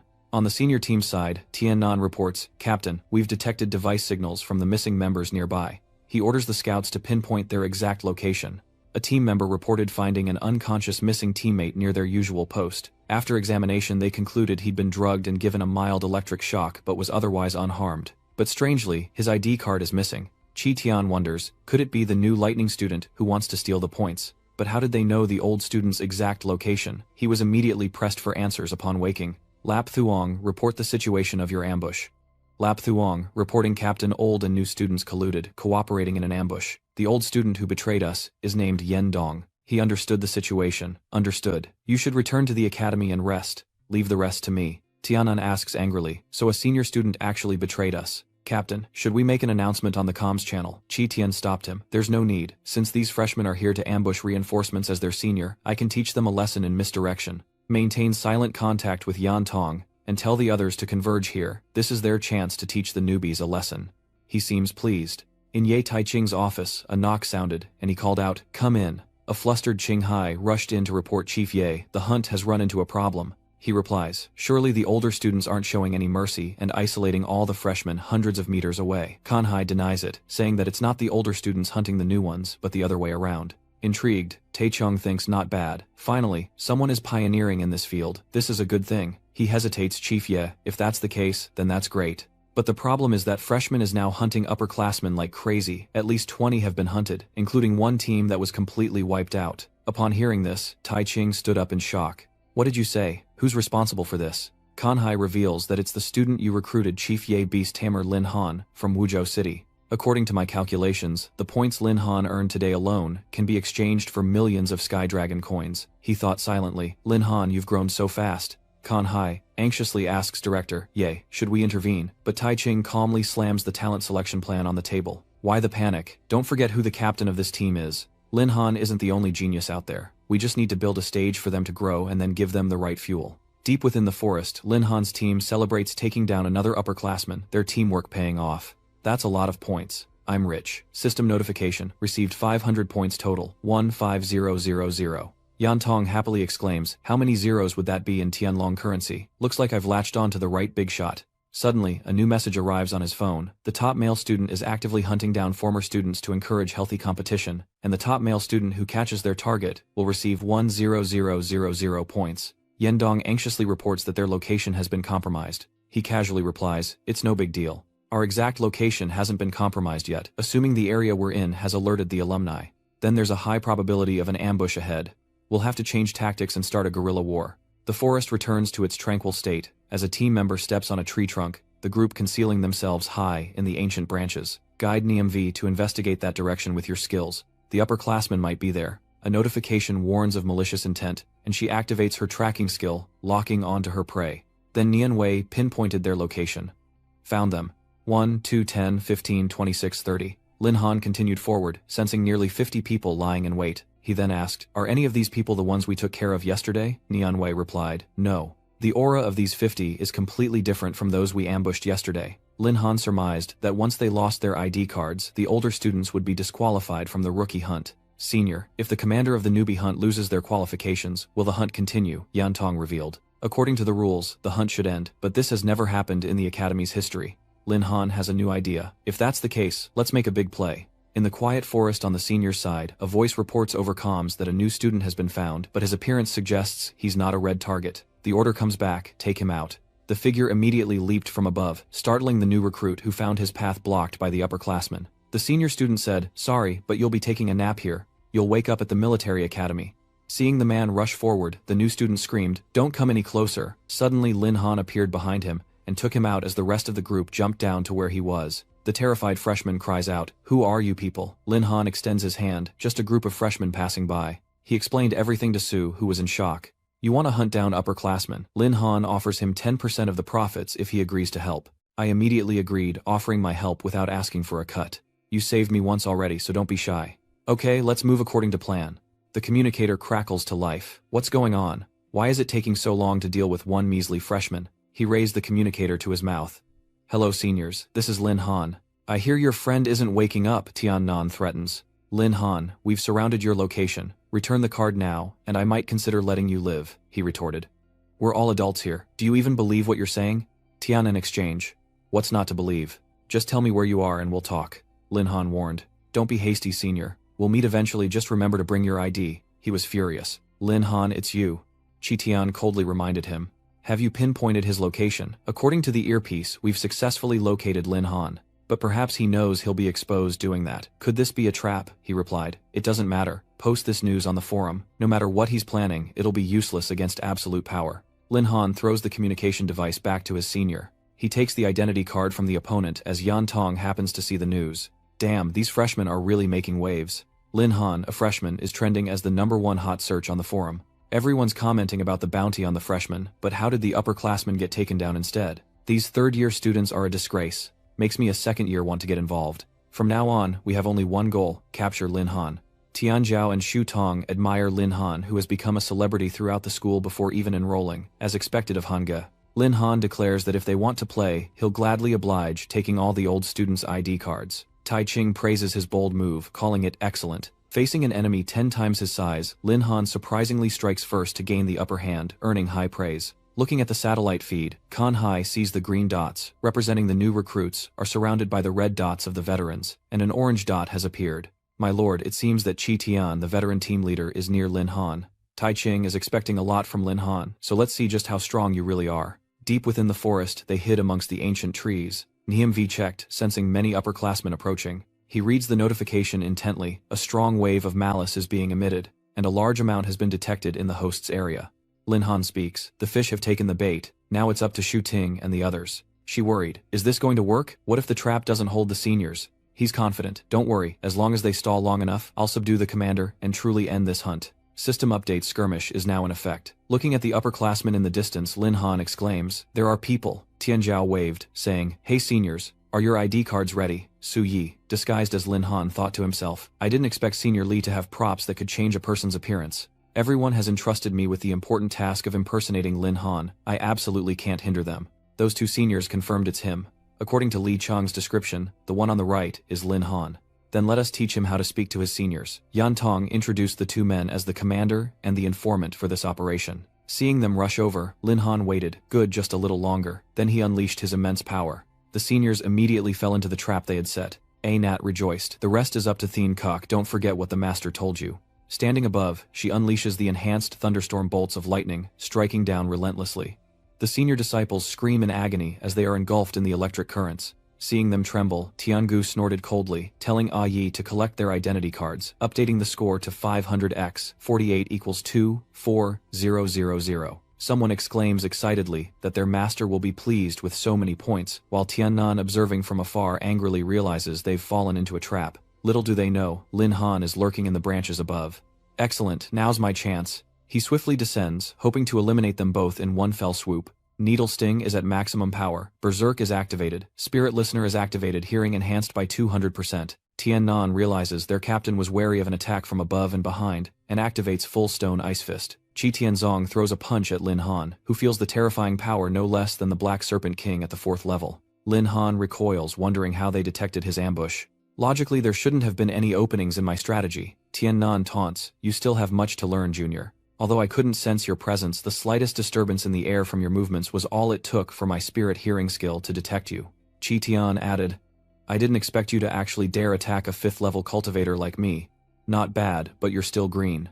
Your plan has failed. Hand over the identity card." What is he talking about?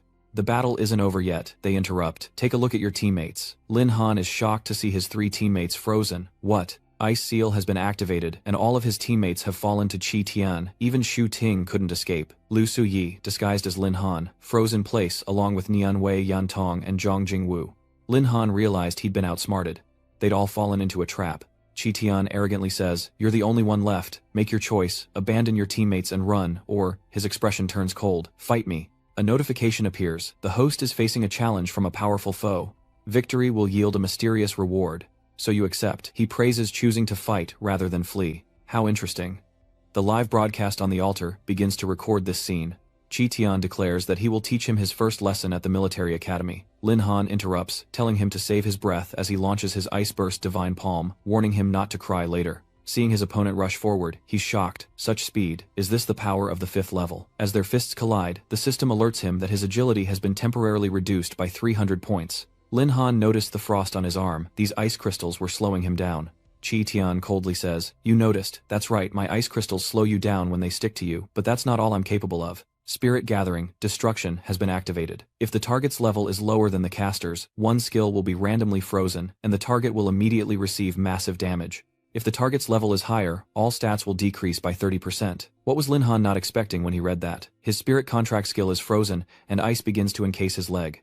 As the ice reached his chest, Lin Han cursed inwardly. Damn it. Tian Nan reminded him, "Captain, isn't it a little undignified to use Spirit Gathering Break on a freshman? What if he ends up in the hospital for 10 days or half a month?" Qi Tian replies. "He just slapped the entire younger generation in the face. If we don't punish him today, the new students will follow his example and disrespect their superiors. But if he's willing to apologize to us publicly and clean the teaching building for a year, I might consider removing the skill and letting him go. Come on, apologize to the underclassmen on camera. Otherwise, how can a beastmaster who can't summon beasts even function?" Qinghai hastily concluded via the broadcast. It seems this farce has reached its end. Qi Tian has played his trump card. Tai Ching asks directly, "Are you sure?" He wonders, is Master Ye being careless? Could there be another variable? Qi Tian has reached the 5th transformation, while Lin Han is at most only at the 3rd. If Qi Tian wanted to, he could kill Lin Han instantly. He reveals, but according to the enrollment documents, Lin Han recently broke through to the 4th transformation, and his 3rd beast is of the fire element enough to restrain Qi Tian. Qinghai was stunned. What? How old is he to have already reached the 4th cycle? Tai Ching perks up, realizing the show has only just begun. Qi Tian also noticed the firepower gathering in Lin Han's arm. What? Before his fist could break through the ice, he jumped high into the air, shocked, thinking, impossible. Chi Tian landed opposite him, unable to resist, asking, "What exactly is going on? How could you break my spirit convergence blast?" The system announced skill replication, and Xiao Zhen materialized behind him. Lin Han replied, "Senior, there's plenty more where that came from." He gathered fire in his palm. "Now it's my turn." The Huangyan replication skill activates, and fire blasts toward his opponent. Chi Tian erects an ice wall to block it, but cracks begin to appear in the thick ice. He tensely exclaimed that the ice wall was breaking, and the ground beneath him suddenly exploded. Chi Tian escaped, declaring it wasn't over yet. He lunges, throwing a diamond ice fist, but Lin Han nimbly dodges the attack. Chi Tian's punches land only on air. How can he not hit him? A blazing fire erupts around his fist. With imposing force, Lin Han raised his yellow flame fist towards his opponent, striking the arrogant senior square in the face, sending him crashing to the ground. Lin Han stepped on his chest, declaring that he had won the match. The upperclassmen behind him panicked at the sight. Lin Han turned back and asked, "Anyone else want to challenge me?" They refused, not wanting any more of it. "Little brother, you've won this hunt. The ID card is yours. Release our captain." Lin Han then bent down and grabbed Chi Tian by the collar. He tosses him back towards Tian Nan, who catches their unconscious captain, saying, "We'll meet again, kid. Let's go." With a smile, Lin Han declared it was finally over. Meanwhile, outside, Qing Hai was shocked by Lin Han's overwhelming combat power. The strength of a beastmaster isn't just about their beasts, so his control over them must be extraordinary, especially that one. It looks exactly like the legendary phoenix. Tai Ching was also surprised, admitting that Lin Han's abilities were indeed strong. Even among the best students in our academy, few could stand against him. Qing Hai added, "You have great foresight, recruiting such talent early on. Perhaps he will become the academy's most outstanding ace." He replies, "It's been a long time since the Tianlong Empire has seen such a powerful summoner. Could this kid be the next one?" Kan Hai inquired, "Will Lin Han be added to that list?" Tai Than approved, saying he could observe along with the other candidates. The next day at the Military Academy's freshman registration hall, the system's perception interference was activated, surrounding Lin Han with 3 beast girls: Master Touch, Master Hug, My Turn is Next. Since they were invisible, he was very comfortable. It seemed this skill was quite useful. Not only can others not see their true forms, but they can't hear their voices either. After defeating his senior that day, he was eager to see what the system would reward him with this time. The system detects that the host has completed the task and is now providing 2 optional rewards. 1. Post-binding cognitive interference, which can create a field that interferes with perception, helping the binder while conversing with their beasts in a ferocious state, unable to be eavesdropped on, and the daily experience growth can provide the host with 1 experience point. Lin Han thinks it all sounds pretty good. With this experience growth, you can get 1 experience point every day. No matter how small, it's still something. As for the perception disturbance, they no longer need to hide. He asks the system what the effective range of perception disturbance is. The system responds, effective range is 100 meters from the host, ignoring all scouting skills and levels. Lin Han makes his decision, choosing perception disruption, and Yan Tong comes to see him. "So this means your registration is complete. If you have any problems later, come find me." Lin Han patted his shoulder, telling him he'd worked hard and that he'd transfer his share once the points were in his account. Others recognize him. Is that the legendary Lin Han? Is he the one who destroyed the third-year students? Let's see how many allies he has. If the third years can't handle him, then we second years will show him the true power of upperclassmen. Yan Tong feared he'd attract unwanted attention, telling him, "Little brother, hurry back to the dorms, or we'll have a hard time dealing with the crowds." Lin Han agrees that discretion is the better part of valor and decides to follow his senior's advice. "Let's go, Longzi." Tian Chao hurries after him. "Hey Lin." As night falls, the dorm lights come on. Entering the room, Lin Han breathed a sigh of relief, thankful that his senior had drawn attention, otherwise, he wouldn't have been able to get into the dorm at all. Tian Chao looked forward, wondering what their roommate would be like. Stepping inside, the 3 introduced themselves in unison. "I'm Lin Han, a beast tamer, Su Yi, a healer, and Tian Chao, a berserker." The other waves back. "Greetings, I'm Sun Tianqi, a gunner." Tianqi recognizes Lin Han. You're the legendary Lin Han." Lam Han was surprised. "You know me," the other man pointed to his phone. "Of course. You're the hottest topic on the Military Academy's forum right now. It says here that even the top student from the third-year hunting competition wasn't good enough. Is it just that the guy was too strong? Just how powerful is Lin Han?" After reading it, Lin Han was speechless. Tian Zhao, behind him, said with a smile, "Little Lin, you're really popular." Lin Han sighed. Fame is a curse, and he feared he'd be targeted in future academy events. The dormitory was quiet in the night, the whole room plunged into darkness. Tian Xiao slept soundly in the next bed, while Lin Han plugged his ears, waiting for the next time the system offered a choice of rewards, determined to choose one that could block his hearing. The beast spirit girls reappeared and Xiao Zhen said sweetly, "Master, we finally met again. Xiao Zhen missed you so much. Give her a hug, and don't let go." Ah Yi has been counting every second. "It's been 9 hours and 48 seconds since she last saw you." He placated them. All right, I'm sorry. I had to keep you all away because of outsiders, but I promise to let you out more often from now on." Tiangu embraces him, saying, "Master, without you by my side, my core energy becomes incredibly unstable. I envy them so much. They can maintain such a stable waiting state, counting the days until your return." Meanwhile, Ayat couldn't stand the clumsy display of affection. Little feet blocked Lin Han's path. Master, I'm still the most obedient one who puts your mind at ease. I won't argue with them." He embraces all three. All right, no more fighting. You three are all my treasures." Hearing Tianzhao's snores, Lin Han sighs, wishing he could quietly hold them all. Xiaozhen suggests they use their previous method, combining their powers to create a closed space. They continued to create a shield, and he was moved to tears. It was so good to have them finally free from the fatty's torment. The system announces the types of awareness being activated. The next day, at the military academy's freshman square, Yan Tong asks, "New students, are you settling in?" Lin Han replied, "It's alright, it's a bit hotter than Wuzhou City, but I'm adjusting. You new recruits probably don't know this yet, so let me tell you a bit. Unlike schools like Qingbei, the military academy is managed directly by the military, not the Ministry of Education. Instruction here is often done in 4-person teams. Whether it's competitions, activities, classes, or final exams, everything is done as a team, even tests, so choosing your teammates is crucial at the military academy. Once teams are formed, members of the same team will be prioritized to be in the same class, and rewards will be given to the team leader for distribution. You'll understand this later. I see you're a group of 4, so you don't have to bother choosing teammates." Nianwei said apologetically, "Teammates with my combat strength, I'll probably just hold you all back." Lin Han comforted, "Don't say that. Your tracking and scouting abilities are truly top-notch. I was worried you wouldn't join. Our 4-person team wouldn't be complete without you. Now I officially invite you to join our team." Pulling herself together, the 4 of them bumped fists. "Okay, I'll do my best to keep up with you guys." Yan Tong added that they would register the team later, so they should think of a team name before the freshman competition after class assignments. The freshman tournament only allows first-year students to participate, and each class usually sends a team to compete in 2 rounds. The first round eliminates 2 classes, and then the winning team in the final round receives a reward. Lin Han concludes, "Alright, let's win the freshman competition. I've already decided on our team name, the Night Watchers, so we can protect the lights of every home." The 3 agreed, and Shu Ting spoke sweetly. "Well then please take care of us, Captain," he urged them. "Alright, let's go register our team first. There's quite a crowd lining up at the military academy." Tianzhao hesitates. "Lindsay, the line is so long, do you think someone ahead of us might have taken the name Night Watcher?" Lin Han didn't mind. "Then let me think of a few backup names." Just then, Kan Hai approached. "Hello student Lam Han. My name is Kan Hai, and I'm a teacher at the military academy. You're surprised, it's Teacher Khan. I wonder what he wants," he whispered, pointing to the side. "Manager Diep Tai Thon wants to have a word with you. Would you mind going over?" Lin Han knew exactly why Manager Diep was probably calling him in about the hunting competition, perhaps to give him some bonus points. He happily agreed. "Okay, let's go." As they walked, Kan Hai inquired, "Lam Han, you're a true beastmaster now, right?" Lin Han reveals that he recently broke through surprising high, as becoming a 4th transition so soon after awakening is rare, even among elites.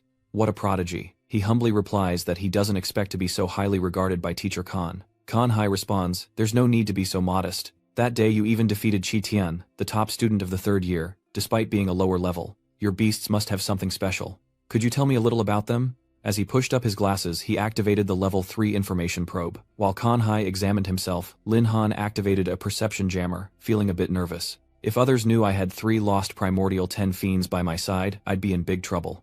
Lin Han smiled. "My beasts are all normal, nothing special." He received a notification that the information scan was inconclusive, and the skill activation had failed. Kan Hai was shocked. The skill failed. "This is the first time I've seen anything like this." It seems Lin Han is hiding something. He persists probing, finding it hard to believe that a common beast could possess such power. "Could I take a look? I suspect your beast may have mutated." He immediately understood. It seemed that Teacher Khan was suspicious. Even with the perception, disruption attracting his attention was still a problem. "I need to find a way to get through this." Just then, Tai Ching opened the door and called out. "What are you doing at the door, Hai Lin? Han, come in. I have something to discuss with you." Entering the room, he continued, "Your beasts are powerful, but they pose no threat to the Empire's interests. The military won't interfere much with your beasts. Let's get straight to the point. Do you remember how many veteran students you defeated in the previous hunting competition?" Lin Han replied, "I remember it was 88. Tai Ching nodded. "That's right, 88 veteran students. You probably know you can exchange your ID card for points, right?" Lin Han understood immediately. So it was about this after all. Has he thought about how to use these 2,000 points? He shares, "I'll take it first and think about it later." He already has a plan. With so many points, he'll naturally use them to buy good things for them first. Tai Ching gets to the point, saying with some embarrassment, that the academy probably can't afford to spend that many points. Even though points are the academy's currency, they can't just hand them out. He listens in disbelief. He continued to vent. Today I want to apologize to you on behalf of the academy, and as for specific compensation, is there any item you need? I'll try to accommodate you based on the market price to deduct points. He stroked his chin thoughtfully. I'll cooperate with the academy's arrangements, but I haven't thought of what I want yet. He thought to himself, there are those who revert to their original state, making the enhancement effects of props not very obvious for him. Tai Ching takes the initiative. You're a 4th level cultivator now. You must need another pet, right? As long as it's within my power, you can have any level of pet you want. And all your college expenses will be covered, including food for your beasts. Is that alright? With no other options, Lin Han had no choice but to agree. His heart ached at the thought of his dwindling funds, especially since the food in his pet space was running out, and A1 ate so much. He kept promising not to be discouraged and that he would try to make up for the remaining points. He could also ask Qinghai for more cultivation materials to prepare for the entrance exam. Now, hurry back and don't miss your team registration. Lin Han bid farewell, promising himself to make it up to Lin Han, later not wanting to be laughed at by Qingbei Academy. As he left, Qinghai headed to Diet Chu Quan's chambers, gently knocking on the door. Master Destroyer Quan, I have something to discuss. A voice echoed from within. Come in, what is it? He requested I want to be Lin Han's homeroom teacher. This surprised him, as he hadn't taught new students in a long time. What was the reason this time? Qinghai only revealed half the truth. A promising student like Lin Han would flourish under my guidance, I believe. Tai Ching agreed. Alright, you'll be in charge of Lin Han's freshman class.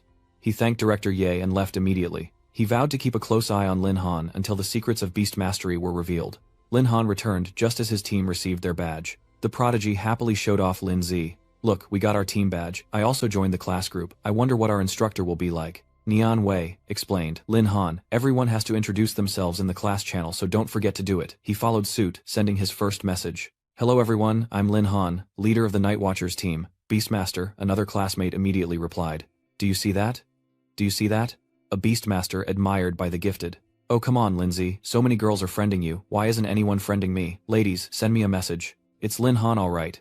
We're in the same class as this big star. Handsome, are you looking for a girlfriend? How about me? Inside the dimension, a gnat was about to burst out in jealous rage. Where did this fox come from? I have to tear her to pieces. Tiangu tries to stop him. A gnat calms down, realizing it's her master's control panel. Qinghai sends an introductory message to the group. Students, I am your homeroom teacher. Kanhai gather at the Merit Plaza in 10 minutes to begin the class president competition. The rules of the military academy are strict. I won't hesitate to make latecomers regret their first lesson.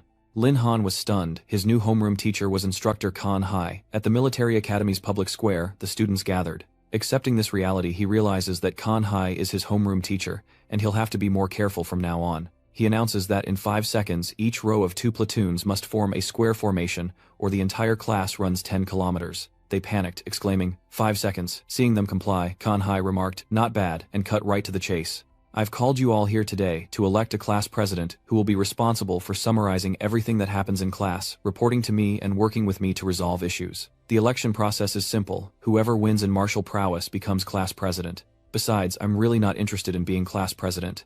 In his hand, an hourglass begins to count down. If a class leader isn't chosen before the hourglass runs out, everyone does 500 frog jumps. Oh, and the class leader gets an extra 100 points each month. This perk excites the students. 100 points a month is a lot of dragon coins. I have to become class president, but who can beat Lin Han? He may be unbeatable in a one-on-one fight, Lin Han thought bitterly. They say early fame can be a curse as his classmates watch him with dangerous eyes. His 3 teammates lined up behind him, ready to support their friend, as the command rang out. With Lin Han here, we won't have a chance to deal with him first, then fairly decide the winner and choose a class president. He blocks the attacks with his shield. Long Zai, you guys fall back, leave the rest to me, he responds. Lindsay, be careful. 2 more students charge in as the others continue their assault. Don't stop. So what if he's strong? There are so many of us, we can wear him down. 2 attacks came at once, a water ball spell and my spear. Ice spikes. 2 forces tried to break through Lin Han's shield.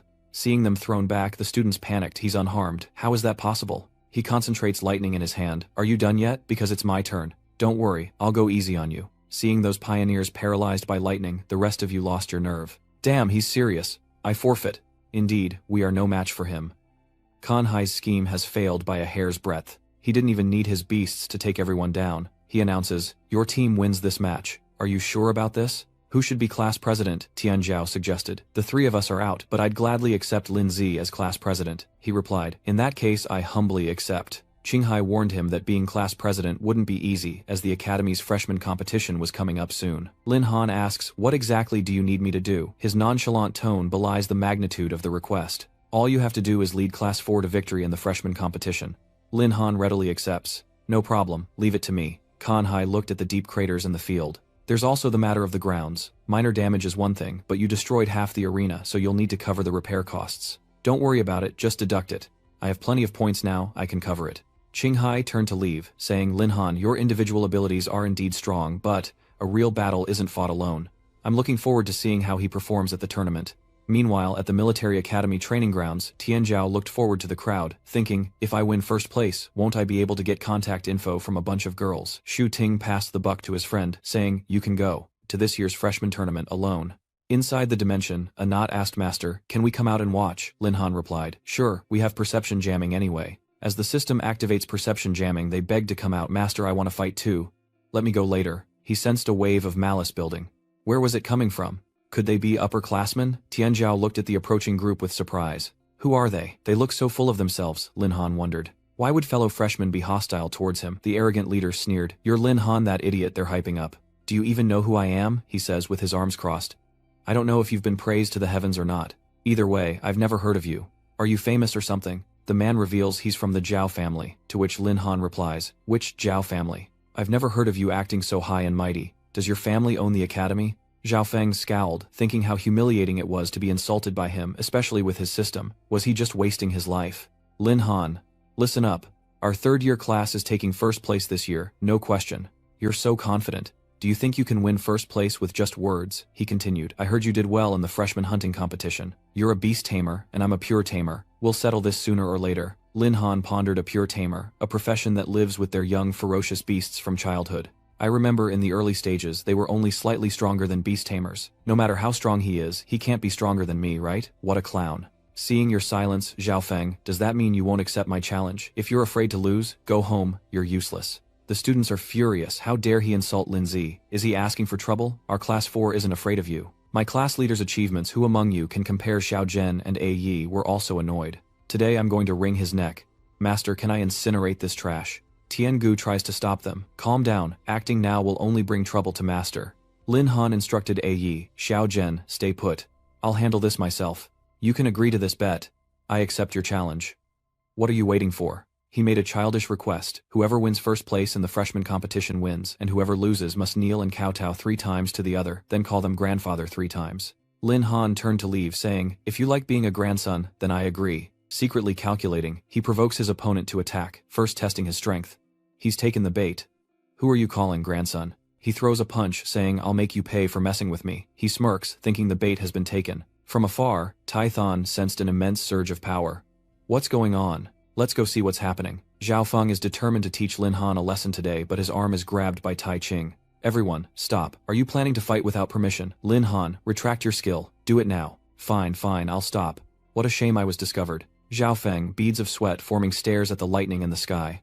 When did he cast that spell? He warned the instructors to manage their students and prevent trouble. Qinghai approached. "Alright, stop gawking, and get back to your 4th grade positions." Zhao Feng is holding a grudge, letting Lin Han off easy this time, but during the tournament when he suffers a crushing defeat, I'll make sure to trample him under my feet and take everything from him. Looking at the notification, the system detected a malicious fluctuation, warning him of intense malice. He knew it. Zhao Feng clearly wasn't convinced and was willingly walking into hell. Qinghai secretly assessed the situation, wondering what the consequences would have been if Ye Zhuguan hadn't intervened in time to stop Lin Han's attack. This kid is truly full of secrets. An announcement rings out requesting the attention of all class instructors. The freshman competition will begin in half an hour. Standing on the platform, Qinghai announced the rules, stating that this year's competition would be different from previous freshman events, a specially approved combat simulation training exercise designed to test boundaries. This competition will not proceed with the original team units. Everyone will be shuffled and reorganized. The goal is simple: to quickly learn to trust strangers, clearly delegate tasks, communicate effectively, and work together to win skills vital for unexpected battlefield situations. For example, teammates being injured or temporary team reorganizations. Lim Han is intrigued. This is the military, after all. Even the examination methods are surprising. Interesting. A spatial gate appears with a swirling vortex of dark blue energy. He reached inside to grab something. Now, let me explain the rules of the competition in detail. From the 4 classes, 3 teams of 4 are randomly reorganized and matched by lottery. The 2 competing teams will then engage in individual matches within the arena. The winner will continue to fight the next opponent, but each person can only hold the stage twice, until all 4 members of a team are defeated. Ultimately, the team that eliminates all of their opponent's members first will be declared the winner. He inwardly muses if this is a test of strategic deployment between teams. It seems the order of battle is also very important, he added eagerly.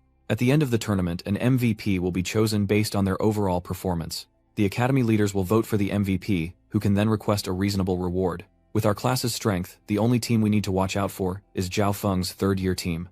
I believe you'll win. Now prepare to split into groups, and don't disappoint me. Tian Zhao happily shows off Lin Zi. We're still in the same group. He's curious to see who the other teammates are. Lin Han is satisfied. The teammates we've been paired with don't seem bad. 2 new teammates have already come to introduce themselves. Class monitor Uyen Thu approaches saying, I can't believe we're on the same team. We're counting on you, Kari. Beside her is Zhang Zhen from the freshman assembly. Half an hour later, Tian Zhao excitedly pointed to the stands. Lindsay, look, the drawing has begun. Tai Ching announces that Class 1 will face Class 4, and Class 2 will face Class 3. Class 1 has drawn Class 4 again. Someone exclaims, me, against Lin Han. Is that really true? Hongbao asked Zhao Feng for his opinion. What do you think? He replied. It's a shame we can't eliminate him directly. But sooner or later, the 2 classes will clash. No matter how strong Lin Han's individual abilities are, the rules limit him to a maximum of 2 appearances, and Class 3 is full of combat-focused professions, so his teammates can't compare. Moreover, with the forced contract item the family gave him, his pet will be mine sooner or later. Tai Ching announces, I now declare the freshman tournament officially open. The lights shine down on the arena as the referee calls the first match of round 1, Class 1 versus Class 4, first team, first player. The muscular fighter introduced himself, I'm Zhang Yang, an elite third-stage berserker. Let me secure the first win and show Class 1 what they're up against. But Tian Zhao stopped him. Let me test their strength first, trust me. Lin Han cheers on his friend as he calmly steps into the arena to face his hulking opponent, introducing himself as Long Tian Zhao, a third-stage berserker. You're no match for me. It's not too late to surrender. The referee officially declares the match begins. Zhang Yang hurls his hammer. Eat my hammer. Tian Xiao dodges. Do you think I'm stupid? Dodge this. Lin Han knows that while both of them are warriors, Zhang Yang's strength is his advantage. Mu Qin is careful, leaping high and slashing down. Eat my blade. He swings his fire-covered iron mace, and mace clashes against blade, creating a deafening sound. Tian Zhao retreated, thinking, damn, is he really that strong? I almost ran out of steam there. He decides that if brute force won't work, he'll try something else. At that moment, 3 streams of power shot towards Zhang Yang, and he leaned to dodge them. Damn it. He analyzes the situation. At this rate, Fatty can just wait for his opponent to run out of steam and win, but his opponent probably knows that too. Wait, his opponent hasn't used a skill yet. He activates Iron Chain Entanglement. The chain in his hand flashes red, and it wraps around his opponent. He realizes something's wrong. Tian Zhao is bound and suspended in the air. His teammates worry, he's done for. It's hard for a melee berserker to fight an elite man warrior. Their stat power difference is too great. Lin Han calmly thought no, Fatty still has a trump card. Zhang Yang's fist came punching him straight in the chest, causing him to drop his blade. Tian Zhao's body slams into the arena wall, and he coughs up blood from his serious injuries. Wan Chu worriedly calls for the match to be stopped, saying that continuing would be life-threatening. The referee asks, as neither contestant is incapacitated, do you want to give up? He struggles to his feet. We don't surrender. I can still fight. Trust me, Lindsay. Lin Han thought to himself this was the first time he'd seen Mu so serious about something, and even if he failed, he could take over. He declared, I believe in Fatty, we don't give up. Zhang Yang scoffed, big talk for someone who just got here. I thought you were hot stuff. If it were me, I'd just give up. Being humiliated in front of everyone like that. Wan Chu is still worried. Class monitor, hurry and advise Long Tian Zhao. I'm worried if he keeps going like this. He interrupted. Don't worry, I know what Fatty's planning. He's going to use that skill. Sure enough, flames erupted around him. Try this. Berserker's Heart. The Berserker Heart has been activated, continuously consuming stamina to enhance strength and speed. The more severe the injuries, the greater the increase, but it becomes unusable when stamina is exhausted. One punch lands squarely on Zhang Yang's face, sending him flying backwards. Zhang Yang was in disbelief, his body aching all over. How could this be? Wan Chu below was stunned. What just happened? He explains that this move is Fatty's trump card. The more injured he is, the more his potential is unlocked, increasing his speed and strength in an instant, so he deliberately gets hit to put himself in a desperate situation. Tian Zhao picks up the blade, asking, did you enjoy hitting me just now? With his berserker rage ignited, Zhang Yang panics as his opponent charges. This is bad. He landed a blow, and now it's my turn. He could do nothing but accept it, but the expected pain never came. Zhang Yong was surprised that the Qingdao had stopped. Why did you stop? Why didn't you keep attacking? Tianzhao replied, there's no need. The victor is already clear, isn't it? On the arena, the air seemed to freeze after Zhang Yong collapsed, his head bowed. I lost, Tianzhao said, ceasing his attack. Acknowledged. The referee's resounding voice cut through the silence. The first match of the first round goes to Class 4. The audience is shocked that Fatty actually won. Zhao Feng gritted his teeth, unwilling to accept the outcome, attributing it to luck, while Lin Han nodded slightly, a hint of satisfaction in his eyes. Though a bit risky, that was a beautiful victory. Wu Yuanshu jumps for joy, so good. Zhang Zhen cheered wildly. Well done, Long Tianzhao. He's lost his battle, lust clutching his chest, panting. I'm in love. Zhang Yong, battered and bruised, looks at his opponent and says, I won't make that mistake again. An angel steps onto the stage saying to him, all right, Zhang Yong, leave this one to me. He puts his hands in his pockets, confidently introducing himself. Class President of Class 1 Million Angel, Fire Mage at your service. The match continues, and Tianzhao stands firm immediately, regaining his spirit and retorting, all right, let me teach you a lesson. Below the stage, Lin Han crosses his arms, a worried frown appearing on his face. He recalls that Flame Mages have a skill that heavily counters close combat classes, and Mew is in trouble this time.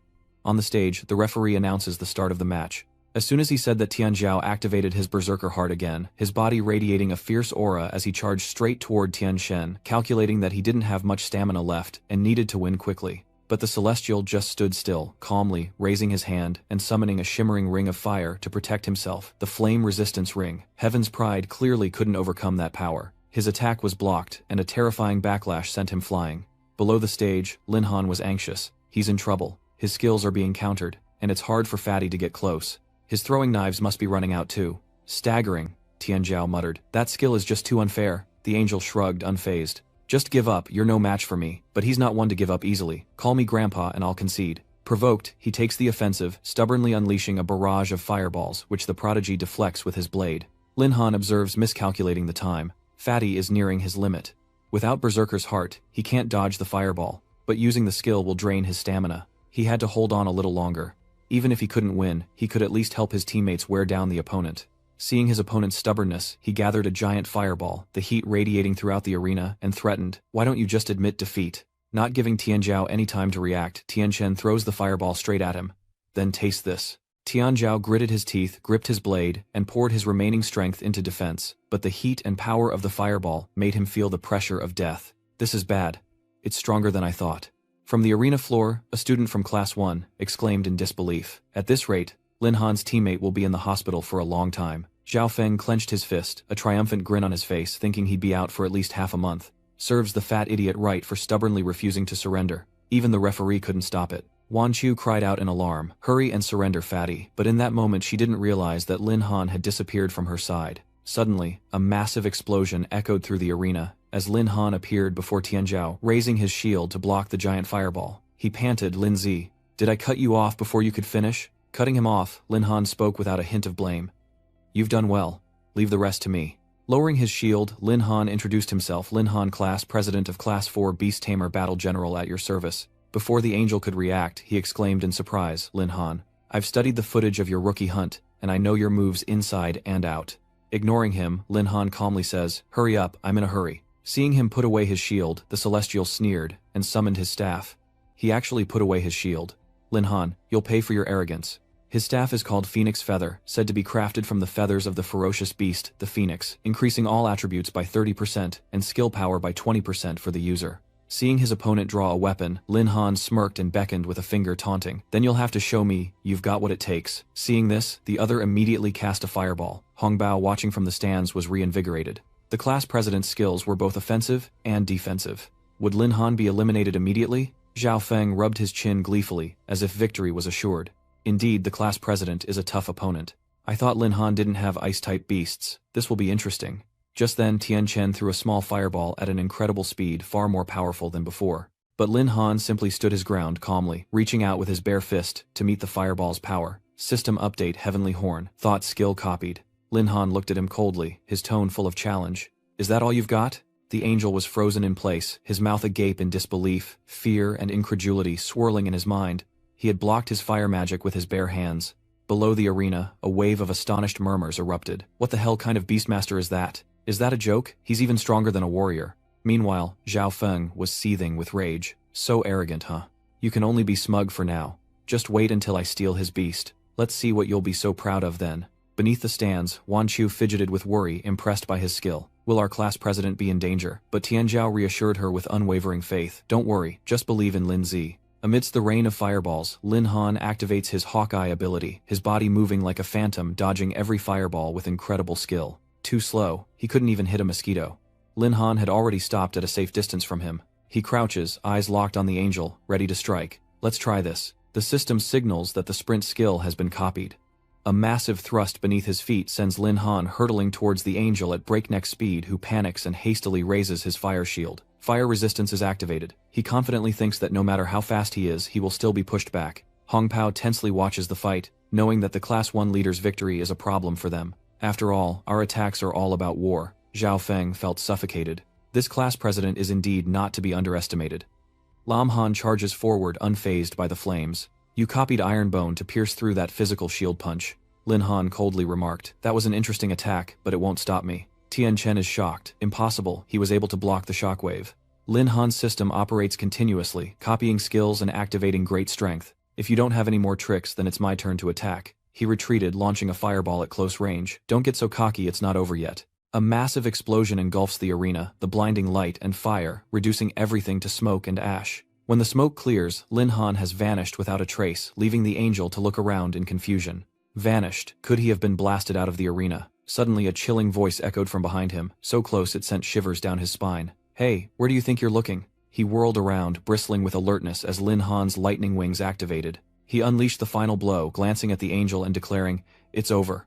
The angel screamed in terror. What the angel barely registered the punch as it closed in mere centimeters from his nose. A terrifying shockwave from the punch washes over him, obliterating everything behind him with a deafening roar. As the shockwave subsides, Lin Han maintains his stance, saying calmly, "The outcome is decided. If you don't want to lose any more face, just admit defeat." Behind him lay the wreckage of that last blow, and the angel broke out in a cold sweat, terrified. Did the whole room just explode? What terrifying power!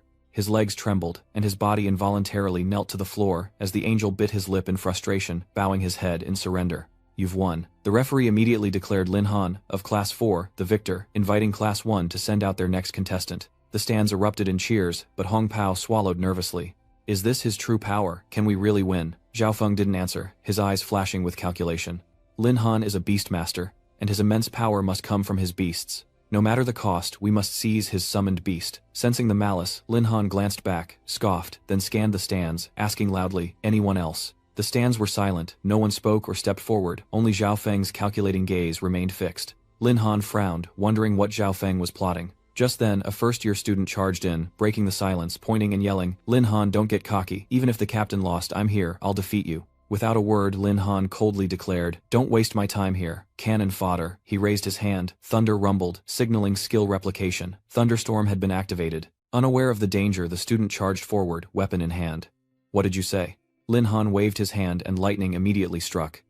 I told you to leave the arena. With a crash, lightning as thick as an arm descended, causing the terrified man to drop his weapon and scream, I yield. I forfeit.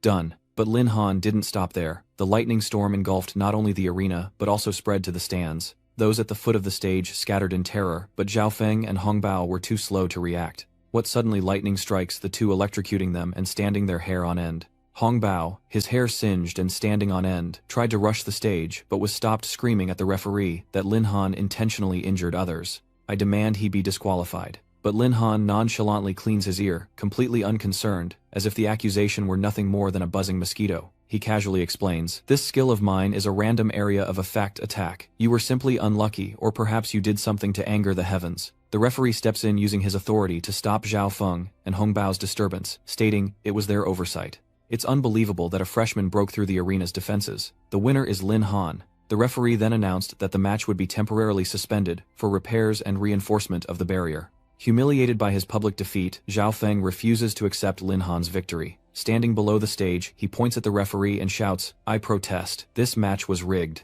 The referee retorted, you can appeal to Director Ye at any time, but if you continue to disrupt the match, I will disqualify you. Faced with a direct threat to his rights, he had no choice but to swallow his anger, glaring as Lin Han calmly left the arena. Back with the jubilant cheers of his Class 4 friends, Zhao Feng couldn't help but curse under his breath. Lin Han, just you wait. You'll pay me back double for today's humiliation.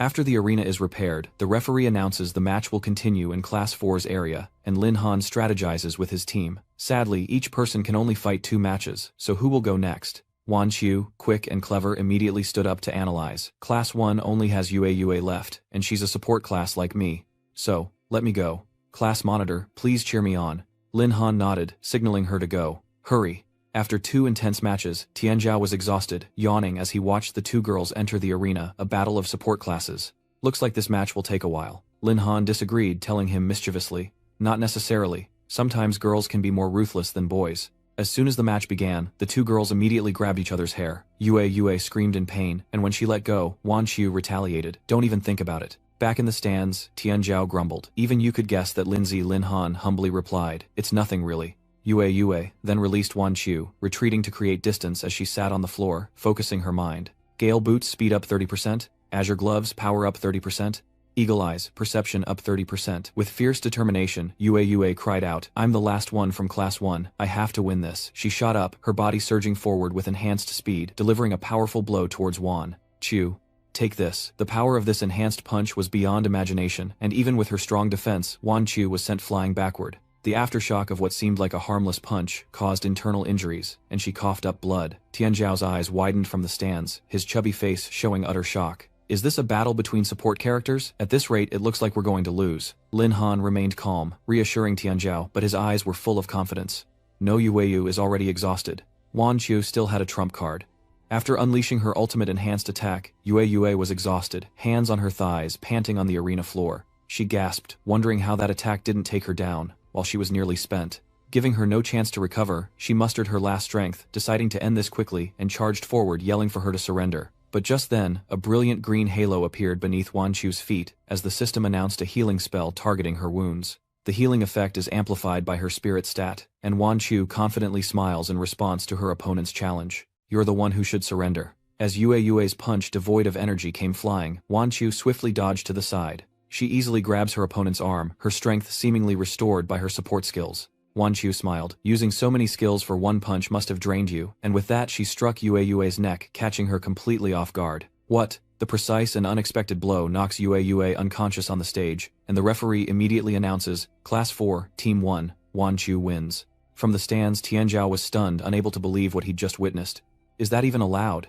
Just then, Shu Ting Nianwei and Su Yi ran over to Lin Han, beaming as they shared their victory. Class monitor Han Ge and our team just won too. Nianwei happily chimed in. Good thing we have. Han Ge, all the elite fighters from Class 1 are in your arena. The other opponents aren't even worth mentioning. Lin Han smiled, proudly praising them. You all did great. On the stage, the referee summarizes the results and announces, I now declare the results of the first round of the new student tournament. First, congratulations to Class 4 for defeating Class 1 and advancing to the finals. Just now, Class 2 has declared their surrender. Class 3 will face Class 4 in the finals, which will begin in 1 day. Contestants, prepare yourselves well. The finals are just 1 day away and will decide everything. Seeing this, Hong Pao angrily pulled Zhao Feng. Are they trying to get away? Is young Master Zhao really going to let this go? Enraged, he rolled up his sleeves and said, let it go. Like hell, we can't let them leave. The 2 of them stormed over to block Lin Han's group. Tianzhao pointed and said, what's that idiot doing here? Is he really trying to duel you over a haircut? Lin Han remained indifferent. Whatever he's planning, let's just play along. Zhao Feng steps forward angrily, shouting, Lin Han, you messed up my hair and I won't let it go. Lin Han coldly explained, I already said it was an accident. The referee has made their decision. Take it up with them if you have a problem. A chilling blue light engulfs the area as he summons the level 49 Frostbone Wolf without hesitation. I don't care what the referee said. You embarrassed me in front of the whole school and you're going to give me an explanation today. A massive silver wolf with a powerful physique appears and Zhang Zhen gasps in shock. So it's an Icebone Wolf and level 49 at that. Lin Han muses, so this is his trump card. Zhao Feng became even more arrogant. Don't say I didn't give you a chance. Lin Han, if you know what's good for you, you'll kowtow and beg for my forgiveness. Then shave your head bald. Hong Bao chimed in. Hurry up and apologize to young Master Zhao, or you'll regret it. Tianzhao couldn't stand it anymore and stepped forward loudly, condemning this bullying. Does the Academy's rules mean nothing to you? He sneers, showing utter contempt for any rules. Punishment, I've never feared it in my life. Let me tell you, I have the Zhao family behind me. He immediately drew his blade and shouted a challenge. Zhao family, Li family, what does it matter? If you want to touch Lin Zi, you'll have to get through me first. Seeing that Tianzhao was about to rush in, Lin Han raised his hand to stop him. Don't be hasty. Seeing this, he laughed derisively, saying, "You dare compare yourself to my level 49 beast with your mere third-level abilities." You stepped forward with a firm gaze, reassuring Tianzhao, "It's alright, fatty, this fool is no match for me. Just stand back and watch." Tianzhao reluctantly stepped back, but still worried. He cautioned, "Lindsay, be careful, this guy is up to no good." Having achieved his goal of luring Lin Han into a duel, Zhao Feng immediately commanded his wolf, his voice full of animosity. "Today I'll make you realize who the top freshman really is." Just then, a system notification popped up, and listening activated. He glanced behind him, sensing hurried footsteps. Could that be Mr. Kanhai's footsteps? Sure enough, Mr. Kanhai rushed over to intervene, stopping them. "Don't you know, the military academy strictly prohibits fighting." Beside him, Cam Bok, the third-year advisor, rushed to intervene. "Zhao Feng Hongpao, what are you doing here? Quickly recall your beasts." Zhao Feng immediately complied, and silence fell over the scene. However, Hongpao immediately spoke up with an accusation. "Mr. Wei, you finally arrived. Lin Han faked an accident during the match to frame us, and now he's deliberately surrounding us. You have to save us, teacher." Lin Han and his friends were stunned, frozen by the fabricated accusations. Helpless, he realized he'd never seen such brazenness. Ironically, the security camera he'd broken hadn't been repaired yet. Exploiting the lack of evidence, Zhao Feng feigned distress, adding, "Yes, Professor, I almost ended up in the hospital. You have to protect me, or this will be difficult to explain to the Zhao family and the Magic Association." Without even investigating, Jinbai completely believed his student, and turned to threaten Qinghai. Director Kan Zhao Feng comes from a respectable family, and is well-behaved and virtuous. "I will report this to Director Ye." With that, he pointed at Lin Han, insisting that he be expelled, to which An calmly retorted, "Outstanding character. By your logic, Lin Han is also the top rookie. Are you trying to expel my student based on his word alone? I absolutely will not allow it." Zhao Feng, feeling his qualifications were being questioned, struggled in anger, saying, "Teacher Wei, I'm not convinced. Just because he's in first place doesn't mean he deserves special treatment, and even the referee is biased." Towards him, he pointed at Lin Han, his intentions clear. "I demand a fair fight with Lin Han, and the final arena must be the Greywind Highlands." Seeing this, Tianzhao flew into a rage, scolding him for talking nonsense. "How can you twist the truth in front of so many people? Do you really think Class 4 is easy to bully?" Lin Han's face darkened as he frowned in thought. A poor attempt at provocation, but the Howling Highlands. I remember that area being mainly populated by Highland wolves and wind bats. Why would this idiot suddenly want to change locations? Is he plotting something? Zhao Feng revealed a cunning look.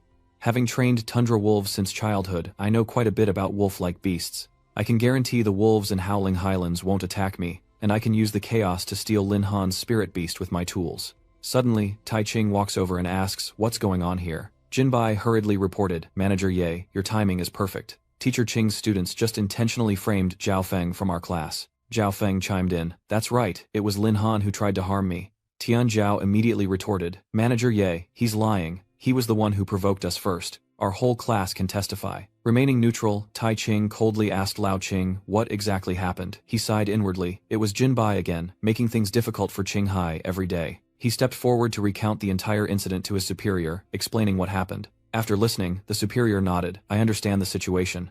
Both sides have their reasons, but young people are hot-blooded, and minor conflicts are normal." Tai Thon approves Zhao Feng's suggestion that competition fosters progress, agreeing to hold the finals at Greywind Plateau. At the same time, the competition rules will be adjusted to a 2-round format, with the first round requiring each class leader to lead their team to the designated location. Any student who doesn't arrive within half a day will be eliminated and barred from the second round.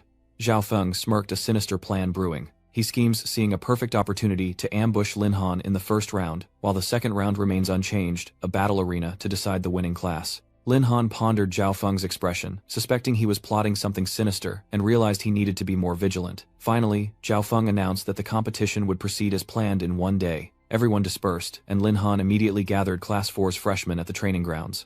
Tianzhao asked, puzzled, "Lindsay, why did you bring us to the training grounds?" Instead of answering directly, Lin Han issued a challenge. "You're all elites of Class 4. If you lose to Class 3 in the finals, I don't think any of you will be satisfied." Those words immediately ignited the fighting spirit of the group. Zhang Zhen clenched his fist. Of course, losing to those thugs would be a disgrace. Even Nian Wei reluctantly admitted that they didn't want to lose. Seeing everyone ready, Lin Han proposed with satisfaction, "Then let's practice a round." Tianzhao was stunned. "Practice." He summons A1 to his hand, and begins to explain. "Yes, pressure training. Your biggest problem is a lack of coordinated attacks, which puts you at a severe disadvantage against high-level beasts."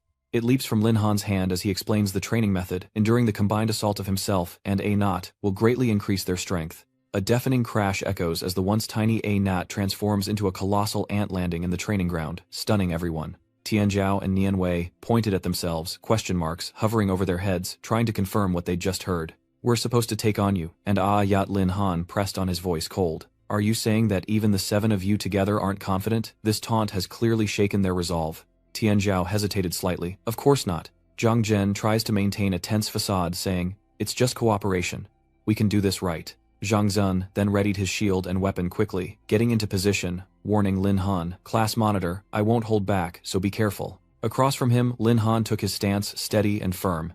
In that case, let's begin. Immediately he takes the initiative, his voice ringing out, I'm attacking. Copying the Iron Bone skill, Lin Han's body rockets into the air, rapidly closing the distance to his opponent. His first punch slammed into the shield, forcing Zhang Zhen to brace with all his might. The shield vibrated violently with terrifying power, and he was pushed back, but his 3 teammates quickly rushed in to support him. Their palm strikes miss as Lin Han leaps away, a good opportunity, but he needs to aim carefully. Tianzhao retorted that it was because Lin Zi was too fast. Meanwhile, Lin Han clenched his fist, gathering all his strength before slamming it into the ground, creating a powerful gust of wind that blew everyone away. Now Tianzhao truly understands how others feel when facing him head-on, finally realizing what Lin Zi's opponents must deal with. Wan Qiu rushes to Zhang Zhen, placing her hand on his shoulder and casting a healing spell. A soft light spreads quickly, restoring his health, and he gives her a thumbs up in return. Thanks, I feel much better. At that moment, Tianqi decided to go all in. He commands the massive tank forward. Cover me, I'll charge up my strongest attack for the leader. Suddenly, Zhang Zhen notices a knot is too close, and rushes forward frantically, warning, watch out. He immediately raised his shield, activating a protective barrier. Block for me. Light of Wisdom increases defense by 50%. He then turned to his teammates saying, I've got him. The rest is up to you. Contrary to the tense atmosphere, Yat remained calm, thinking, my master told me not to go all out, so I'll take it easy. But the moment she touched him, she was sent flying back dozens of meters, leaving her stunned. But I really only used a little force. Losing their defense, Tianqi panics. Damn it, I can't reach the class monitor from this distance. As Yat closes in, he can only sit still and shout, Mai Thay, we're done for. Su Yi reacted quickly. A teleportation gate. Tianqi looked back at him, relieved. Immediately, the two vanished, leaving A-Not dumbfounded. Meanwhile, Tianqi, locked in combat with Lin Han, noticed their sudden arrival. Realizing what's about to happen, he frantically retreats while Lin Han turns back to see Tianqi activating an energy cannon ready to fire. Sorry, class president. Then came an earth-shattering explosion, sending dust flying everywhere. Thinking they'd won, everyone jumped for joy, cheering. So Lin Han, you've finally met your match. But as the smoke cleared, Lin Han stood firm, shield in hand, a satisfied smile on his face. Little did they know, healer Su Yi could use space teleportation to coordinate with Tianqi, creating a mobile fortress. They had underestimated them. The sight left the group speechless. Their jaws dropped when they saw he was unharmed. What? Annoyed, A-Nat charged forward in pursuit. How dare they shoot his master? Meanwhile, as Tianqi runs for his life, he screams, damn it, class monitor, have mercy. Seeing that everyone performed well, Lin Han gave the order A-Not come back. She stood with her arms crossed, still frowning in anger. Then he turned back, smiled and praised. Your teamwork wasn't bad. In fact, it gave me some trouble. With that, today's special training comes to an end, and the group erupts with joy, their laughter echoing across the training grounds. Awesome. After practice, Lin Han called Liu Yi aside to ask him some questions, secretly using a skill to prevent information leaks and disrupt perception. Liu Yi had the best performance in this special training session, but he's just a healer, so how did he suddenly master spatial teleportation? Liu Yi scratched his head and replied, honestly, this is a teleportation talisman I just bought.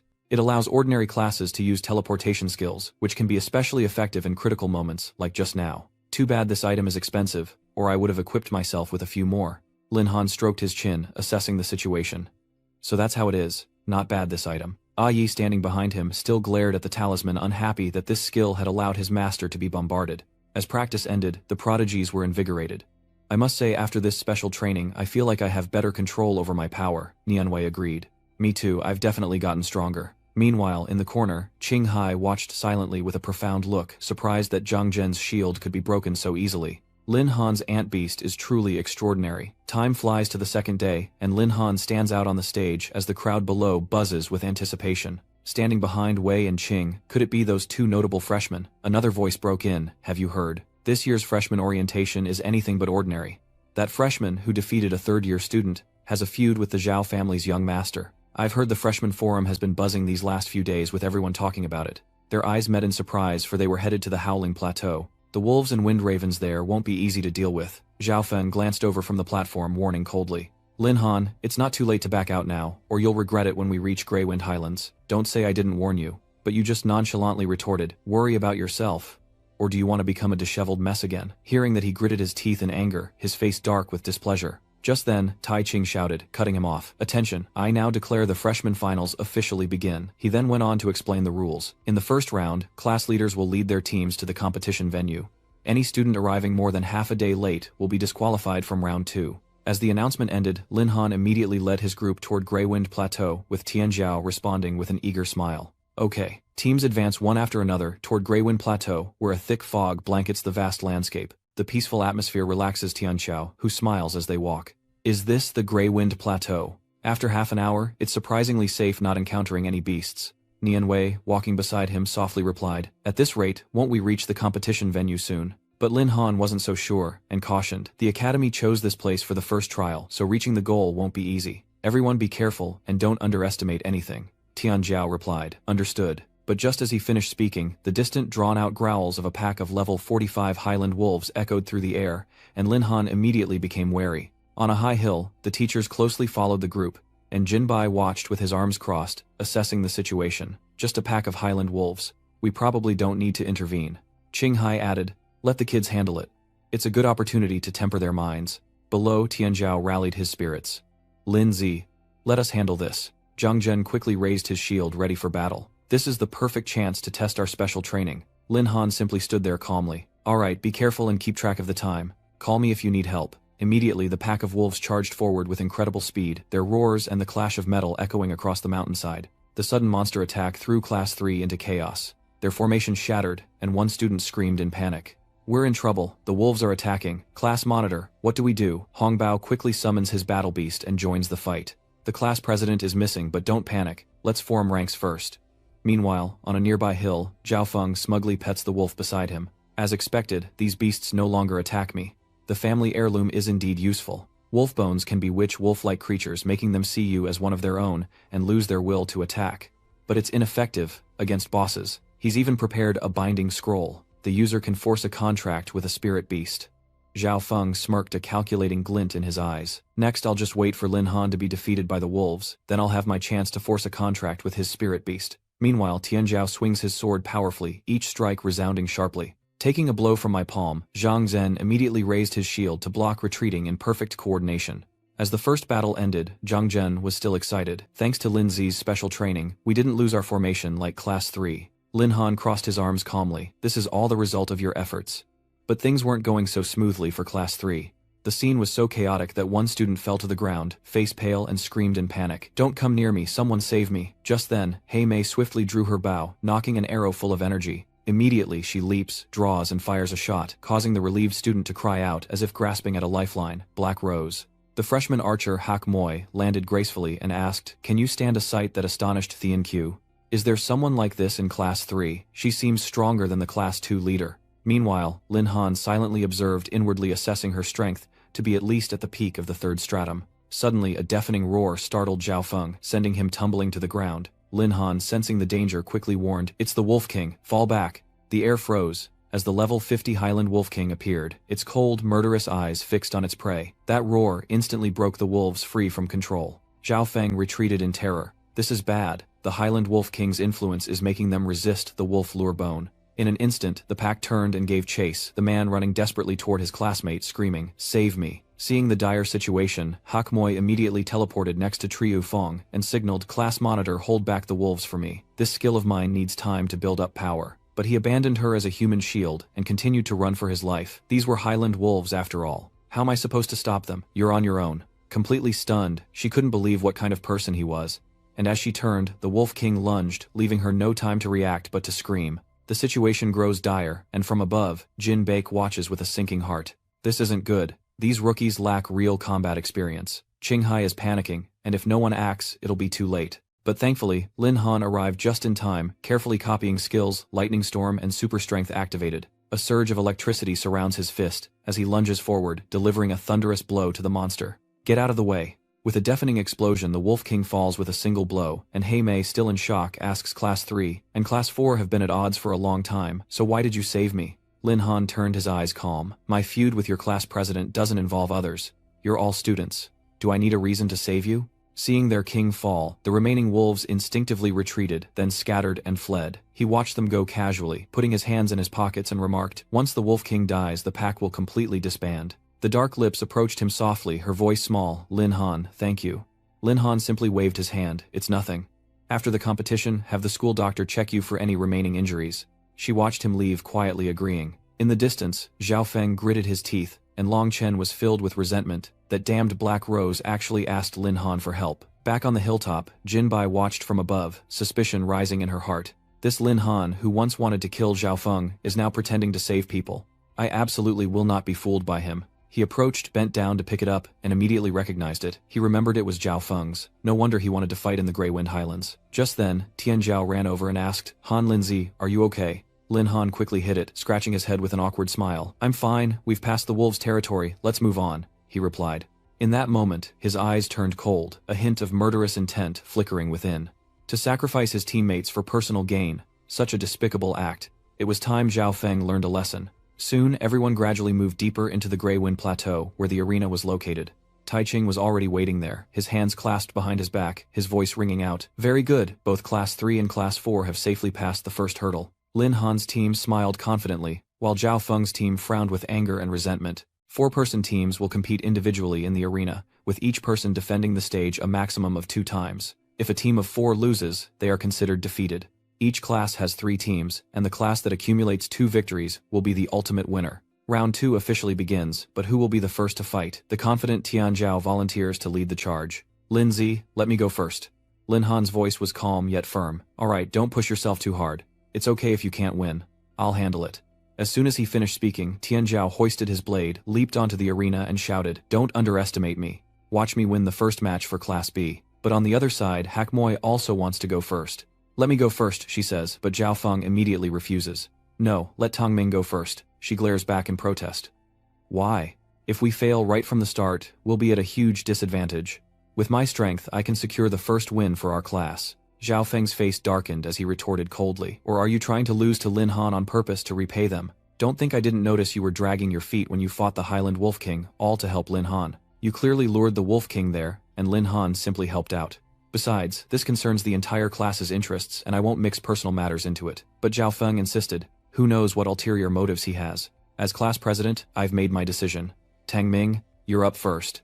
Tang Ming confidently stepped forward with his sword, as both sides entered the arena and introduced their fighters. Tang Ming, the 3rd-level greatsword warrior, and Tian Xiao, the 4th-level berserker. The pleasantries are over, and Tian Xiao immediately lunges forward, closing the distance and delivering a powerful blow. A surprise attack that catches Tang Ming off guard, but he manages to block it just in time. I didn't expect a fatty like you to be so fast. Before he could collect himself, Tian Xiao leaped into the air, focusing all his power into his weapon, and growled, You haven't seen anything yet. Below, Tang Ming takes a stance, gripping his sword tightly, and unleashes a whirlwind of deadly blades. Caught off guard by the attack, Tian Xiao was sent crashing to the ground, rolling several times. Tian Xiao lay on the ground, panting, covered in scrapes, causing the audience to worry and shout, Tian Xiao Zhao. Feng smirked. You can only bully the trash of Class 1.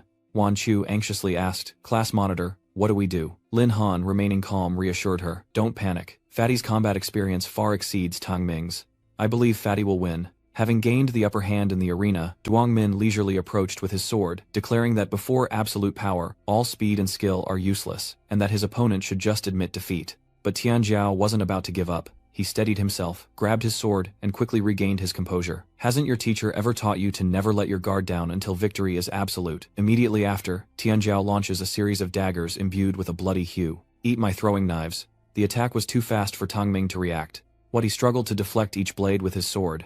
Despite her best efforts, Tang Ming couldn't evade them all. 2 throwing knives pierced his legs, causing him to collapse, his sword falling from his grasp. The blood-red blades seemed to drain his very life, his face hollowed, and he collapsed, unable to stand. The match ended, and Tai Ching immediately declared that Tang Ming was unable to fight. Jinbai, bring your student down for treatment. Class 4, the next contestant, prepare to enter the arena. The prodigy on the field sighed in relief and shouted to the stands, I won, how about that? Linzi Lin Han gave a thumbs up and smiled in praise. Well done. The unfavorable turn of events infuriates Zhao Feng. Damn it, the only way to win is to send in Hei Mei, but I need to make sure she obeys me completely and doesn't dare spare Lin Han. Left with no choice, he pointed and ordered, Black Plum, you're up next. take down that fatty for me. Black Rose immediately refused. I wanted to fight for the class, but you doubted my loyalty. Now that you're losing, you want me to risk it all. Sorry, this lady doesn't serve the likes of you. Hearing this, Zhao Feng threatened her, his voice full of malice. Whether you fight or not, isn't your decision. Your little brother is still in high school, right? The Zhao family could get him expelled with a snap of our fingers. The black-haired girl was stunned, never expecting him to be so vile. Alright Zhao Feng, leave my brother out of this. I'll fight.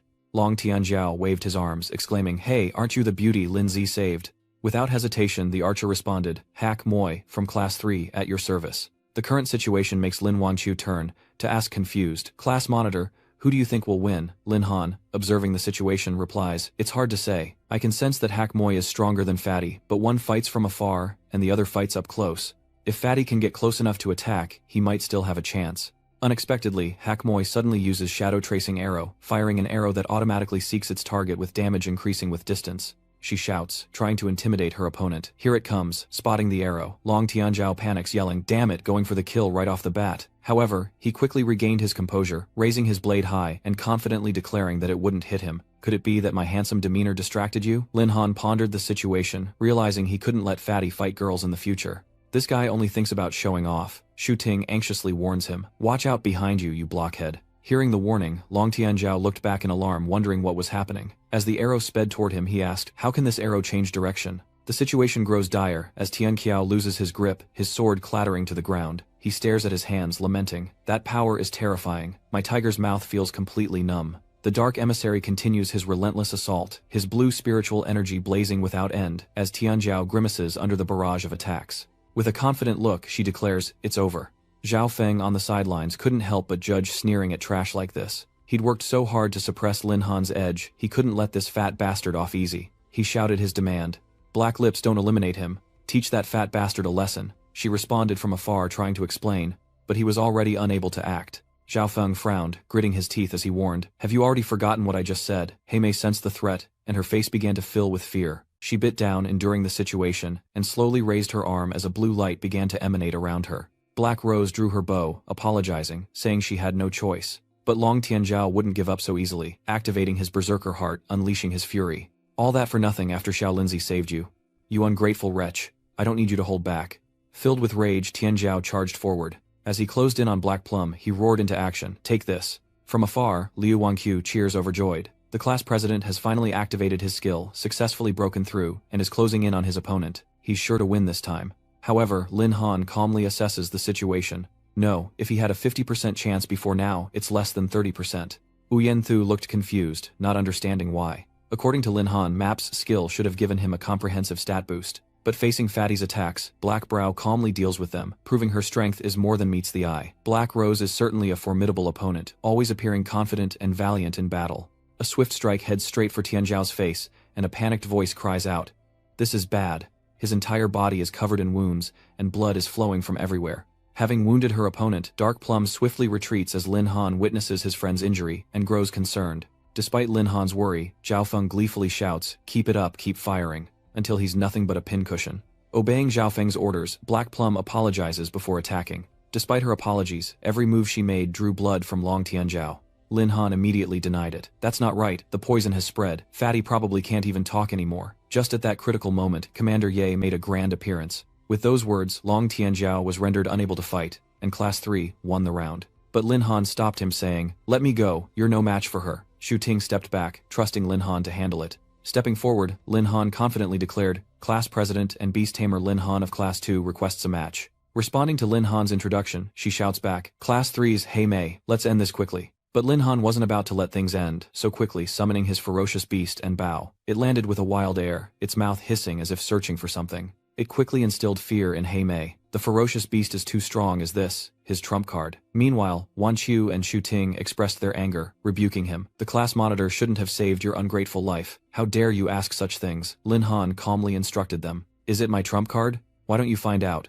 Without hesitation, Black Veil unleashed her shadow-chasing arrow. A 1 easily intercepted the attack, scoffing, You dare try to harm my master with that. Lin Han warned Yi, she can't withstand one of your punches, leave the rest to me. With that he stepped forward, preparing a swift ambush.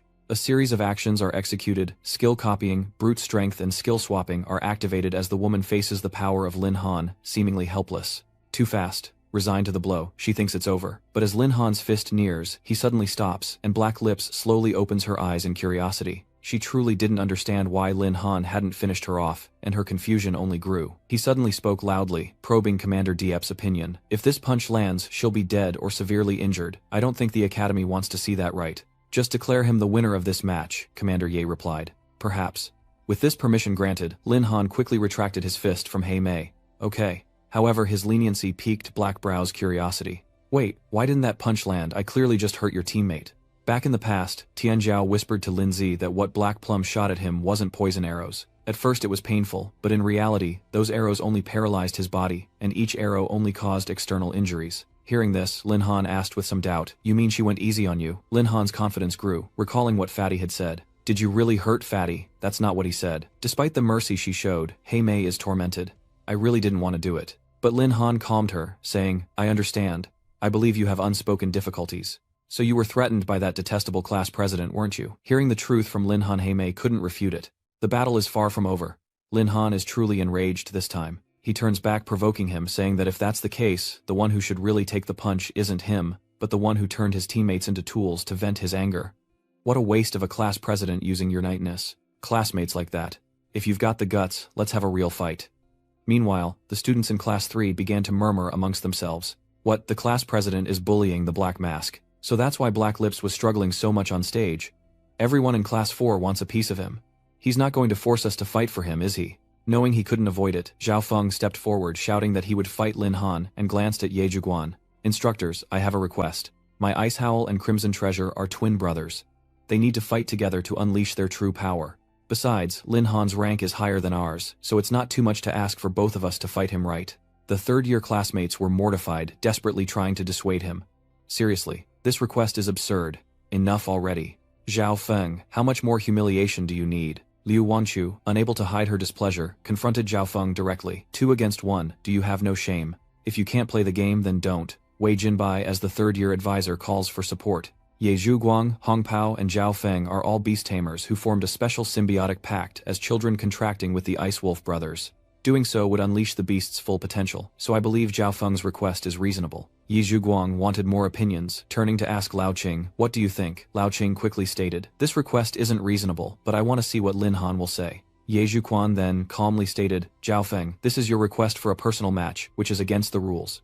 Lin Han has the right to refuse. But Lin Han only gives a knowing smile, confidently replying, if I can fight 2 at once, why would I refuse? The scene shifts to the impending battle, where Lin Han, backed by A1, taunts his opponents. Come at me, you 2 pieces of trash. Zhao Feng remains blissfully unaware of the grim fate that awaits him. He boasts, Lin Han, I didn't expect you to be so brave. These are my 2 level 49 beasts, a whole level above you. What do you have to fight me with? Hong Bao chimed in, that's right, if you kneel and kowtow to young Master Zhao now, we might just spare your life. The intense battle between Zhao Feng and Lin Han begins, their eyes locked in hatred and resentment. Amidst the heat of the battle, Wei Qinbai belittles Qinghai, saying, why doesn't Lin Han from your class apologize to Zhao Feng? These 2 icebone wolves are incredibly ferocious. If they take down Lin Han's summoned beast, he'll suffer a heavy loss. Why should Lin Han apologize when he's done nothing wrong? Yet Cam Bok continues to demand it with no basis. Kan Hai, think carefully. Even if Lin Han wins this match, it won't end well for him. After all, the Zhao family behind Zhao Feng has deep ties with the Magic Association. If Lin Han were smart, he'd know who not to cross. But despite the threats, Qinghai stands firm, defending his principles. As a teacher, if I were to advise others to bow down simply because of power, what lessons could I teach? What kind of people could I cultivate? You and I are not the same. These words infuriated Jinbai, who could only mutter the word you. The battle hadn't even begun yet. Zhao Feng was already making demands. Lin Han, kneel and give me your spirit beast, and I might spare your life. Faced with the threat, Lin Han pondered, so he wants my dire beast. Without the system's buffs, you might get it, but you won't be able to use it. Anat said, feeling frustrated. How could he be so happy, relying on him? Tiangu couldn't stand still either, eagerly saying, Master, let me go, I'll teach him some manners. Xiaozhen adds, full of spirit, that she will burn him to ashes with her blazing flames. Seeing the 3 girls' anger, Lin Han calms them down. Easy now, don't get worked up over a scumbag like him. Acting so cocky in a 2-on-1 fight, anyone would think he was something special. Meanwhile, Zhao Feng postured, ready to attack, and as Li Wei charged forward, Hong Bao cheered, yes, immediately, followed by the fearsome roar of 2 icebone wolves. Lin Han remained calm, his eyes closed, as if contemplating something important, leading Zhao Feng to gloat, assuming he was too scared to attack. Little did he know, Anat, Thienkok, and Tu Chan were united in battle, fearlessly facing the Icebone wolves with unwavering resolve. Suddenly, the Icebone wolves' eyes dimmed, and they looked more unstable than before. Hong Pao, observing the situation, cried out in alarm. "Oh no, young Master Zhao, our beasts are being suppressed, we have to recall them." Zhao Feng grimaced, retorting, "Why? Do you want me to lose?" To Lin Han, Hong Bao pleaded with Zhao Feng, "This isn't the time for pride. If we lose our beasts, we're both finished." Seizing the opportunity, Lin Han decisively orders an attack. Yi rushes towards the Icebone, wolves its immense power, leaving them riddled with wounds. Following their previous success, Tiangu and Xiao Zhensha unleash a barrage of yellow flame lightning storms, the light of an unyielding battle now completely dominated by Lin Han. The two Icebone wolves are completely obliterated by the relentless assault, leaving Su Nianwei somewhat surprised. Brother Han is really going all out. Tianzhao clasped his hands in glee, clearly enjoying the spectacle. Only now does Jinbai voice his displeasure, saying that Qing Lin Han has gone too far. Qinghai calmly replies that it was just a miscalculation of force during the match, and wasn't Zhao Feng arrogant as well? He sees nothing wrong with it. With eyes wide, Jinbai angrily retorts that the two Icebone wolves were cultivated by the Zhao family at great cost. Now they've been destroyed by Lin Han. The Zhao family will never forgive him. Ignoring Kambok's threats, Kanhai confidently declares this was an official military competition, and Zhao Feng's skills simply weren't up to par. If the Zhao family makes trouble over this, they'll be openly trampling the academy's rules and challenging the military's authority. Would they dare? Zhao Feng weakly speaks. You dare. Beside him, Hong Pao collapsed to his knees, muttering in despair. No. Lin Han and his trio stand unfazed, mocking their opponents. Is that all you've got? I don't know what you're so proud of. Zhao Feng failed and screamed in agony. Lin Han, you destroyed my savage beast, I'll risk it all. He turned and demanded the entire third-class charge and take down that brat. But no one respects the words of a loser. The third-year students all shook their heads. I'm not doing it. You already lost a 2-on-1, so give it a rest. Now you want us to abuse our power. Yeah, I'm not doing that either. It's way too embarrassing. Zhao Feng froze at his classmates' reactions, muttering angrily. Looks like your embarrassment is just giving Lin Han more ammunition. Does no one listen to you? What a clown. Zhao Feng, provoked, roared, Lin Han, don't get cocky. I have tools, I can still beat you. He quickly pulls out the scroll of binding. Seeing the tool in Zhao Feng's hand, Lin Han broke out in a cold sweat, his mouth moving slightly.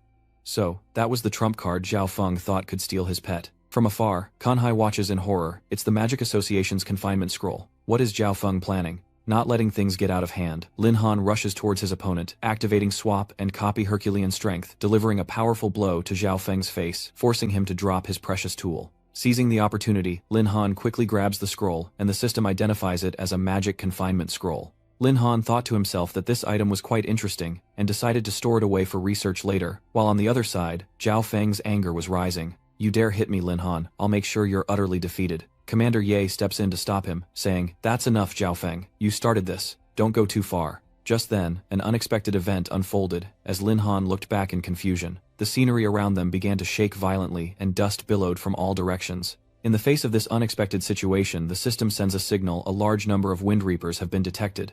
Subject, please be careful. Commander Ye steps forward protectively, concerned for the students. Trouble. It's a migrating swarm of razor bats. Everyone prepare for battle. The situation is critical. Bai He requests Class 3's assistance. First, get Zhao Feng out of here. Class 3 respond. Yes. The scene grows more chaotic as Qinghai points and shouts, Ye Zhu Guan, look over here. A blurry image appears. A queen and a massive swarm of windblade bats fill the sky. Ye Zhu quickly assessed the situation. Could that be the Night Queen? Qinghai curiously added, the Night Queen, a legendary king-level beast so rare that only one in tens of thousands of windwing bats has the potential to evolve into one. Ye Zhuquan used his phone to send out a warning, and his location a bit fearful because if it really was the Night Queen, he might not be a match for it. After a series of operations, Ye Zhuquan successfully sent the information. Having signaled for help, Yi Taiqing turned to Jinbai and Qinghai, saying that as soldiers and teachers, they absolutely could not abandon their students. The distress signal had been sent. Using the Academy's 3 talents defense formation, we must stall for time until the Academy's rescue team arrives. Kanhai and Kambok agree. The students huddle together against the Windblades as Tianzhao adds another complaint. Zhao Feng is such a troublemaker. If it weren't for him, we wouldn't be in Greywind Highlands and wouldn't be in this mess. Su Nianwei urges them to stop complaining. Meanwhile, Lin Han struggled to use his shield technique, trying to move the shield toward the others. He instructed, everyone stick close to me. Fatty used the Xuanwu shield to protect the girls. Upon receiving the order, Tianzhao loudly replied, understood. Meanwhile, Ye Zhuguan and the two instructors focused on combining the three talents formation. Even Jinbai, usually irritable, worked together to cast lightning spells in this crisis. With one final technique, Qinghai focuses and unleashes his power, quickly activating the three talents defense formation, shielding the students from danger. Ye Zhu looked around and muttered as if provoking his opponents. The scene grew more chaotic as the Windblade bats dove in like lightning, all crashing into the defensive formation. Their wild power unleashed, some managed to break through, threatening the students' safety. Kanhai anxiously instructed Lin Han, "We need to maintain the grand formation to keep them out. Any bats that get through are your problem. Protect our class."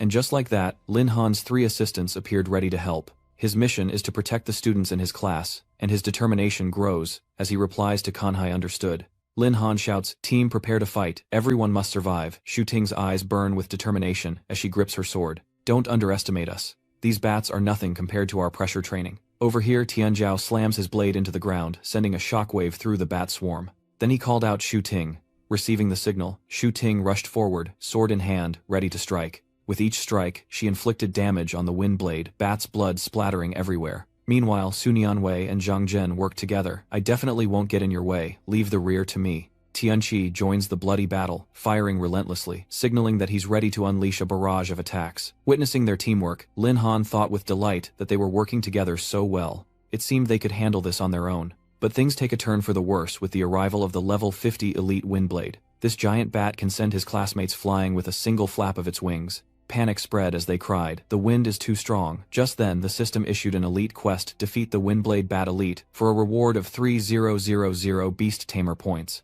Lin Han was a little surprised. It was an elite quest. He began to calculate and strategize. "Xiao Zhen, Tiangu, I'm counting on you both." They respond with unwavering resolve. "Understood." Xiao Zhen and Tiangu soared into the sky, hands outstretched, ready to strike. Phoenix Blaze Tempest. The scene is instantly engulfed in light and swirling fury. In an instant, the system registers the situation, completing the mission. Defeat 10 elite, Windblade fallen. Progress, 100%. Mission reward 3000 beast taming points, successfully received. Hei Mei curiously asks Lin Han, "Did you take all of these down?" Even exhausted, Wan Chu showers him with praise. Team leader is amazing. The instructor witnessing the situation was frozen in surprise. These skills clearly belong to the true Phoenix and Thunder Rock of the 10 primordial vicious beasts. Could Lin Han's summoned beasts be primordial vicious beasts? The scene suddenly fades, the wind blades and the woman receding into the distance. Confused, Qinghai looks around and wonders, did the Shadow Queen disappear? Ye Zhuguan replied, "Perhaps the Shadow Queen doesn't care about us as long as the students are safe." Lin Han instructed, "We still don't know the situation outside, so we can't stay here long. We'll retreat when the school's rescue team arrives." Kanhai begins to show his confusion. He whispered to Ye Zhuguan, "I just noticed the skills of Beast Tamer Lin Han. If I'm not mistaken." Ye Zhuguan panicked and shouted. What he demanded, "Lam Han, come with me for a moment. Everyone else stay put." Lin Han obediently moved over. "Sect Master Ye, you called for me." Yi Taiching pressed him seriously. "Tell the truth, Lin Han. Where did you get that ferocious beast?" He began to think carefully. He hadn't wanted to reveal the secret of the ancient 10 fiends so soon, but the situation had been dire. He had no choice but to act to save people, so it seemed he could only gloss over it for now. He scratched his head, replying awkwardly that he caught them in the wild. But Ye Zhu was unconvinced, saying sternly, "Lin Han, I'm not a child. I've seen my share of fierce beasts. Those beasts of yours don't seem like they were caught in the wild. They look more like ancient bloodlines. Like..." Here Ye Taiching lowered his voice, careful not to mention the ancient 10 fiends. Hearing the words 10 primordial fiends, Lin Han broke out in a cold sweat, his mind racing. He'd been found out. What should he do? Should he just come clean? Just then, an unexpected situation arose. As a large amount of gas spread from the ground, Team Leader Ye sensed something was wrong. The surrounding aura was off. Growing frantic, Kanhai repeatedly asked Chief Ye, "What's happening?" Ye Taisheng calmly urged everyone to stay put, suggesting it might be an enemy attack, and ordered them to quickly regroup. Even after observing his surroundings, Lin Han couldn't identify the threat. Sensing the increasingly bizarre situation, Qinghai shouted a warning, "This fog is strange." Zhao Feng muttered in the mist, "I can't use my strength. I don't want to leave yet. It's all because of Lin Han." Danger approached Lin Han, and the protective trio appeared, warning, "Master, be careful." But the more Lin Han sweats, the more his senses fade. His eyes flutter, and the images before him blur. And just like that, the 3 figures before Lin Han faded into the mist, his eyes slowly closing as he succumbed, sinking into another place, awakening in confusion. Where is this?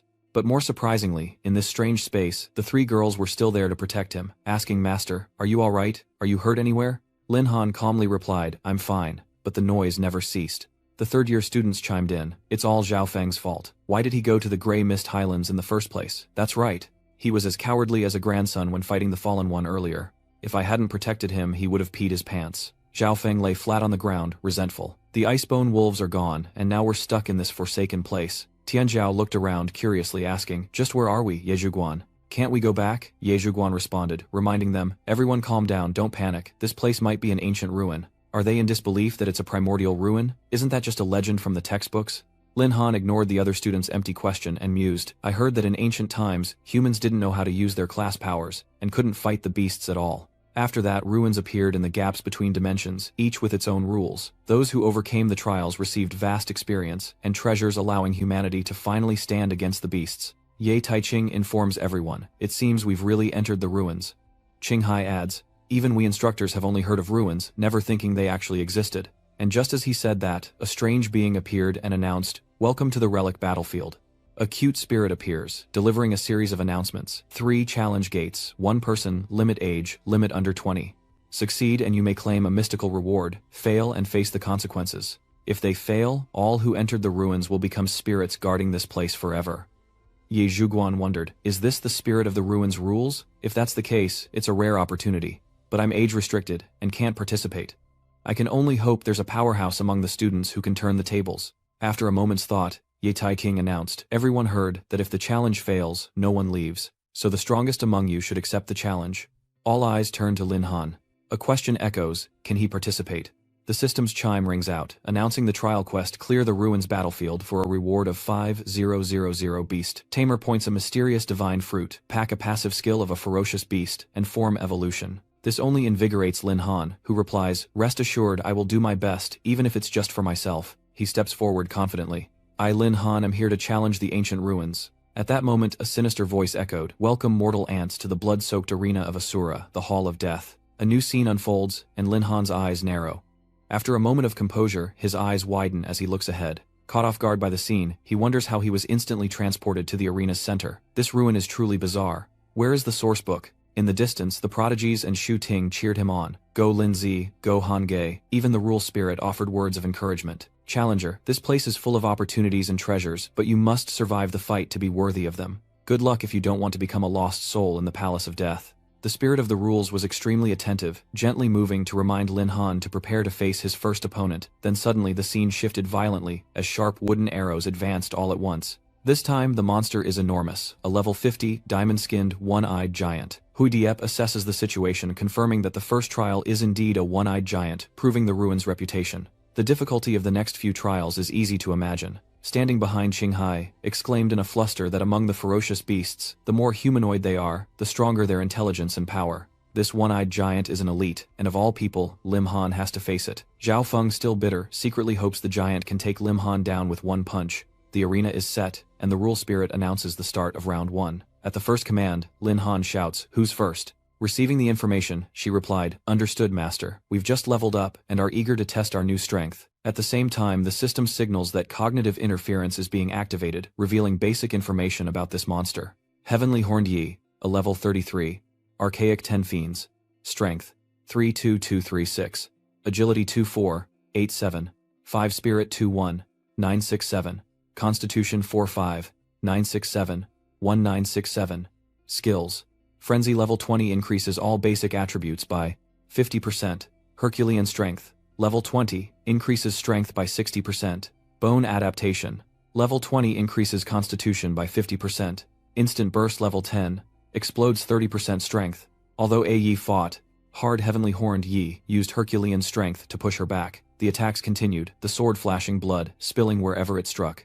Yi looked up in surprise. You're surprisingly strong. Heavenly Horned Yi, still straining, prepared to attack, but its slowness proved costly. Yi rushed forward, slashing its abdomen, shouting, eat this. In this clash, the Heavenly Horned Yi lost its balance, its massive form teetering backward. The system quickly updated Lin Han with new information. Clearing the first stage of the relic battlefield earns him 500 beast taming points, prompting him to ask, Is that all? We get rewards for clearing stages. Is it always this good? The thrill of victory spreads as Tian Zhao cheers. Lin Zi, you're amazing, you're my idol. Even Commander Ye can't hide his pride. As expected of Lin Han, anyone else would have struggled with this first trial. In stark contrast to that pride, Jinbai Nianjiang was displeased. 2 fists were all it took to defeat the Cyclopean giant. Could it be that in his previous match with Lin Han, he hadn't even used his full strength? Damn it. The spirit of the rules senses Lin Han's victory, cheerfully announcing first trial cleared. Continue the challenge. From the dark pit something emerges, each footstep sending tremors of fear. The monster's massive hands grip the walls, causing the very ground to shake. Facing this trial, everyone worriedly warned Lin Zi to be careful. A single strike from this monster could turn the earth to dust. Lin Zi frantically stumbles backward as the monster is revealed to be a level 51 Bloodsteel. A Kingang race. Yet Lin Han looks down on this monster with contempt. So you only know how to sneak attack. You're not even as decisive as that Cyclops from before. Ye Zihui watched the monster appear and exclaimed, "A blood gorilla." While not as strong as the one-eyed giant, this species can evolve and explode with power when cornered. Hopefully this blood ghoul won't evolve during the fight. Lin Han assessed the situation and shouted, "A1, take it down." On command, A1 rushes in, ready to strike her immense power, descending swiftly, but the monster's counterattacks are just as fast. After a fierce battle, A1 paused, panting, and exclaimed, "Damn, it's too fast. Our current strategy is unstable. I'll try this instead." The system immediately updated, maintaining the launch of cognitive interference, and subsequent moves flew towards the level 51 blood ghoul, with significantly increased speed and destructive power. The monster couldn't withstand it. Its body quickly engulfed in flames, its charred remains, scattered limbs separated by meters. Ah Yi happily announces. Complete. Lin Han approaches, ruffling her hair and praising, "Well done." Hearing this, Anat was overjoyed, thanking her master for the praise which made Tiao Shan and Tian Kok jealous. "Master, we want to fight too." The atmosphere of the battle suddenly intensifies. Commander Ye shouts a warning. "This is bad. The blood fiend has evolved. Lin Han, be careful." Lin Han quickly surveys the situation, surely already formulating a plan. Lin Han eyed his opponent warily as the blood demon slammed its sword into the ground, unleashing a torrent of red energy. It was now at the level of a necromantic armor, a level 53 blood demon. Tai Ching assesses that it's fused with a necromantic armor. This is troublesome. Qinghai worries that fused beasts are already rare, so Lin Han must be in trouble this time. He analyzed the situation, noting that beast fusion was similar to what he'd seen at Bitterwater Marsh, and he'd have to study the underlying principles later. The system indicated cognitive dissonance was being activated. Lin Han summons Ah Yi to charge ahead, deciding to deal with it first.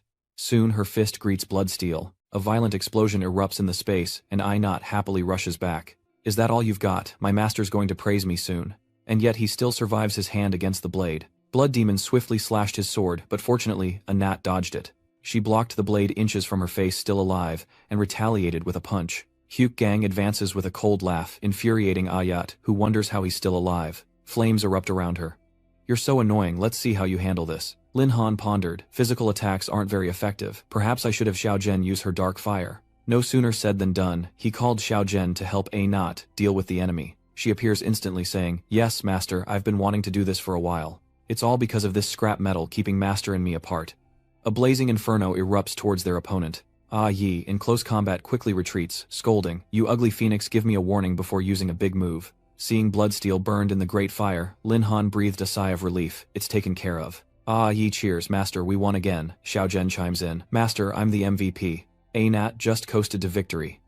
Alright, he placates. "You're both my MVPs." Suddenly, a sonic wave emanates, forcing Lin Han to cover his ears, and even Xiao Zhen is visibly disturbed. "This sound," Tai Ching exclaims in shock. "What's going on?" Ail wondered, stunned. "Master, that monster is getting back up. It seems the battle is far from over. Just what is this thing?" At this moment, Blood Iron has upgraded to a level 55 Demon Flame King, a mystical race. Tai Ching speculates, could this be a ferocious beast of the ghost spirit type? A Ghost Fire King Qinghai responds in disbelief. How could a beast like this appear in the ruins? Aren't they supposed to be extinct? He shouts a warning. "Lin Han, be careful. The Fire Demon King is immune to physical attacks and specializes in mental disruption. Quickly use your abilities to strengthen your mind." You immediately came up with a countermeasure against physical attacks. Ah Yi tests the monster's strength following their orders, as they both attack Bloodsteel and Yellow Flame with their specialties. His body continues to evolve, becoming even more powerful. The flames of Hong Wiem pass right through him, causing no damage. Even Anat's punch flies through the air. He's shocked that he can't actually hit it. Suddenly, Bloodsteel roars, surrounded by a powerful mind-bending force. Tai Ching worries, this is bad. Lin Han doesn't have a mental shield skill. He won't be able to withstand this mental attack. He thought in frustration, how could this damned mental skill rob him of his body? Fragments of memories flashed through Lin Han's mind. He urged himself on, knowing the A-team couldn't hold out for long, and he had to escape this state quickly. System, is there any way to help me break free? The system alerts him that after breaking through his beast, Tiangu has acquired the advanced mental attack skill Thunderclap, which can eliminate the mental control the demonized king has over him. Does he choose to break through? Lin Han immediately gave the order. Break through. Transfer all my remaining beast points to Tiangu. The system acknowledges the command, and a surge of power engulfs her. Qinghai says worriedly, Ye was careless. I fear Lin Han is in grave danger. Think of something quickly. He replied, but no one can break the power of the ruin's rules. For now, we can only place our hopes on Lin Han himself, Zhao Feng muses. Indeed, every dog has its day. If Lin Han dies, his beasts will be mine. Meanwhile, Xiao Zhen worries that their attacks are ineffective. What can they do? Meanwhile, Ayat is giving it his all, determined to avenge his master by defeating this monster. Just then, a bright light shone above Xiao Zhen, who wondered why Tiangu had appeared. In Tiangu's arms is a spent Lin Han, grateful that her master's empowerment allowed her to break the demonized king's mental interference. He replies, thank you for your hard work. Then Tiangu launches a full-force attack, using a new skill to destroy the demonized king's illusion. Little Zhen and A-Il fully cooperate, relying on each other.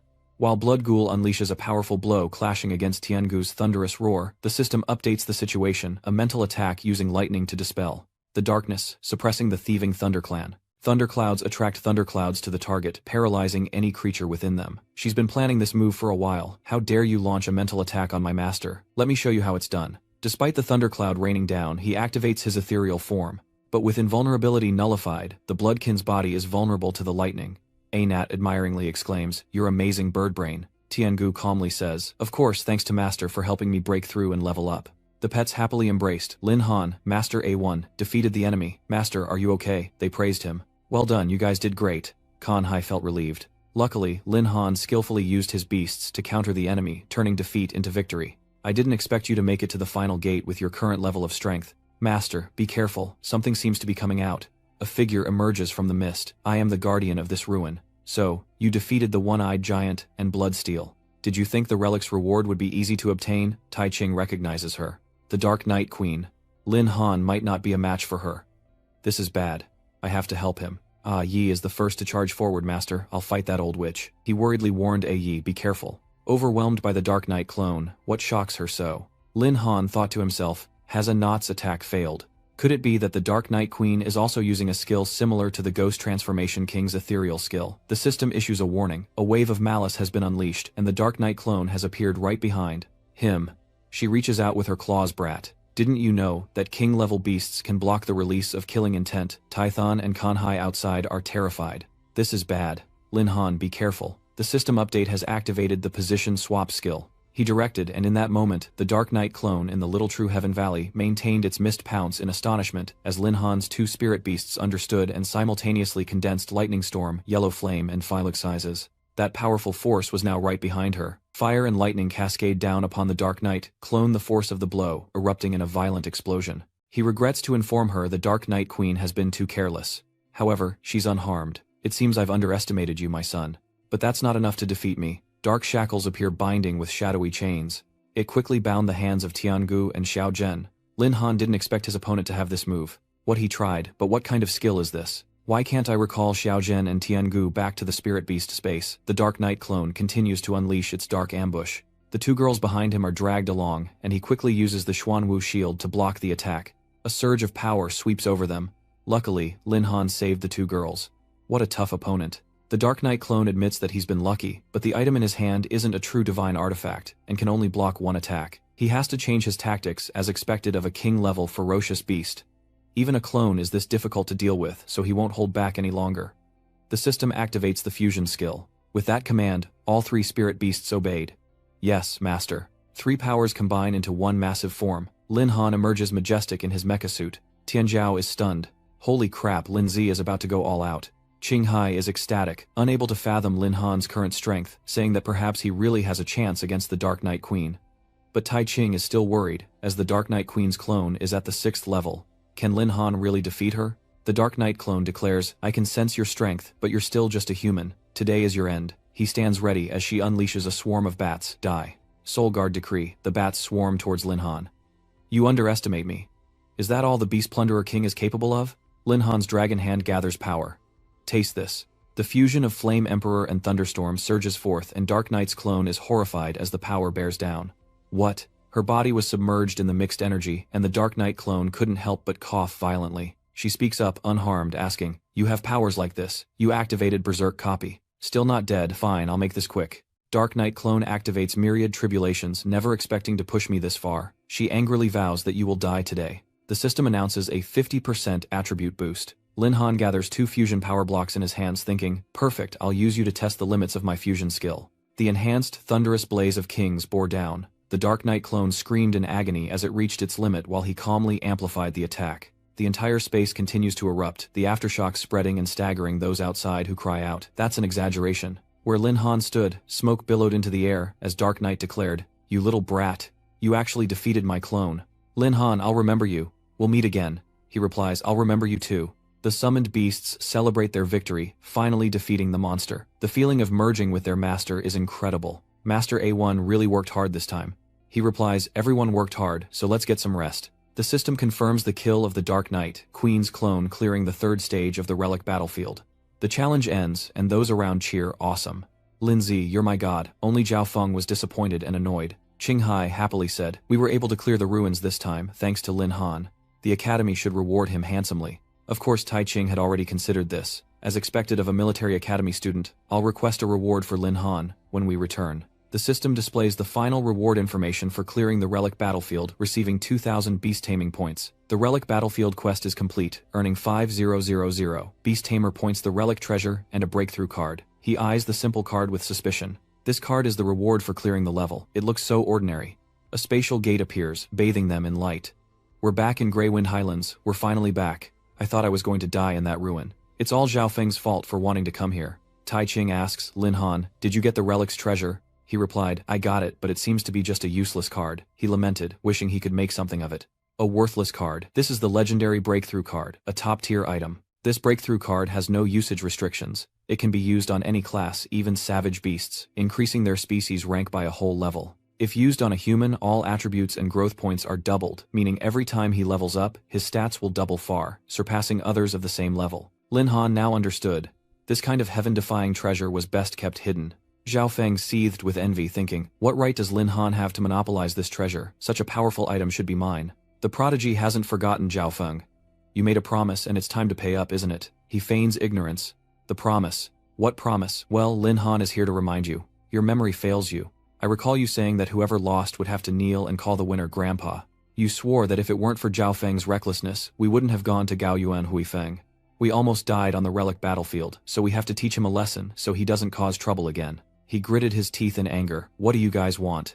Zhao Feng turns back with pleading eyes, calling out, "Teacher, I'm here." The Tai Ching instructors remained neutral, as the academy wouldn't interfere in private agreements between students. Kan Hai added, "That's right, Zhao Feng. If it's a bet you proposed, you have to honor it." Even Jinbai avoided making eye contact. Lin Han just defeated the Dark Knight Queen and is in the spotlight, so it's best not to interfere. The surrounding classmates don't hesitate to openly criticize. "It's all your fault. We almost died." "Yeah, I've had it with him for a while now." Zhao Feng muttered darkly. "Damn it, is this all I can do?" His knees buckled, eyes squeezed shut as he cried out, "Grandfather!" Lin Han has spared him, which is fine for now. Next time, know your limits before showing off, lest you get struck by lightning. The prodigy taunted before leaving. "Goodbye, grandsons, don't bother seeing us off," he cursed. "Damn it, Lin Han dared humiliate me in front of everyone. The Zhao family will never forgive you." Tython announces that the danger has been eliminated, so let's continue the previous competition. Contestants from both sides, please step up to the stage. The contestants from both classes stepped forward, Shu Din, from Class 4, and the Six-Armed Swordsman, from Class 3. They quickly tested their strength, and the fighter was blown away with a single blow. He declared all the participating fighters from Class 3 eliminated, and Class 4 the victor. Amidst the cheers, Wan Qiu and Tian Jiao rejoiced. "We won, Shu Ting did great." At the gate of the military academy, the entire group had arrived. Tython announced to Lin Han's group, "In this trial, the winning class is Class 4, and each member will receive 500 merit points. Lin Han, who performed exceptionally well in the relic battlefield, will receive an additional 1,000 merit points with all rewards distributed the following day. Now everyone go back and get some rest." The team members are overjoyed. Class president, "All right, I can finally have a celebratory meal." Meanwhile, Lin Han is preoccupied with Tython. Why does Master Ye look so serious? During the fight in the ruins, I didn't hide my A-rank association to win, so Master Ye Zhuguang must have noticed. Does he want to ask me about the ferocious beasts? Someone's calling from behind. Lin Han, you're asking for it. This voice. It's Bai Bing pinching his ear in anger. So you think you're all that, huh? So you dared sneak off to a dangerous place like Grey Mist Highland behind my back. If the dean hadn't told me how quickly you were improving, I wouldn't have known. Lin Han cried out, Sister Bing Tao. Seeing this, Xu Dingtong and Nian Wei wondered, who is that? Why is she so affectionate with Han? Why doesn't the formidable class president resist? Tianzhao introduces him. You two don't know, but this is Lindsay's only weakness. Bai Bing hearing this scolds, Tianzhao, shut your mouth. Meanwhile, he's begging her to stop, saying it hurts and that his ear is about to fall off, but she just drags him away. So you do feel pain, pulling dangerous stunts like that. Just wait until I get my hands on you. Lin Han was embarrassed. Bing Jie, can't you give me a little face? Tai Ching thought to himself, there's always someone better, and decided to talk to Lin Han in private, perhaps after the rewards ceremony tomorrow. Finding a more private spot, he began. Sister Bing, you know everything. Bai Bing questioned him. I sent you here to study. What kind of bet did you make? And he even went to a dangerous place like Greywind Highlands. He replied, Bing Jie, I didn't expect Greywind Highlands to be so unpredictable, but I'm safe and sound, aren't I? And I even obtained a breakthrough card from the ruins. Look, Bing Ji, aren't you surprised? A breakthrough card, Bai Bing cautioned. I got a treasure from the ruins. Don't show it off to anyone. The breakthrough card is too tempting, she warned, to avoid attracting unwanted attention. Lin Han obediently replied, Yes, Sister Bing, don't worry, I'm not a kid anymore. He suddenly took Bai Bing's hand, then changed the subject. Enough about that, have you been well? I've missed you so much. Bai Bing admits that she misses him too. Lin Han blushes, thinking that something feels off. This is the first time Bai Bing hasn't been so forceful. It's rare to see her like this. I really don't know what to say next. She hugs him, calling him a fool, just like before. Alright, I just happened to be passing by, so I came to check on you. You should know that possessing a treasure invites trouble, so keep the breakthrough card a secret. With a charming wink, she tells him to remember her, as he heads to Taichung's office. Seated in his office, he began, Lin Han, you've received the merit points for winning the freshman competition. Correct, Lin Han replied, I received them this morning. Tai Thon retrieves a wooden box, saying that, due to his outstanding performance in the ruins, the Academy's higher-ups have decided to reward him with a level 40 ferocious beast. Lin Han was surprised. A level 40 ferocious beast. Thank you for the Academy's consideration. Qinghai sighs in relief. That's great. The Academy should have been this generous a long time ago. But inside the box was just a withered tree. Kan Hai was disappointed. What? Is that all? Just a worthless tree stump? But Lin Han was more perceptive. Ye Zhuquan didn't seem petty, so could this tree have something special? The tree root suddenly contorts and moves. Qinghai with a keen eye recognizes the aura of a savage beast hidden within the plant. This is a twin-leaf grub, Tai Ching confirms. Indeed, this twin-leaf wormwood may seem weak, but it actually possesses the blood of an extinct ancient species, making it extremely rare. You argue that while precious, its weak attack power won't help Lin Han improve his strength much. Such a narrow-minded view. Can't we change Lin Han's reward? Tai Ching asked with a hidden meaning. Stingy, I think the twin-leaf wormgrass is the best reward for Lin Han. He knew in his heart that his beasts were all ancient, ferocious creatures anyway. He hesitated about the leaf monarch. Thon interrupts. Lam Han, do you remember what I told you before? Your strength is considerable. As long as you don't harm the Empire's interests, the military academy won't care what kind of beasts you use. You can rest assured. Thank you, Lin Han thought. Ye Zhuquan knew, but he didn't expose me. Only Qinghai didn't understand the hidden meaning. What was going on? In the quiet, secluded back hills of the academy, after examining the cordyceps, Lin Han realized that Principal Ye had indeed given him a great gift, perfect for using his blood, to awaken its ancestral power, directly linking to his fourth, spirit beast, as the system displayed its information. Twin-leaf beetle grass a wood. Ancient race level 39 strength 1000. 986 agility, 1000. 564 spirit 1000. 100 constitution 3000. 350. Confirm use of ancestral blood. He selects confirm, and though nothing seems to happen in the clearing at first, a green light suddenly emanates from the box. It was so powerful it sent Lin Han reeling back, as the twin-leaf grass transformed with full attribute information. 9-leaf swordgrass, a level 39, archaic 10 fiends, race with 60370 strength, 48090, agility, 43120 spirit, 70620 constitution level, 10 grass sword art, one of the 3 great sword arts of ancient times, unleashing powerful sword energy, with the power to cut through space-time and tear the universe. Level 10, bodyguard sword aura, creating a strong defensive barrier for itself, or the Beastmaster. Level 10, transformation, able to transform into the 9-leaf sword, becoming a sharp weapon for the Beastmaster to destroy the heavens and extinguish lightning. Lam Han stammered level 39, such a high level. She spoke, "Are you my master? I sense that this beast tamer is a new cold type." Lin Han stood and acknowledged, "Yes, please take care of me from now on." She replied, "Understood, master. Juye will do everything to protect you." Nine-leaf sword grass began to transform into a new form. Lin Han stared blankly at the beautifully crafted sword before him, praising it without reservation. The transformed appearance is absolutely amazing. Lin Han swung the sword. "Let me test your power." The slash severed the trees before him, and he marveled casually, unleashing another wave of sword energy. "So powerful, I didn't realize my beasts could be used this way. Now I have another fighting method. If only the Ace Association could become as strong as 9 leaves. That's right, I still haven't used the evolution form reward from completing the relic challenge. The system displays information: evolution form, ferocious beast skill, passive evolution, based on the ferocious beast's level, 30% probability, ferocious beast evolution, complete overall attributes increased by 30%. Your ferocious beast has successfully evolved. 9 leaves happily reappears. Master, my power has increased.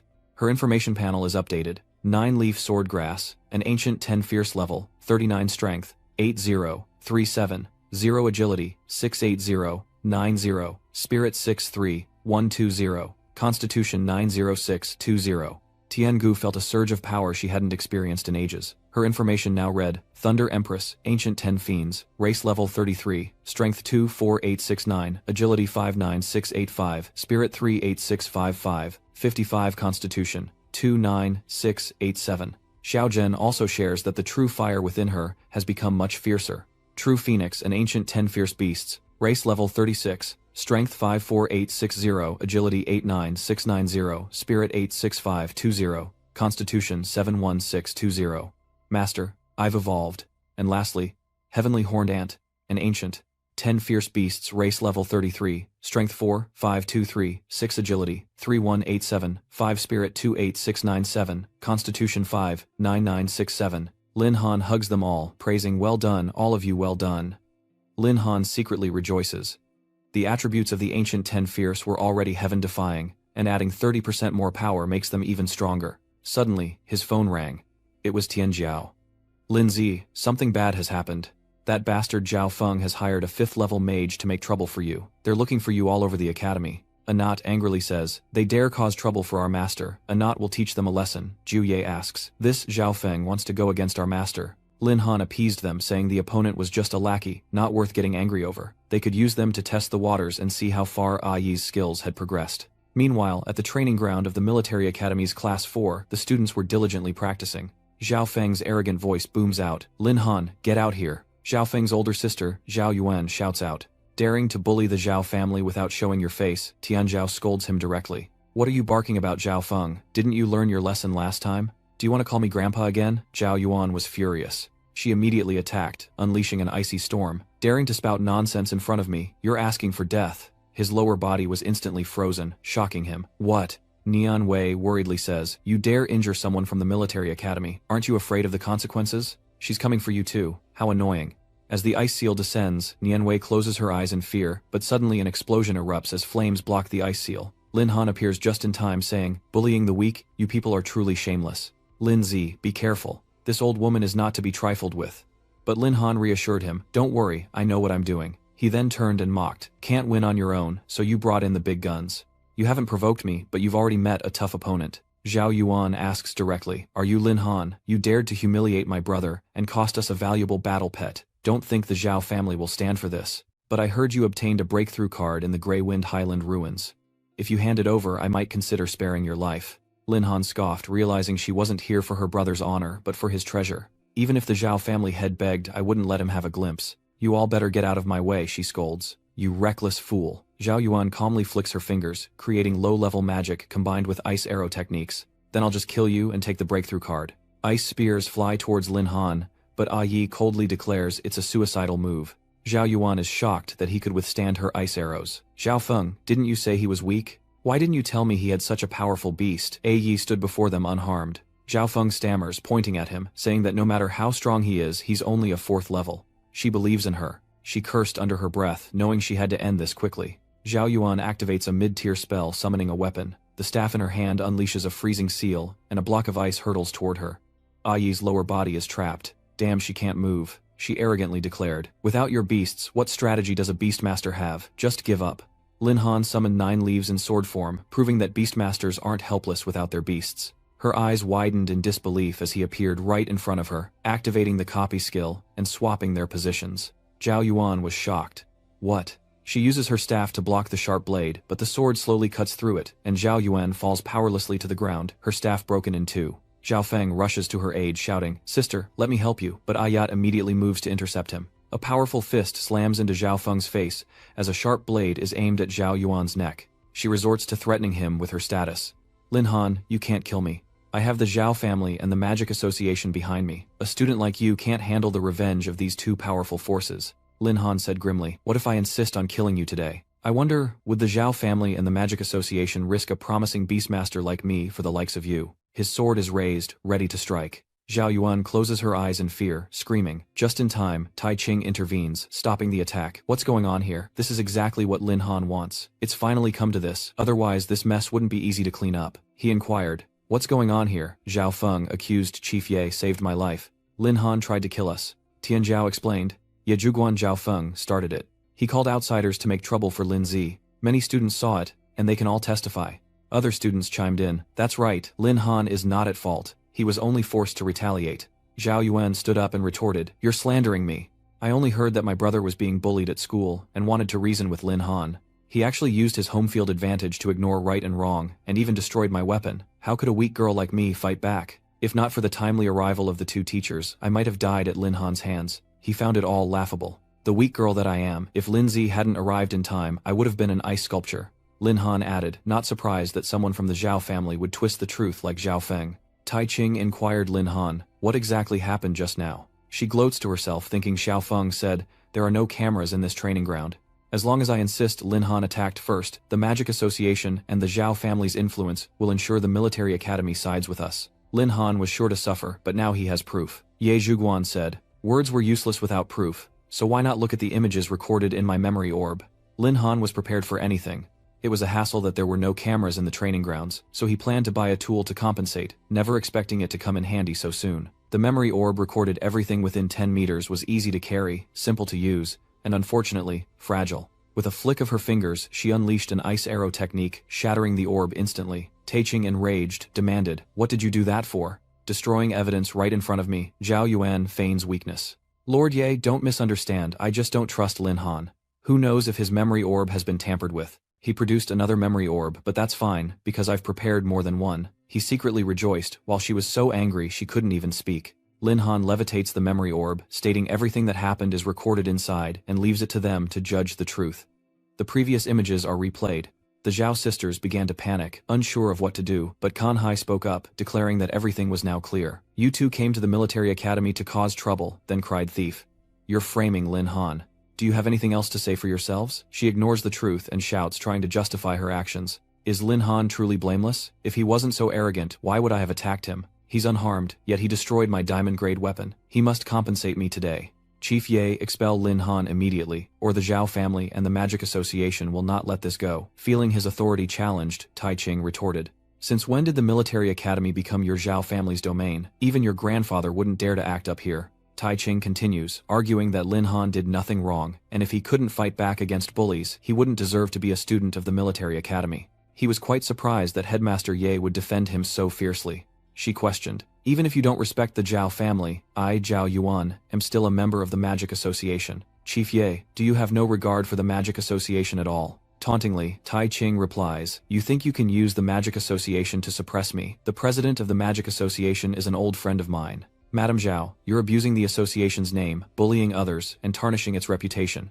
And daring to bully students at the military academy, I'll be contacting the chairman to deal with his people." Hearing this, Zhao Yuan paled in fear. The association forbids causing trouble outside, and if the principal finds out, she'll surely be kicked out. Tai Ching turned to scold him. "And you, Zhao Feng, I can't believe you brought outsiders to cause trouble at the academy. You're immediately stripped of your position as class president, and will remain at the school under disciplinary review." Zhao Feng stammered in fear. No, please. She's devastated, done for, truly done for." He declares that anyone who dares cause trouble at the military academy will meet this end. "You 2 get out of here, and stop crowding around.